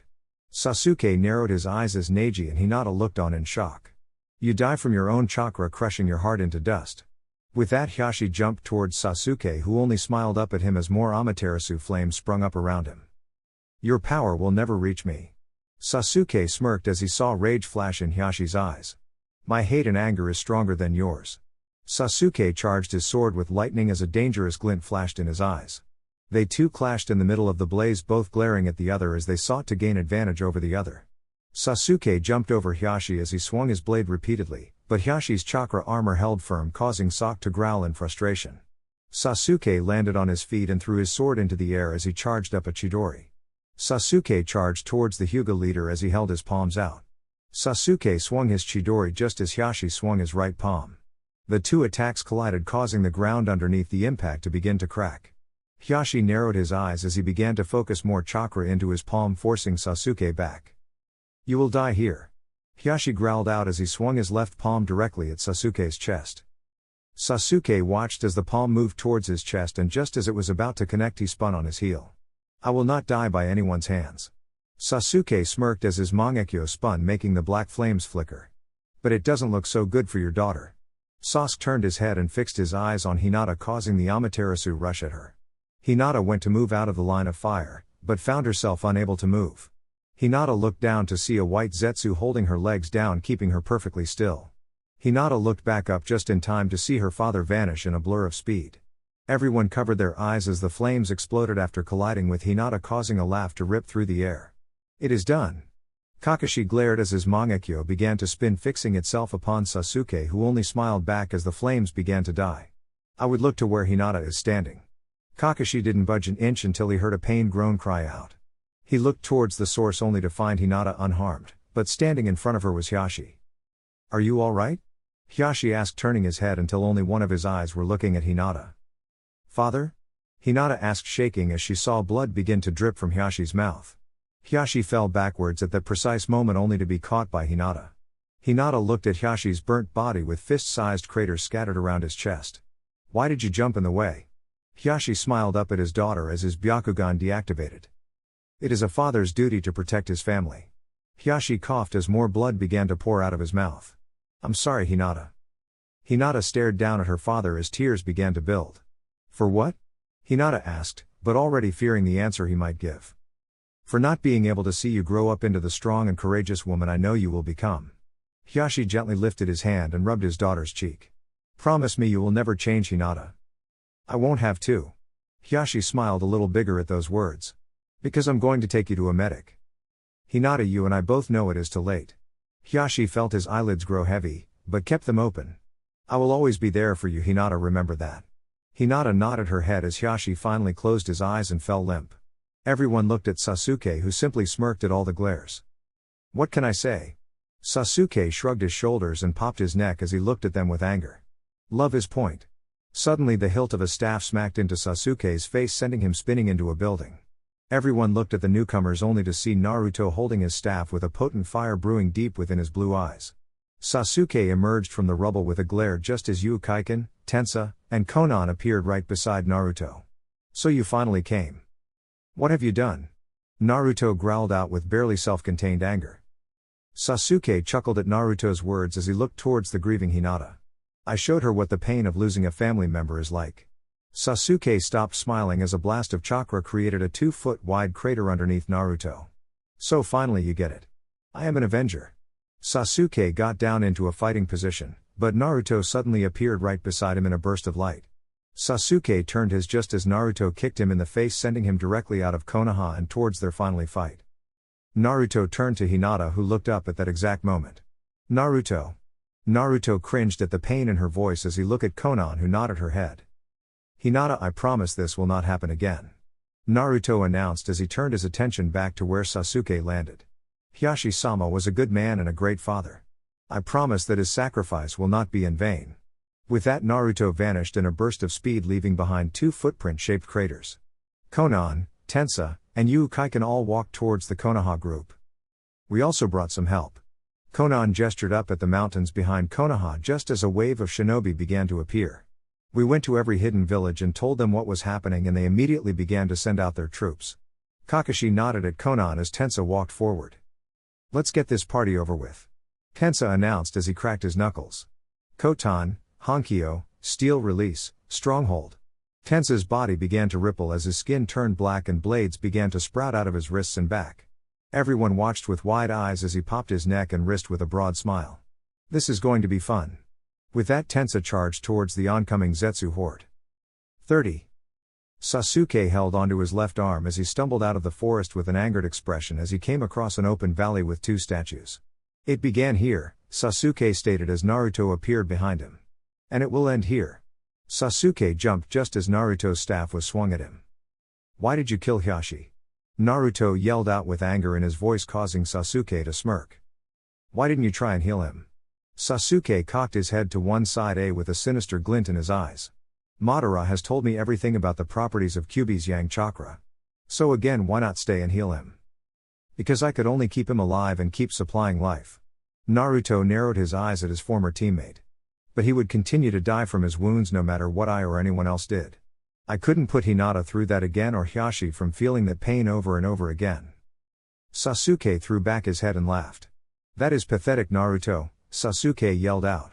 You didn't heal him, because you would have lost track of me. Your entire mission in your life was to bring me back to Konoha.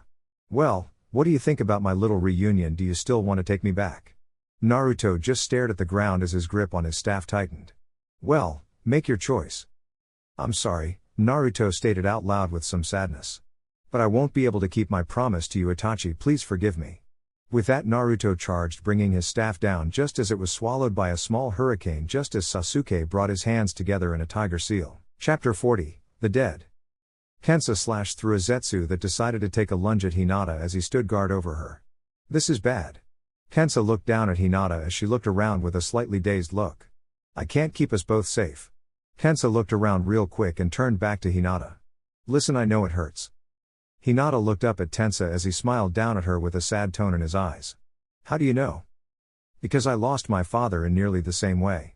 Tensa explained as the fighting continued around the two. But I fought through my anguish, because that was what my father would have wanted me to do. With that, Tensa swung his arm, releasing a barrage of metal spikes from his arm.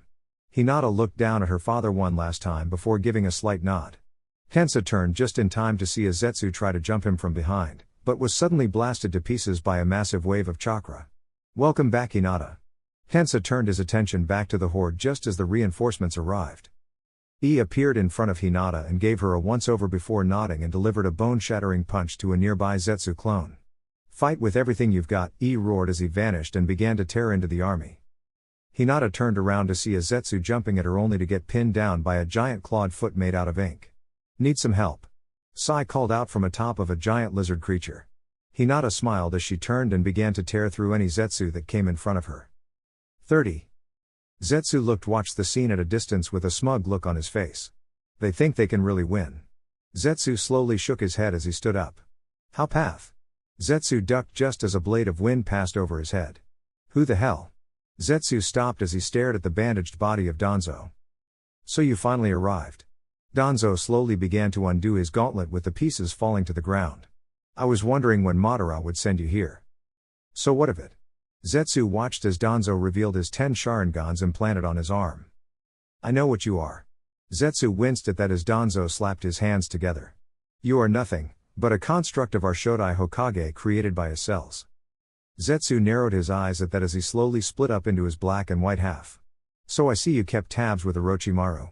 Danzo opened his only revealing eye and stared at Zetsu unmoving. It matters little, because I am stronger than you.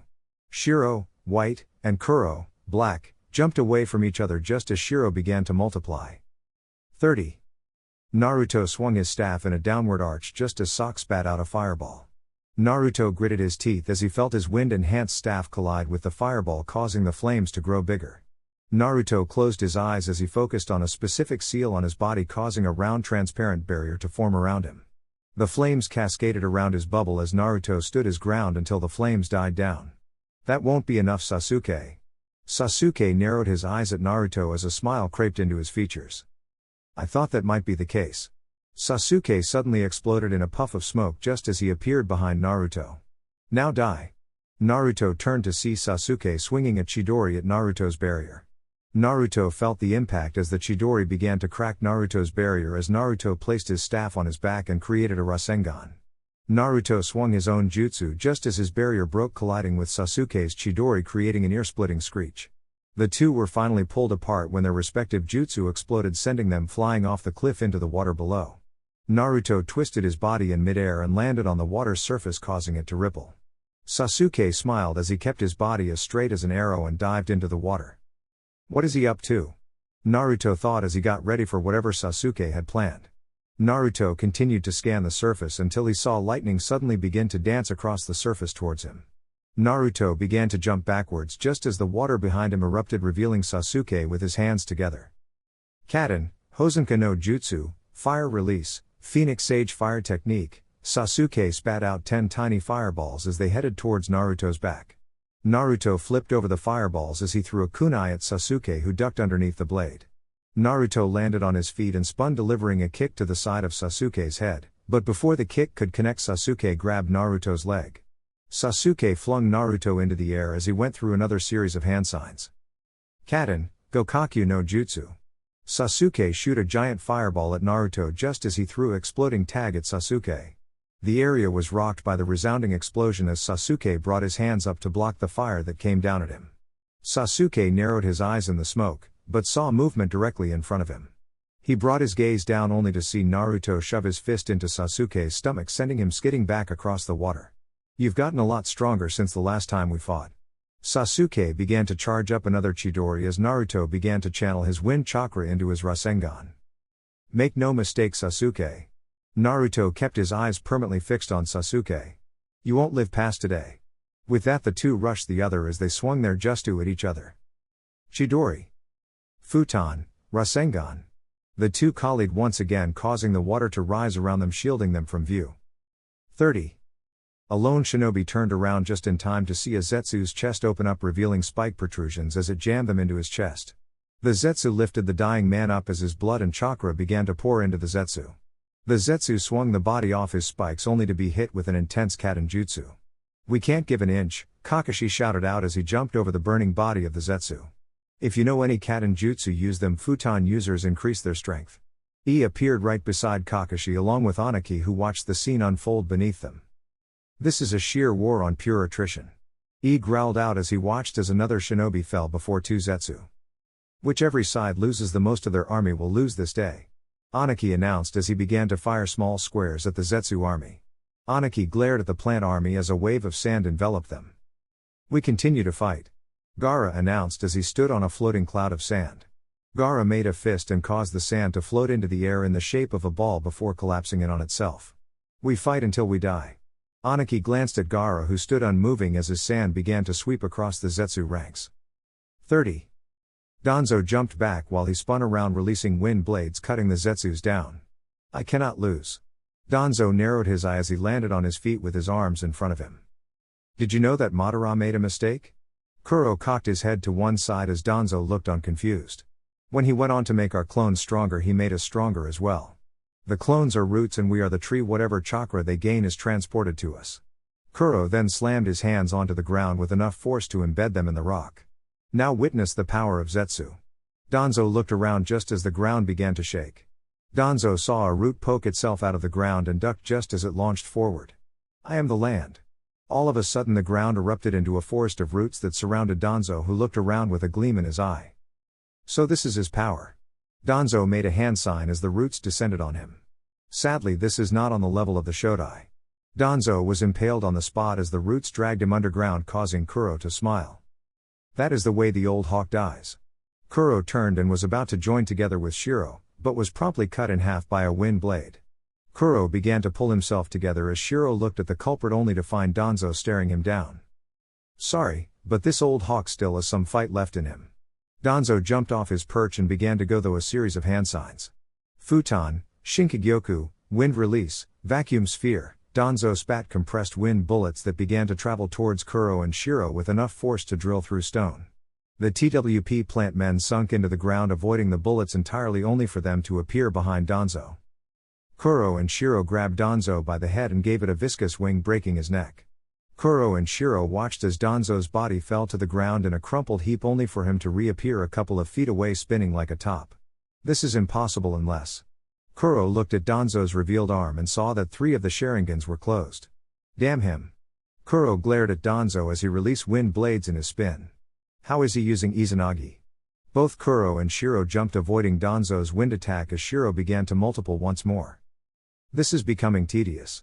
Danzo thought with a slight sigh as the small Zetsu army charged at him. 30. Naruto pushed a small rock off of him as he stood up from his place in the cliffside. Where did you disappear to? Naruto looked around for Sasuke, but saw no sign of the Uchiha. Naruto then heard the unmistakable sound of chirping birds and ducked just as Sasuke sailed over his head. Naruto looked up and grabbed Sasuke's leg just as it went over his head and with as much violence as possible swing him into the cliff sound. Sasuke let out a grunt of pain as Naruto released his hold and jumped backwards, throwing a kunai with an explosive tag. Sasuke opened his eyes just in time for the tag to explode, causing the cliffside to collapse on him. Naruto kept his eyes on the rock pile as it began to shift. I know you are still alive. Naruto commented as time ticked by. No use in prolonging this any. Naruto's sentence went unfinished as he was forced to jump back away from a giant skeletal hand. I don't think that will be a problem, Sasuke announced as the rubble was pushed aside, revealing his Susanoo. Because your end is here. Susanoo raised its crossbow and leveled it with Naruto before firing. Naruto jumped to the left only for his right shoulder to get grazed by the arrow. Naruto kept running as Sasuke's Susanoo fired more arrows as Naruto slowly drew out another kunai with an explosive tag. Naruto threw the kunai only for the giant to swat it away into the cliff, causing it to crumble even more from the resulting explosion. That thing is going to be a nuisance, Naruto thought as he narrowed his eyes at Sasuke hiding behind his giant. I'll have to finish it off quickly. Naruto quickly pulled on Kyuubi's chakra, covering himself in the blazing chakra. This is how it ends. Naruto held out his hand as his black Rasengan began to form. Baijuu Rasengan. Naruto raised the orb above his head as the water around began to spiral around him. Sasuke smiled as he ignited Susanoo with his Amaterasu. Bring it on, Naruto. Sasuke ran at Naruto with Susanoo raising his giant black flame-covered fist into the air. Naruto brought his Baijuu Rasengan down as he ran at Sasuke with his eyes hardened with determination. Sasuke. Naruto swung the black orb at Sasuke just as Susanoo brought its fist down. Naruto narrowed his eyes as his Rasengan collided with Sasuke's Amaterasu enhanced Susanoo, causing the area to begin to shake as the two exploded with enough force to crack the two statues. 30. Tensa grunted as he was violently thrown to the ground by a group of Zetsu that soon jumped him. This is getting ridiculous, Tensa thought as he caused swords to sprout out from his metal body, piercing each individual Zetsu. We have to stay together. Kaiken appeared next to Tensa with a Zetsu gripped in both hands as he snapped their necks. No kidding. Kaiken brought his blade out with a flourish as he cut a charging Zetsu in half. You kill one, 2 more take its place. At this rate we will be overrun before long. Tensa nodded as he shot the blades out of his body, piercing several more Zetsu in the process. Not again. Tensa answered as his body turned to steel once more. Kotan, Bochi Ken, steel release, cemetery blade. Tensa punched the ground with both fists as blades began to shoot out of the ground in front of him, going forward. The Zetsu in front of him jumped out of the way only for him to punch a new line of blades, catching them off guard. This is so stupid, Tensa remarked as he punched a Zetsu that got through his sword field. Why do we have to fight plant people? Kaiken smiled and shrugged as he cut another Zetsu down. Just unlucky, I guess. Kaiken answered as he charged towards another group of Zetsu. 30. Danzo reappeared once more as he was killed by another barrage of roots. 2 more minutes, Danzo recounted as he stared at his remaining eyes. I have to beat him by then. Kuro smirked as he saw Danzo stare down at his arm. Izanagi is nearly done. Danzo glared at the dark plant as Kuro lowered himself to the ground, placing his hand on the ground. Danzo jumped, avoiding the spiked roots as he was grabbed by Shiro from behind. Danzo turned to face Shiro just as a root stabbed him straight through the chest. Danzo looked down as blood began to pour from his mouth as he stared at his Sharingan arm only to see all the eyes closed. A special little fungus. Kuro announced, making Danzo turn to him. It allows us to control anything you see, but the problem is we can only control one thing at a time. So we made you think you had 2 minutes on your Izanagi when you had none. Now you will die here. Shiro smiled down at Danzo, who looked on with an emotionless look in his lone eye. What no finally words. Futon, Saishuarashi, wind release, gathering storm. Both Kuro and Shiro looked on confused as the wind began to pick up, encircling Danzo. What is this little? Shiro never finished as the wind picked up with violent speed, slamming both of the Zetsu against Danzo as the wind kept them off the ground. I may die, Danzo stated with a cold efficiency in his voice. But you will fall before me. Danzo freed his hands as he slammed them together as black kanji began to spread across his body. Ura Shishu Fuinjutsu. The black kanji shot out of Danzo's body and began to spread around the area in an orb. For Konoha, Danzo shouted out his finally words as the orb closed and sucked everything caught in it into Danzo's body to die. Danzo stood on his own feet for a few more seconds before collapsing on the ground with a small smile on his face. 30. Everyone watched as the Zetsu army began to wither and fall to the ground. Did we win? A random shinobi asked as he kicked a Zetsu in the side. Everyone looked at one another confused at first, but then erupted into cheers of happiness and joy. How precious! Came an eerie snake voice that made everyone turn to face a horrible sight. Orochimaru stood in front of them, but right behind him stood Kakuzu, Hanzo, Kimimaro, Pakura, and Gari. Now we can grind your happiness and joy into nothing but dust. Konan appeared in a flurry of paper, but froze once she saw Hanzo staring her down. Well, if it isn't the paper bitch. Hanzo narrowed his eyes at her with hate in them as he gently began to walk down towards her with dangerous intention in each step. I'm going to enjoy this. Hanzo. Konan growled this out as her body began to separate into paper. I thought I would never have to see you again. Sadly, you have no choice. Hanzo slammed his palm on the ground as he was covered in smoke. As the smoke cleared, everyone saw Hanzo riding on a giant salamander. Now you will die. Konan simply vanished in a flutter of paper as she scattered around the area as the other reincarnated shinobi attacked. 30. Naruto was laying on his back on the water as the entire cliff on the Madara statue's side crumbled down into the river. That hurt. Naruto grumbled out as he looked at his right palm to see it burnt and barely healing. I guess I put too much power behind that attack. Naruto leaned up to see Sasuke embedded into the cliff. I guess you are almost done as well.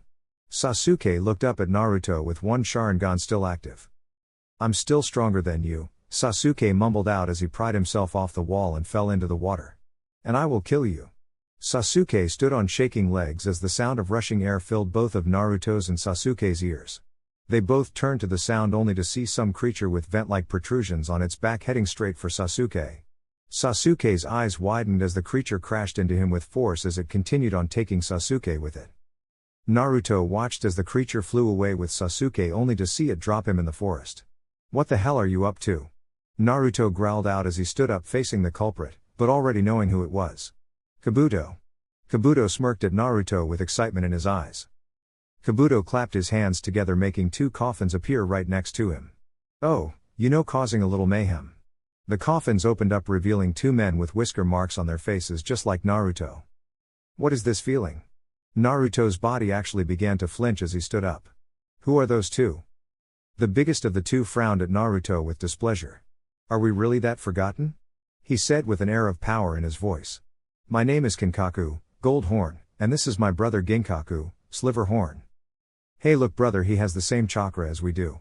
Ginkaku smirked at Naruto, who glared at them. And the same marks on our faces. You're right. Kinkaku rested his arm on the gourd on his neck. This must be the new Jinchuriki de Kyubi no Kitsune. How is the old fox doing? Ginkaku crossed his arms with a smile on his face. How do you have his chakra? Naruto questioned back with a flare of anger in his eyes. Oh, we were ordered to capture the Kyubi when it didn't have a host. Kinkaku responded with a bit of anger in his voice. But the fox ate us, and in its stomach we stayed for 2 weeks until we forced it to puke us up. So you just absorbed some of its chakra from your stay inside its stomach. Naruto couldn't believe what he had just heard. But that is impossible. Impossible you say? Ginkaku yelled this out as he and his brother jumped off the cliff and landed on the water. But yet here we are for you to see. Yeah, now it's time.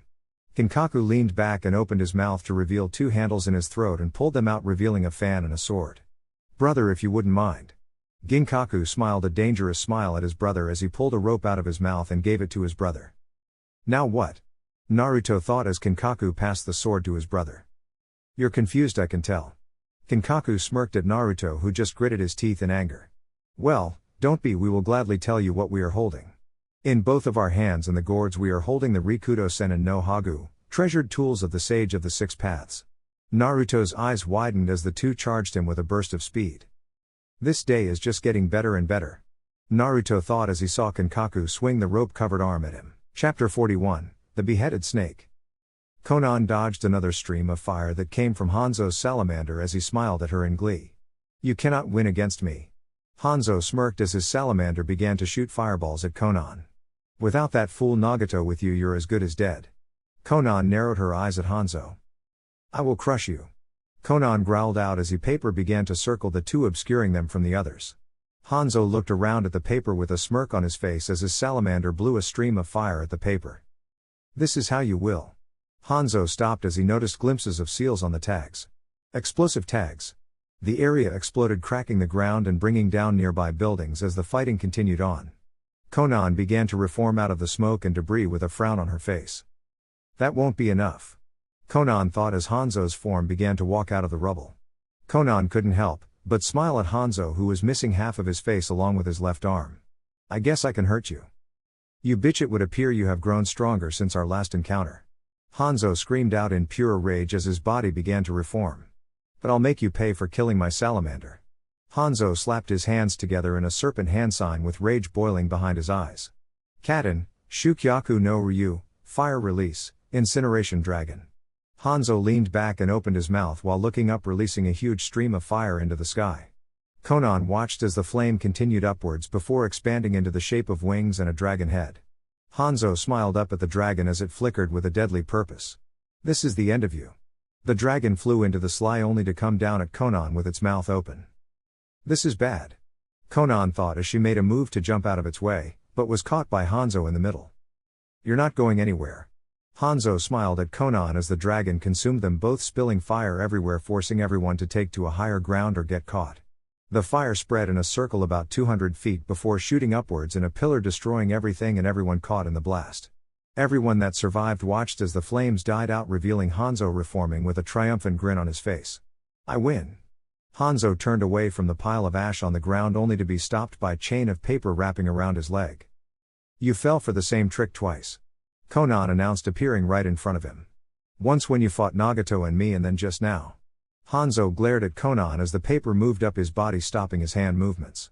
"Without your salamander helping your Katen jutsu out, you are the same as anyone else. I'm going to make sure you die here, Hanzo, and this time you will stay dead." At this, Hanzo smirked at her with a violent light in his eyes. "Oh, and how will you do that?" Hanzo stated as his body was covered all the way up to the neck. "With Edo Tensei, I'll just keep coming back no matter what you do. So go ahead, give it all you got, weakling, you will only die tired anyway." Konan smirked at him as they both disappeared in a flurry of paper. Hanzo looked around as the two appeared over a deep crater in the ground. "And what are you going to do?" "I'm going to lower you into this chasm for you to rot for all of time," Konan said with no emotion as the paper began to peel away from Hanzo. "I'll just crawl my way back out." Hanzo smiled at her with an air of superiority. "And then I will find you and kill you." Konan simply pulled a small tag out of pocket and placed it Hanzo's forehead. Suddenly Hanzo's body stiffened straight as a pole, confusing him. "Naruto gave each of us one of these tags in case Madara or anyone else appeared to fight us. I think he knew that Kabuto was going to betray him. Funny, isn't?" Hanzo gritted his teeth as the paper peeled all the way off, dropping him into the abyss below. Hanzo kept his eyes locked directly on Konan's as she made her paper fly into the hole after him. Konan placed her hands together in a tight seal as she began to pour chakra into the explosive tags mixed with her paper. "Goodbye, Hanzo." The tags exploded, causing the crater to collapse in on itself, burying Hanzo underneath tons of rubble. Konan fell to the ground with a tired look in her eyes, but a smile on her face as she turned to Konoha to see a figure approaching. "It worked." "Yeah, it did." Kaiken smiled down at Konan as he lifted her up to his shoulder. "We need to get you some help." Kaiken pulled a tag out of his pocket as he slapped it on his chest, causing a glow to appear from it. "You can't leave the others behind," Konan stated with a weak voice. Hensa can look after himself. Ukaiken announced as Konan, and Ukaiken was covered in the glow. And Naruto can handle anything thrown at him. With that, the two vanished in a blast of light. But I can't shake the feeling that something bad is about to happen. Ukaiken thought before he vanished in the light. 30. Naruto skidded across the water as a pillar of black fire erupted behind him. Sasuke is handling himself. Naruto turned his attention back to the two brothers who smiled at him with glee in their eyes. I'll deal with Sasuke when I finish with these three. Naruto turned his glare upon Kabuto, who shuddered as Naruto felt his chakra spike. What just happened? Oh, Hanzo failed to eradicate Konoha, so I ended the jutsu for him. Kabuto's eyes sparked with a dangerous glint in his eyes. I have no need for a useless tool. With that, Kinkaku took his opportunity and slammed Naruto with his rope-covered arm into a wall. Naruto felt something begin to climb up his mouth until a white orb with kanji writing on it appeared in front of his face. Noro, Shichi-Seiken, Curse, 7-star sword. Ginkaku came down from the sky, cutting the tendril that connected the orb to Naruto, causing Naruto to fall backwards. Rokun Shiro, Beni Hisago, Record, Crimson Gourd. Naruto watched as the orb was sucked into the gourd, leaving him both confused and a little exhausted. What the fuck was that? Naruto managed to gasp out as he coughed. Ginkaku looked at his sword as the word promise appeared on the blade. Oh, just the beginning of the end. The two brothers shared a look of excitement as they watched Naruto glare at them. 30. Lee dodged as another barrage of bones were sent his way by Kimimaro. I am sorry I have to fight you in such an unyouthful state. Lee announced with generally sadness in his voice. But in order to protect my home, I will not hold back. I will protect Orochimaru-sama. Kimimaro announced with an emotionless voice. I have been given a second chance to protect him and serve him. So I will do everything in my power to crush you into dust. Lee nodded his head as Kimimaro placed his hands on the ground as his curse mark began to spread across his body. Saarabi no Mai, Dance of the Seedling Fern. Lee knew what was coming and already began to jump from the ground to a nearby building as a forest of bone shot out of the ground. This time I'll be seeing the full capabilities of this bone forest, Lee murmured to himself as Kimimaro backed into a large bone only to meld with it. Here it comes. Lee ducked just as a barrage of spear-shaped bone launched out of the bone behind him. Lee turned just in time to see Kimimaro appear in front of him with his arm encased in a spear made of bone. Goodbye. Kimimaro swung the spear at Lee, but just as it was about to hit, Lee ducked while delivering a viscous kick to Kimimaro's chin, sending him into the sky. Now is my chance, Lee stated as he jumped into the air to follow. Kimimaro looked on with emotionless eyes as Lee wrapped him in his bandages, but just as Lee was about to spin Kimimaro upside down, bones erupted out of his skin. Lee grabbed one of the bones and used it to swing Kimimaro down to the ground with enough force to create a small hole in the ground. That was too close. Lee landed on a building only to be forced to jump off it when a barrage of bone were sent his way. You can't kill me. Kimimaro commented as he stood up as he popped his neck back into place with a sickening crack. I'm already dead. Lee looked on as Kimimaro's arm began to straighten itself until it looked back to normal. I might not have any choice, but to use them. Lee thought with a dark tone in his thoughts. 30. Gaara watched as another sea of snakes were sent his way as a wall of sand blocked their path. You killed my father. Gaara commented softly with a dead look in his eyes. Orochimaru sneered down at the Kazekage with a slight twinge of glee. So what? Orochimaru stated as he had his sword rest on his shoulder. It's not like you two ever truly loved one another. Gaara glared up at Orochimaru just as he came down from the sky with his leg coming down in an arch. Orochimaru looked up with dull eyes as he was cut in two by the lightning-charged leg. He jumped from his position right next to Gaara just as Orochimaru began to reform. You can't kill me, you insignificant fools. He and Gaara narrowed their eyes at the snake man. And soon I will have new life.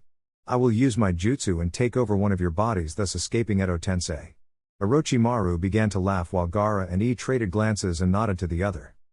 Well, then we better finish this quickly. He announced as he made a signal, and suddenly a burst of light appeared next to him, but as the light faded, a pot was right next to him. He grabbed the pot and opened the lid while placing it on his back. Gaara summoned a wave of sand and had it rush Orochimaru, who only jumped out of the way. He suddenly appeared next to him, punching him with a lightning-charged fist. Orochimaru. Orochimaru smiled at E as he grabbed E's fist while raising his sword into the air. Time to die. Orochimaru swung the sword down only to stop as his body began to be pulled into the pot. What is this? E smiled as he sat the jar down as he watched Orochimaru begin to disappear into the pot. Kohaku no Johei, Amber Purifying Pot. Orochimaru's eyes widened as he was sealed into the pot, allowing E to shut the lid. E and Gaara looked at each other until a stream of fire was shot into the sky. 30. Kakuzu was staring at Kakashi with murder in his eyes. I guess I get to fight you again. Kakuzu smirked underneath his mask as his black thread began to pour of his body. Lucky me. Kakashi narrowed his eyes as he dodged the wave of black thread as a giant dragon made out of ink crashed into Kakuzu with Sai and Hinata landing right next to Kakashi. Hello Kakashi-sensei, Sai stated with a smile on his face. We thought we could be of assistance. Kakashi nodded his head with a smile hidden underneath his mask as the three of them turned towards Kakuzu. Something is off. Kakashi thought with confusion as he glanced around. If the person who summoned these people back with Edo Tensei wanted to destroy Konoha, then they should have summoned more. Instead they bring enough to keep us busy. Realization hit Kakashi as he narrowed his eyes at Kakuzu. That's it, they want us all to be busy so they can try and achieve something, but the question is what? Kakashi looked at Sai, who nodded as he unraveled a scroll and began to draw on it.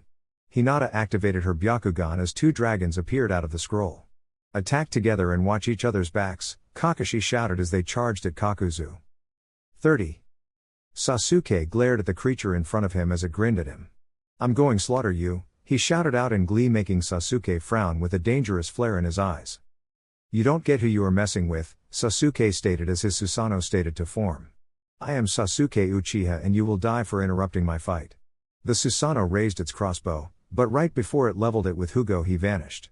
Sasuke looked around for Hugo, but could find no sign of him until a ball of chakra exploded against Susanoo. Sasuke felt the air pressure from the explosion and knew if Susanoo wasn't there he would be dead. Hugo appeared in front of him with a giant fist with a piston on the elbow as he delivered a viscous punch to Sasuke's Susanoo. Sasuke's Susanoo shook from the impact and was pushed backwards, but Susanoo simply grabbed Hugo and swung him away. You're strong, Hugo shouted out with a smile full of bloodlust. I'll be sure to kill you slowly. Sasuke narrowed his eyes as his Susanoo ignited with black flames. 30. Naruto kept his eyes on Ginkaku, who was still looking at the sword with a grin on his face. Something is not right. Naruto thought with a nervous tone in his thoughts. I don't know what he has planned with that sword. Sealing.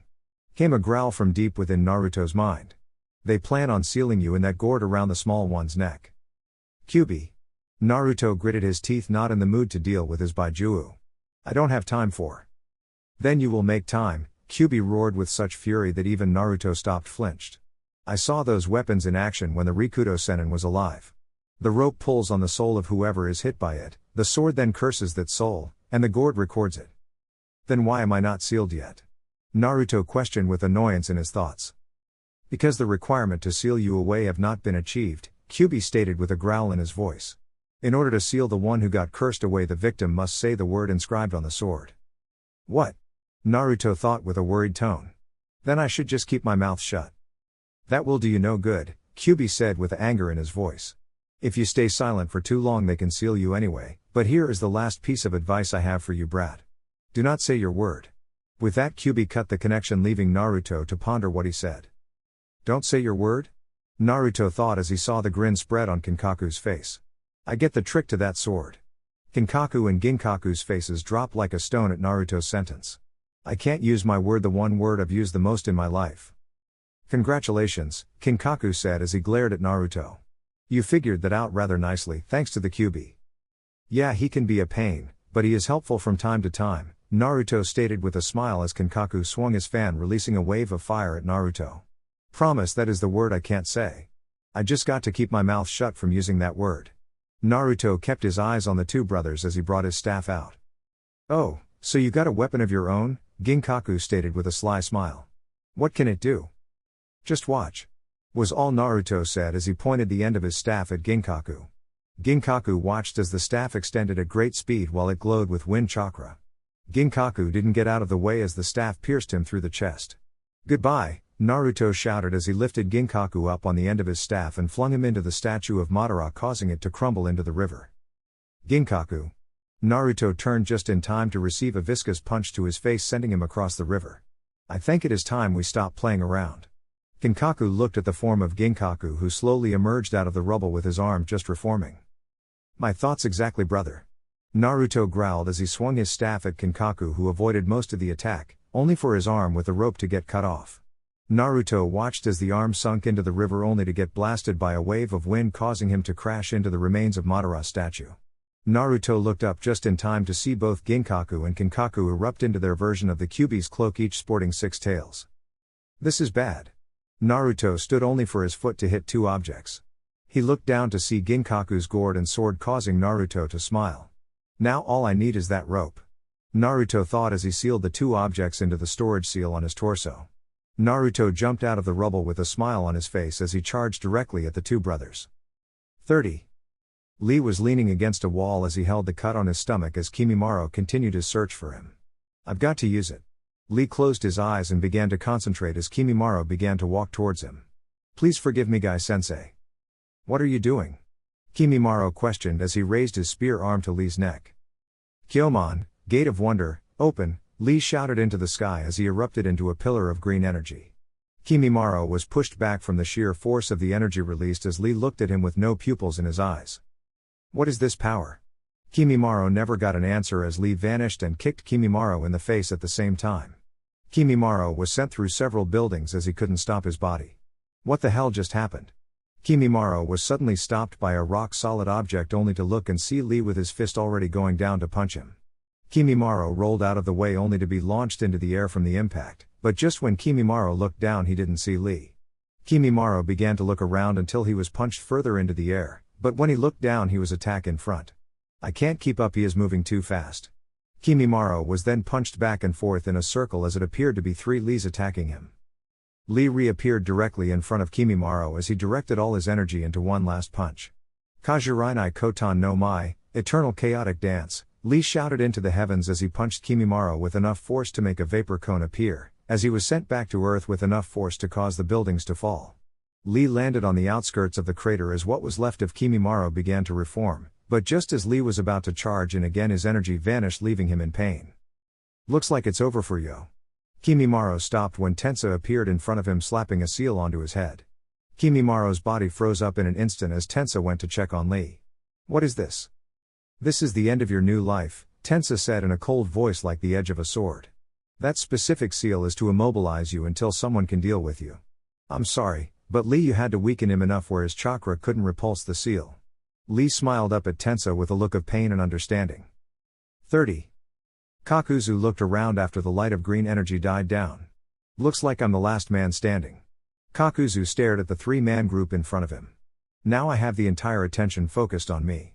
Kakashi was about to question what he meant, but that was when Kakuzu's body exploded into a mess of black thread concealing him underneath as it took form. Threads began to wrap around the last of the standing structure and hoisted the new body up. This is my ultimate form, Kakuzu shouted from atop the creature's head. 1.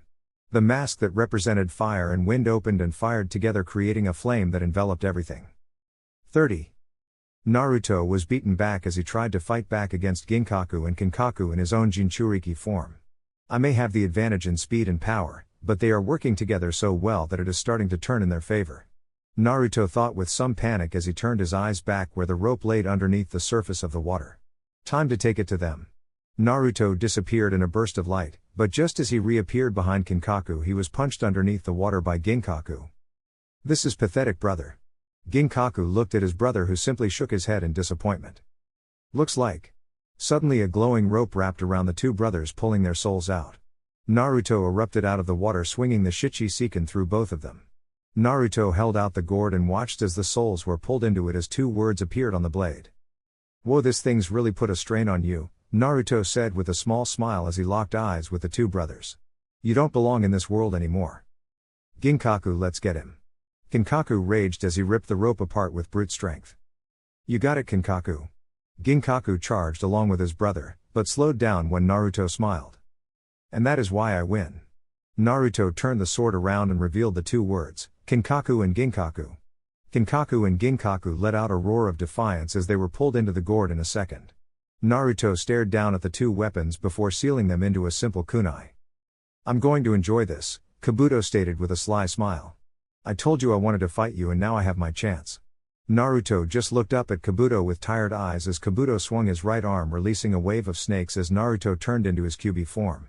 Naruto vanished in a burst of light as Kabuto felt pain erupt where his right arm was, But when he looked down he didn't see a arm. Kabuto turned around and saw Naruto holding a Baijuu Rasengan at his back. You lost because you believed in manipulating others and controlling them, Naruto said with a dead tone. I knew you would use Edo Tensei, but I didn't expect it to be so soon. I would like to say one last thing, thank you for helping me. At that Naruto smiled at Kabuto as he continued to look at Naruto. Looks like you beat me, Kabuto said with a slight smile as he turned his eyes and met Naruto's. Goodbye Kabuto, Naruto stated as his Rasengan shot forward becoming a beam disintegrating Kabuto. Naruto watched as the chakra beam died down and looked towards where Sasuke was taken and began to set out in that direction. We aren't done yet Sasuke. Naruto thought as a growl escaped his mouth. Chapter 42, The Fallen Blade. Kakashi dodged a lightning-charged water ball as he continued to use the buildings as a shield. We need to hold him back, Kakashi shouted as Gaara, Mei, and Aniki appeared next to him. What are we going to do? Kakashi questioned the Kages, but Mei simply smiled and pointed towards a lone shinobi standing on a building. He was tall with a scroll tied around his neck and wore a black cloak, but he quickly removed the clothing revealing a smiling Suigetsu. This is going to be fun, Suigetsu shouted as he opened the scroll and in a puff of smoke was holding a giant sword with a scroll full of explosive tags. Behold the power of Bakudo, blast sword. With that Suigetsu jumped at Kakuzu who sent a wave of black thread at him. My plan involves using Suigetsu as a distraction as we try and take Kakuzu down. Mei finished still wearing her smile, as Suigetsu reverted his body into water allowing the black thread to pass through him. 30. Naruto looked around at the desolate landscape seeing no sign of Sasuke, but found the dead remains of Hugo. Sasuke, Naruto murmured as he continued to gaze around the area, but still found nothing. Naruto turned and began to head to Konoha to help with anything needed, but he never noticed a boulder being lifted up revealing a gleaming Sharingan underneath it. 30. Suigetsu was laughing as he swung the explosive sword causing yet another limb of black thread to blown off. I can keep this up all day. Suigetsu grinned with glee in his eyes. Kakuzu glared at Suigetsu as his blown-off limb repaired itself. I'm going to crush you. Kakuzu screamed out, but at that moment Aniki appeared in front of him holding a cube between his hands. Jinten, Genkai Hikuri no Jutsu, Dust Release, Detachment of the Primitive World. Aniki fired the cube at Kakuzu who charged up his fire and wind masks firing them at the cube. Kakuzu's eyes widened as the cube continued on its path smacking into him. Damn it, Kakuzu exclaimed as he looked down to see a glob of lava hit him in the chest. You pathetic cockroaches. Mei smiled as Kakuzu was wrapped in a ball of sand as both and Tsunade appeared in front of Kakuzu with their fists flaring with chakra. Kakuzu was sent backwards as his body was already beginning to repair itself. Kakuzu spun around and landed on his feet with a glare. You can't beat. Suddenly Kakuzu was smacked backwards as a new figure entered the fray. Right now you don't want to fuck with me. Came Naruto's growl as he narrowed his shifting blue eyes on Kakuzu. Do yourself a favor and back down. Kakuzu growled and immediately charged at Naruto as he brought his hands together in a bird sign. Fuinjutsu, Kamiari, God Spear. Kakuzu stopped his charge as several spikes shot out of his chest. What is this? Kakuzu screamed as Naruto looked away and began to walk towards the ninja force behind him. That is your end. Naruto answered simply as Kakuzu let out a roar as the spikes merged together before shooting upwards and changing into something that resembled a star made out of spears. I've had a bad day. Naruto grumbled out as everyone looked at the Uzumaki in surprise. Hinata was the first to react and was already giving Naruto the biggest hug she could give him along with a kiss to his cheek. I'm fine Hinata, Naruto said with a smile, but that quickly disappeared as he looked around. Where is Kaiken and Konan? Tensa decided at that particular time to appear. He took Konan to Uzushio to get healed, Tensa stated, but was still tense. But he was supposed to be back by now. Naruto narrowed his eyes as he turned his attention to the direction of Uzushio Gakure. 30. Kaiken looked around the village from atop his post on the tower with a scowl on his face. In front of him was a dark cloaked figure with a mask and Akatsuki robes on. So what do you say? Madara smiled at Kaiken who clenched his fist as Madara kept his smile under his mask. Kaiken looked behind him and saw Konan and Enmatsuki getting everyone out of the village. If you join me this can all end. Yeah, but I think I'm happy here. Kaiken swung his blade only for Madara to allow it to pass through him. Kaiken went to bring the blade in a downward swing, but Madara grabbed him by the throat in a blast of speed. I didn't even see him move. Now, Madara stated with a sick glee in his voice. I came here to offer this village a chance to join me, but you spit it back into my face. Madara shook his head back and forth with a sort of disdain. Now I have to figure out how best to kill and crush you all. Kaiken's eyes widened as he was thrown with enough force to go through a line of buildings before stopping at the end of the island.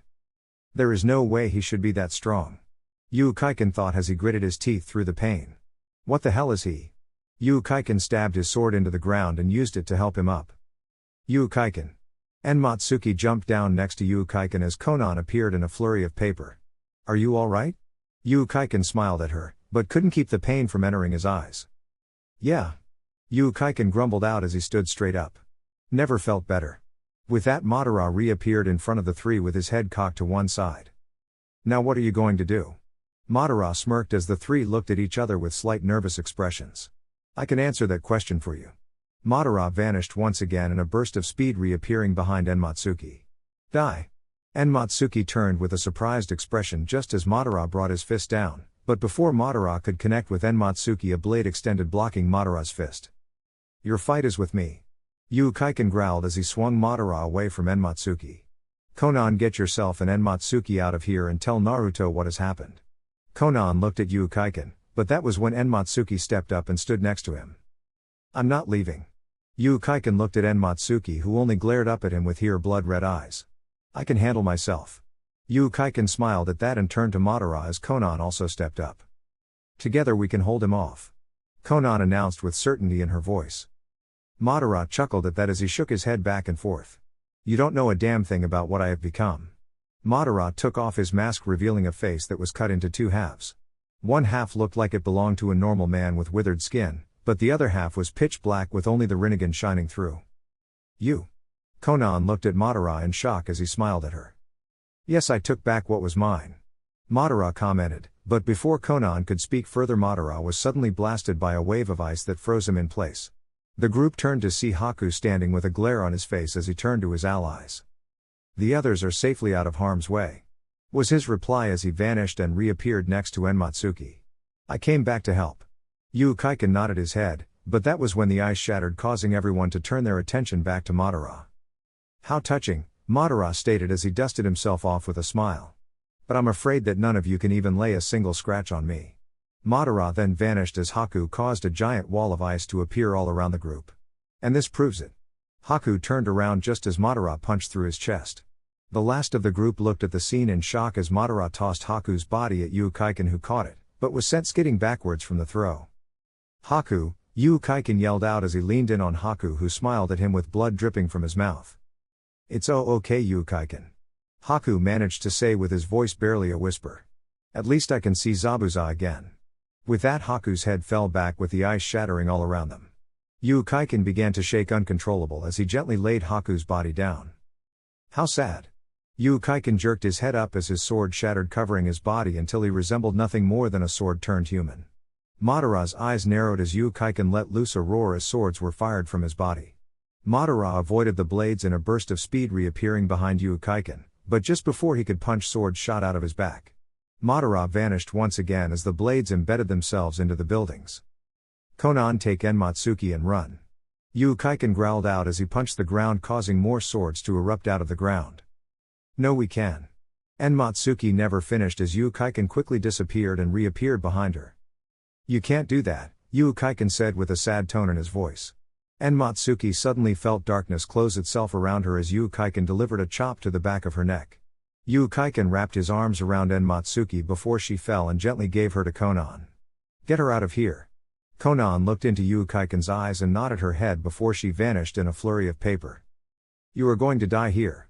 Madara replied with a sickening smile. Maybe, but I will make sure that you remember that you fought me. Kaiken growled out as the two ran at each other with nothing but madness reflected in the other's eyes. 30.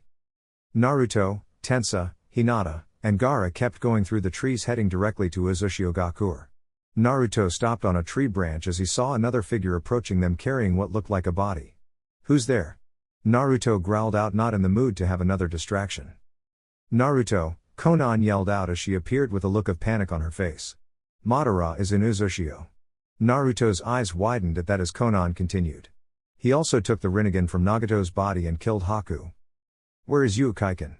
Naruto questioned with barely suppressed rage at hearing of Haku's death. He is trying to hold Madara back.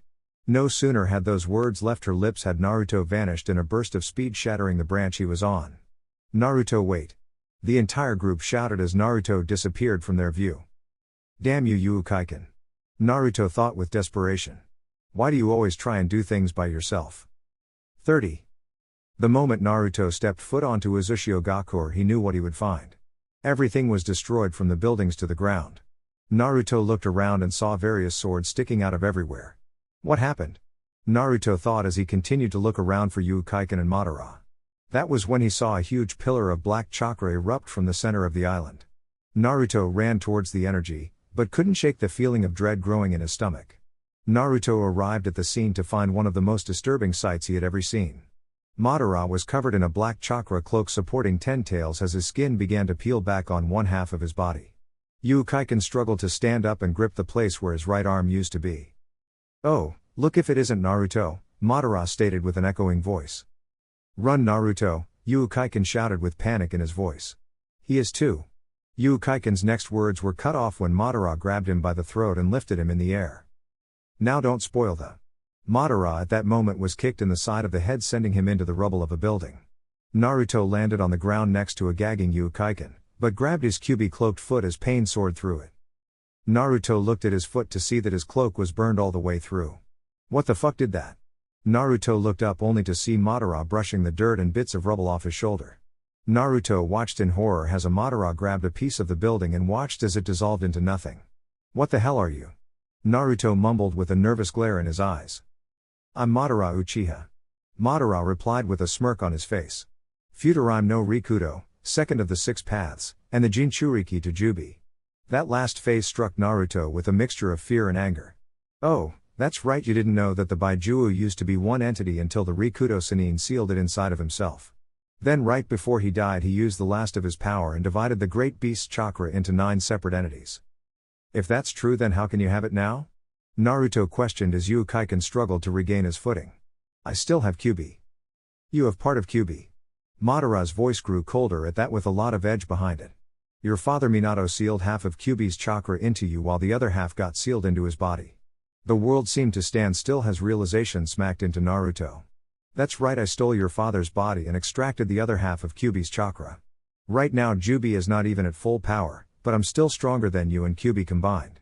Face it, Uzumaki, you lost this fight the moment you stepped back on this pitiful island. Naruto stood still as he kept his Kyuubi's cloak active. I guess I don't have much choice. This caused Madara to cock his head in confusing at Naruto's words. Naruto pushed off the ground, vanishing and creating a crater on the ground as he reappeared behind Madara. But to crush you into dust. Madara simply looked at Naruto with his Rinnegan as he watched Naruto's arm descend towards head, but before it could reach, Madara grabbed Naruto's arm in a vice grip. The area Madara shook from the force of Naruto's swing being stopped so abruptly. I told you I'm stronger. Madara swung Naruto into the ground, and just as Naruto began to get up he stomped him back into the ground. Naruto screamed in pain as Jubi's cloak burned its way through Kyuubi's cloak and straight into his back. Just give up, Naruto, I don't want to waste me time on such a weak. Madara stopped when a sword ripped itself from the ground and struck him in the chest. Madara looked down and watched as the blade simple melted away before looking up to see Uzumaki staring him down. Madara roared with laughter at Uzukaki's challenge. You still think you can beat me? Why don't you come over here and find out, scum? Uzumaki yelled with hatred in his voice, causing Madara to glare at him. Find, I was going to let you watch as I killed that girl you were fond of here. Madara suddenly appeared next to Uzumaki with his fist raised. But I changed my mind. Uzumaki stood his ground as Madara's fist erupted from his back, splattering the rock behind him with blood. Now that is done. Madara stopped when he heard Uzumaki chuckle at him. What's so funny? This. Uzumaki took the remaining strength left in his broken body and formed a tiger seal. Naizen Seikai, 10,000 worlds. Madara looked around and watched as all the blades Uzumaki fired out of his body began to break apart and form new blades until they began to darken from the sheer numbers of them. I'm going to die either way, but I can at least make sure Naruto has a chance. Uzumaki smiled at Naruto as blood spilled from his lips. GG, goodbye. Uzumaki slumped on Madara's arm just as the blades descended on Madara. Naruto brought his arm up to defend his face as the ground exploded from the impact of Uzukaki's final attack. Naruto uncovered his eyes and found a saddening sight, Ukaiken's broken body. Ukaiken, Naruto mumbled, but then reality smacked Naruto in the face. Where is Madara? Naruto turned just as Madara punched him in the gut, sending him through several downed buildings. That was foolish. Madara growled out with anger and hatred in his eyes. Give you a chance to beat me. You should know how futilely that is against the new Madara Uchiha. I cannot be stopped and I cannot be killed. You cannot win against me, Naruto. Naruto pushed some rubble off his chest and gently laid his head down as Kyuubi's cloak faded away. I'm at my limit. Naruto thought with some amount of sadness in his thoughts. I can barely even move my arms. Get up, Kyuubi roared in anger and spied at his container. You can still beat him, but you need to get up. I don't know what to. Naruto began, only for Kyuubi to roar in hate. You are an Uzumaki, Kyuubi stated with each word falling out like venom. You are the only clan that contain my full power. Madara may have stolen my other half, but it still calls to be reunited with me. That half of my power is what is keeping the other Baijuu together. If you can get close enough, I can use my chakra to pull my other half out. But I don't have time. That was when it hit Naruto as he pulled up his shirt and saw the seal containing Kyuubi glowing. I can use this seal as a medium and the remainder of my chakra has a focal point. Kyuubi growled in response as Naruto stood up, surprising Madara. But I have to ask, why are you helping me? Because no matter how much I hate the Uzumaki. Kyuubi growled with pure menace in his voice. I despise Madara even more. Naruto nodded his head as he stood his ground as Madara began to laugh. You fool, you cannot even hope to come close to beating me. Madara vanished and grabbed Naruto by the neck in the span of a second. Do you understand the difference in our powers? Madara lifted Naruto up into the air with a snarl on his face. Naruto suddenly shot his hand up and grabbed Madara's arm, ignoring the burns he was receiving. Gotcha! Was Naruto's only response as his top layer of clothing was blasted off by a massive release of chakra. Madara watched with fear in his eyes as Naruto's seal began to expand until it covered his entire body. What are you doing? Madara yelled out as he tried to free his arm, but that was when a giant clawed hand erupted out of Naruto's stomach and went through Madara's chest. Madara's body froze at the sudden intrusion as he looked down at the red chakra as it slowly began to pull back into Naruto. I'm taking back something that doesn't belong to you, Naruto mumbled as his eyes slowly began to close as his chakra supply went out.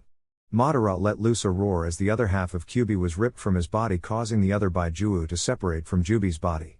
Naruto felt Madara's grip loosing until he fell to the ground with a thud, but in Naruto's mind something else was happening. 30. Naruto awoke to find his sewer gone, only to be replaced by a large building in front of Naruto. Naruto walked towards the building with caution in each step, but just as his foot touched the first step, the building exploded into a shower of tiles that filled every corner of Naruto's mind until he was in what appeared to be a large dojo. The building was bare except for a single pillow in the middle of the room, but it wasn't vacant. An old man was sitting on the pillow with long gray hair that fell almost to the floor. Please come closer. The man waved to Naruto to come to him. Naruto approached, but with each step as cautious as the last. The man looked up and Naruto nearly fell backwards in surprise. The old man looked almost identical to Naruto except for his eyes, which possessed the Rinnegan. The man chuckled at Naruto with amusement.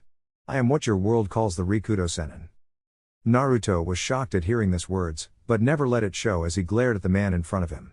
You can't be him, Naruto said with certainty in his voice. You died years and years ago. I did die, Rikudo said with a solemn voice filled with years of wisdom.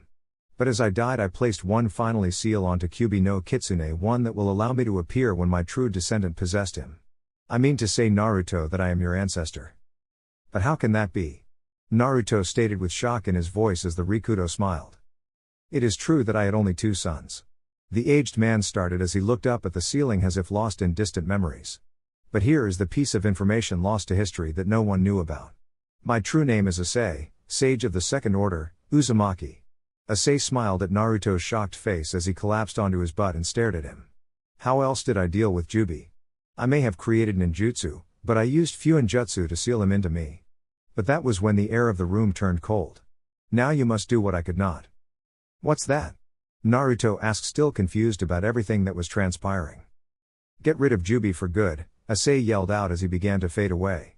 I don't have long, but you have the tool needed to finish the job, you just need to draw it out. Goodbye Naruto Uzumaki, may we meet in the next life.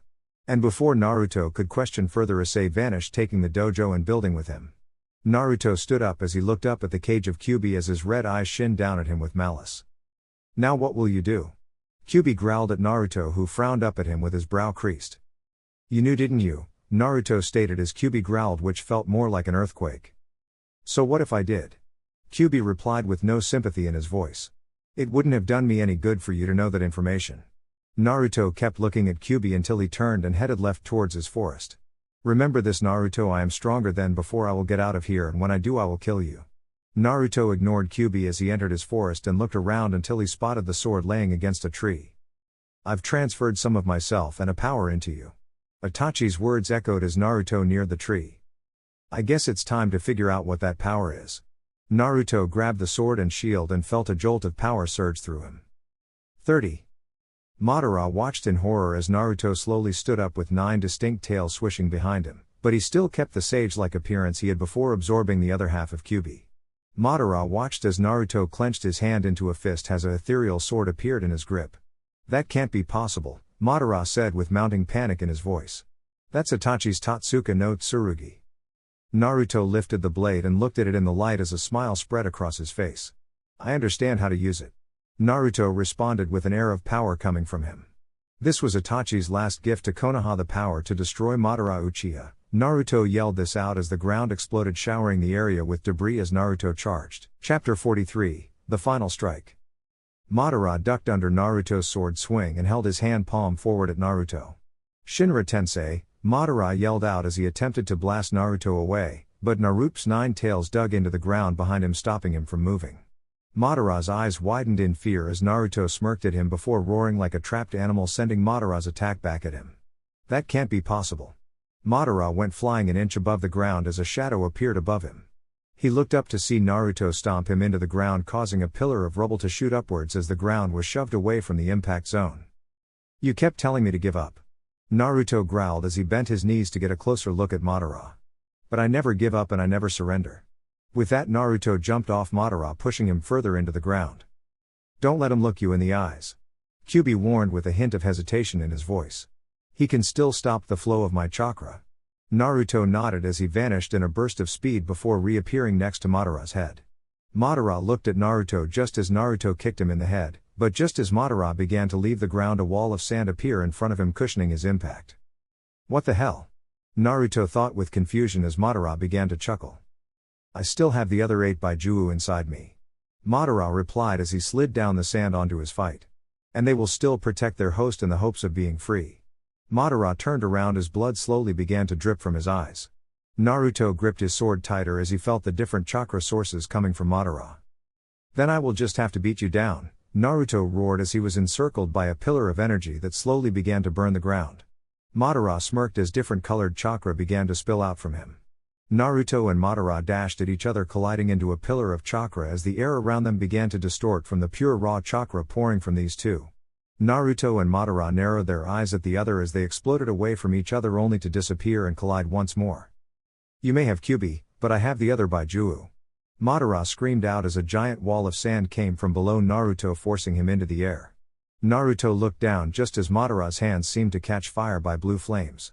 He punched the sand and Naruto watched in awe as the fire began to climb up the sand as if alive, turning the sand into glass as it went up. This is bad. Naruto thought as he roared, releasing a wave of chakra that pried the sand off of him, allowing him to escape.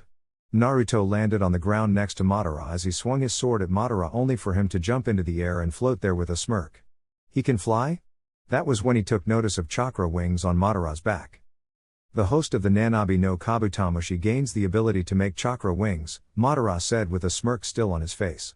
I have the advantage. Not only can you not touch me, but the moment you look me in the eye I will not hesitate to force Kyuubi's chakra back. Naruto growled as he felt more of Kyuubi's chakra force its way into his body. Face it, you can't win against me. Naruto growled with animalistic potency in his voice as he ran up a slanted building until he reached the very top. Madara watched with wide eyes as Naruto jumped into the air, using the sun to blind Madara as he brought the sword down towards Madara's face, but before it reached him a wall of sand appeared in front of the blade. Naruto was suddenly blasted away from Madara by a wave of both sand and chakra. What the hell am I supposed to do? Naruto growled in fury as he fell from the sky, landing on his feet. I will win, Naruto shouted as an image of a giant fox appeared behind him. Madara smiled down at Naruto, but his smile soon disappeared as a shadow fell over him. Die Madara. Madara turned to the voice as Naruto looked up to see a very wounded Sasuke with his sword held above his head. Madara watched as the blade was brought down at him, but merely let it phase through him. Sasuke hit the ground with a tremendous thud, but stood on his feet quickly muttering curses under his breath. I'll deal with you once he is dead. Sasuke announced, turning his only active Sharingan on Naruto, who gave a nod. I wouldn't have it any other way. Naruto muttered as lightning began to bounce off of Sasuke's body and began to trail off into the sky. Why are you fighting with him? Madara asked with both confusion and anger in his voice. You are an Uchiha. That's right, I am an Uchiha. Sasuke muttered darkly with his hair keeping his eyes hidden. Which is much more than you can say. Madara was shocked by Sasuke's words as the Uchiha continued. You killed our clan out of spite. You didn't like that they betrayed you and agreed with the Senju, but Itachi did what he did because he was ordered to. Sasuke jerked his head up with his eternal Mangekyo spinning like a top. I will not allow you to taint the name Uchiha. Suddenly a giant flash of lightning appeared, causing both Madara and Naruto to look up. You remember this jutsu, don't you, Madara? Sasuke's smirk was one of glee and anger as Madara's eyes widened. I decided to change it a little. Behold Enten, Kirin. The lightning-based dragon descended from the heavens, but it wasn't alone. Covering the beast were the flickering flames of Amaterasu. Once it connects, it won't explode like last time. Oh, no, it will scar the land and reduce everything to dust. Sasuke swung his arm down, giving Naruto enough time to grab Sasuke and bolt just as the dragon collided with Madara in the middle of the island. Naruto reappeared with Sasuke on his shoulder and turned around to see Uzumaki be engulfed by the black fire. Why did you save me? Naruto promptly dropped the Uchiha on the ground. I didn't, was Naruto's response as he looked at his ethereal sword. I just wanted to finish our fight. Sasuke glared at Naruto as he turned to Sasuke, but that was when a vortex appeared between them. They both watched in shock as Madara's badly burnt body was dropped in front of them. I will not die so easily. Madara commented as he stood up with his left arm hanging limply to his side. I am immortal. Sasuke narrowed his eyes as his hand erupted into a lightning bolt. Naruto on the other hand looked at Madara with a look of both pity and disgust. Why can't you just accept it? Naruto asked, drawing Madara's attention. You are in no position to fight us. Naruto began to walk towards Madara as his chakra flared into a giant pillar with the faces of each Baijuu together on it. That will not help you. The chakra suddenly became an oversized chakra ball that slowly began to shrink in size. I will crush you, Uzumaki, Madara shouted as he threw the orb at Naruto, who stood his ground. The orb smacked into Naruto and shot upwards in a beam of black energy as the ground began to crack from the force. Sasuke brought his entire arm up to block his face from the rubble sent his way as Madara began to laugh. I will rule the world and bring about everlasting peace. Madara stopped as Naruto reappeared right beside him, already swinging his ethereal sword at him. Madara felt the blade pass through him as blood shot out of his mouth, causing him to collapse to his knees. This is over, Madara. Naruto replied as the sword went to work on sucking Madara in. Madara glared up at Naruto with his Sharingan gleaming with hate. Why do you fight to stop me? Madara questioned as he tried to fight the ceiling. My peace is the only true peace. Naruto stared at Madara directly into his eyes with no hate, but with understanding. Because I'll make sure that the entire world ceases their fighting. Naruto looked at his blade as he stabbed it through Madara's chest. But the first thing needed to be done is to get rid of the Baijuu. Goodbye, Madara Uchiha. Madara glared at Naruto as his entire body was absorbed into the blade, leaving only Naruto and Sasuke. Naruto released Kyuubi's chakra and watched as the sword faded into the wind. Now we finish what we started. Sasuke smirked as his lightning ball began to turn black. Naruto nodded to his as he formed a Rasen Shuriken in his palm, causing Sasuke's smile to grow bigger. No holding back, I see. I don't want any more interruptions, was Naruto's response as Sasuke laughed. This is the end of the road, Sasuke. Now the question becomes who will be the last man standing.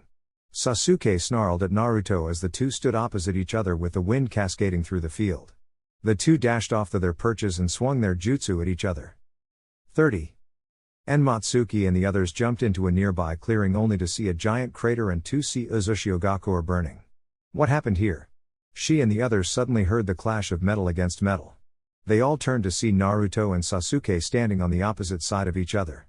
Sasuke's sword was sparking with his lightning chakra as Naruto's staff was encircled by wind chakra. Both of them were missing pieces of their clothing and were supporting injuries. We need to help. Hinata stopped when Naruto smiled at her. I don't want anyone to interrupt this fight, Naruto stated as his staff began to crack and split. Because this is what Sasuke and me have been waiting for. Naruto banged his staff on the ground and everyone stared as his staff began to fold and twist together. Sasuke smirked at Naruto as his staff finished its transformation into a guardless katana. So this is going to end without blades. Naruto made no comment except by raising his sword pointing the blade at Sasuke. They glared at each other with no other thought in their minds, but the fight ahead. Hinata watched with worry in her eyes as Naruto and Sasuke began to walk around each other not taking their eyes off the other. Wind began to blow through the battlefield knocking off a single leaf from a tree allowing it to slowly fall to the ground, but at the moment it touched the soil Naruto and Sasuke charged. Naruto brought his sword down as Sasuke brought his up causing the two swords to meet at a single point. Naruto took his momentum from the sudden stop to flip himself over Sasuke and land right behind him. Sasuke turned around his body around sharply dodging a stab from Naruto and delivered a viscous elbow to Naruto's head.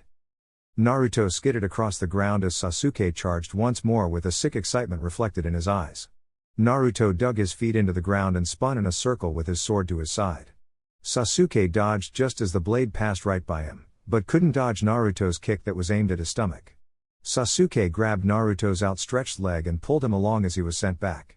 Naruto spun his blade around until his blade was pointing at the ground before he stabbed it into the dirt and rock. Sasuke grinned as he brought his sword up and brought down in a stab aimed directly at Naruto's chest. Naruto swung his left arm up just in time for it to take the impact and also allowing Naruto to force the blade away. Naruto pulled his sword out of the ground and threw it at Sasuke forcing him to release Naruto's leg and grab the blade. Naruto took the opportunity and gripped the blade in his forearm and pulled it out just as Sasuke looked up. Naruto swung the sword in a downward arch at Sasuke's head, but Sasuke jumped backwards only to receive a cut that went down his eye. Naruto spun the blade around as he twisted his body trying to build up momentum just as Sasuke began to do the same thing. They both swung their blades causing a spark of metal to appear as they passed each other. They both turned their bodies around at the exact same time thrusting the blades forward. Sasuke and Naruto both stood as still as statues with everyone else looking on in horror at seeing both of them impaled, but that was when Sasuke coughed up blood as he stumbled backwards with his sword still in his chest. Naruto stood up with his blade caught in his other hand with blood dripping from the gash on his hand. Sasuke looked at the blade with a mixture of shock and amusement. To think I would die like this. Sasuke coughed out as his knees began to wobble. Tell me Naruto, do you hate me? Naruto dropped his sword and looked down at the one he thought of as a brother with tears dripping from his eyes. You tried to kill me on multiple occasions and you attacked Konoha. Naruto looked Sasuke directly in the eyes and saw the light begin to fade in them. But the strange thing is Sasuke, I don't think I could ever truly hate you. You were like a brother to me and that is the memory I will always cherish. I will keep the memory of what you used to be alive, but the Sasuke I see in front of me needed to die. Goodbye, Sasuke. Sasuke slowly closed his eyes as a smile began to appear on his lips. Idiot. With that Sasuke collapsed to his side as his chest stopped moving. Everyone looked towards Naruto just in time to see him collapse as well. 30. Naruto felt himself floating in a sea of darkness as his eyes slowly began to close. Naruto. Naruto's eyes opened back up at the voice as if he only heard it in a dream. You need to stay awake Naruto. Naruto continued to look around, but could only see the vast darkness. Naruto laid his head back down and felt himself begin to drift into his eternal sleep, but at that point a strong fist descended and punched him in the head. Naruto jerked upwards and rubbed his head furiously and glared at the direction the fist came from. Finally got you awake, brat. Naruto's eyes widened at the voice as he began to remember. You need to wake up, honey. Naruto turned to the new voice as the darkness began to fade away revealing Kushina, Jiraiya, Minato, Ananami, Kakui, and Uzumaki. What are you doing here? Naruto questioned as he looked at his hand confused. Am I dead? This got a chuckle from Minato as he wrapped his arm around Naruto's shoulders. I guess you can say you were in between, Minato stated with a smile still on his face. All I remember was swinging my sword at Sasuke and then. Naruto gestured to the surrounding darkness. Did I kill Sasuke? Kakui gave off a yawn causing everyone to glare at him. Yeah, the Uchiha kid is dead. Kakui looked at Naruto with the same tired look he had when he was alive. Naruto gave Kakui a sad smile as he sighed. Don't apologize now Naruto. I made my bed and now I can finally get my well-deserved nap. Naruto chuckled at that and looked to Uzumaki who slowly approached Naruto. Naruto, tell Matsuki that I'm sorry. Ukaiken looked at Naruto with deep regret in his eyes. But I did what I did to try and make the world a much more safer place for our child. Naruto nodded his head and shook Ukaiken's outstretched hand. I promise you, Ukaiken. This brought a wide grin to Ukaiken's face as Jiraiya pulled him away. Now you can't go off and be the same brat, you understand? Jiraiya replied sternly, but couldn't keep the smile off his face. But either way, I am proud of my student and godson. Jiraiya turned and walked away as Kushina and Minato gave Naruto a big hug. You did it, Naruto. They both said with happiness in their voices. We couldn't be more proud of you than we are now, but it is time for you to wake up, your friends are waiting. Wait, are you saying this is all a dream? Naruto asked, looking from face to face, but the only response came from his father. You could say that. Minato looked up as the darkness began to open, spilling sunlight through the area. But of course, what is a dream? People talk about dreams and how they will make them a reality, but is it really true? I'll have to say yes to that, because dreams are what make you Naruto. Without dreams you are nothing, but an empty shell looking for a place to belong. Now you asked, was this a dream? Well, that is for you to decide, Naruto. Naruto was about to open his mouth to speak when a beam of light hit him, blinding him from seeing and hearing anymore. 30. Naruto's eyes flew open only to get blinded by a small flash of light, forcing him to close his eyes. Naruto slowly opened his eyes once more to see that he was in a hospital room filled with all his friends. Naruto continued to look around to see a crying Hinata in front of him. What's going? Naruto never finished the question as Hinata threw herself at him and wrapped him up in a bear hug. Naruto looked down at Hinata's head as she cried, allowing Shikamaru to speak up. You've been out for almost 2 months, Naruto. Naruto turned his head in surprise as Shikamaru continued. The combined effect of fighting in 3 different fights and then sealing Madara away put you in a coma. Naruto smiled at his good luck of having came out as he gently began to rub Hinata on her back.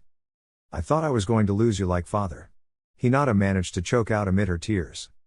I'm not going anywhere, Hinata. Naruto continued to rub Hinata's back as her tears slowly began to die.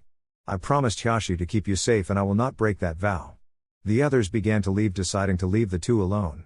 Hinata, can you help me? Hinata looked at Naruto as he stared out the window with a slight smile. I want to see the sunrise with my girlfriend. Hinata looked around a little and as gently as she could she picked Naruto up and helped him to the window.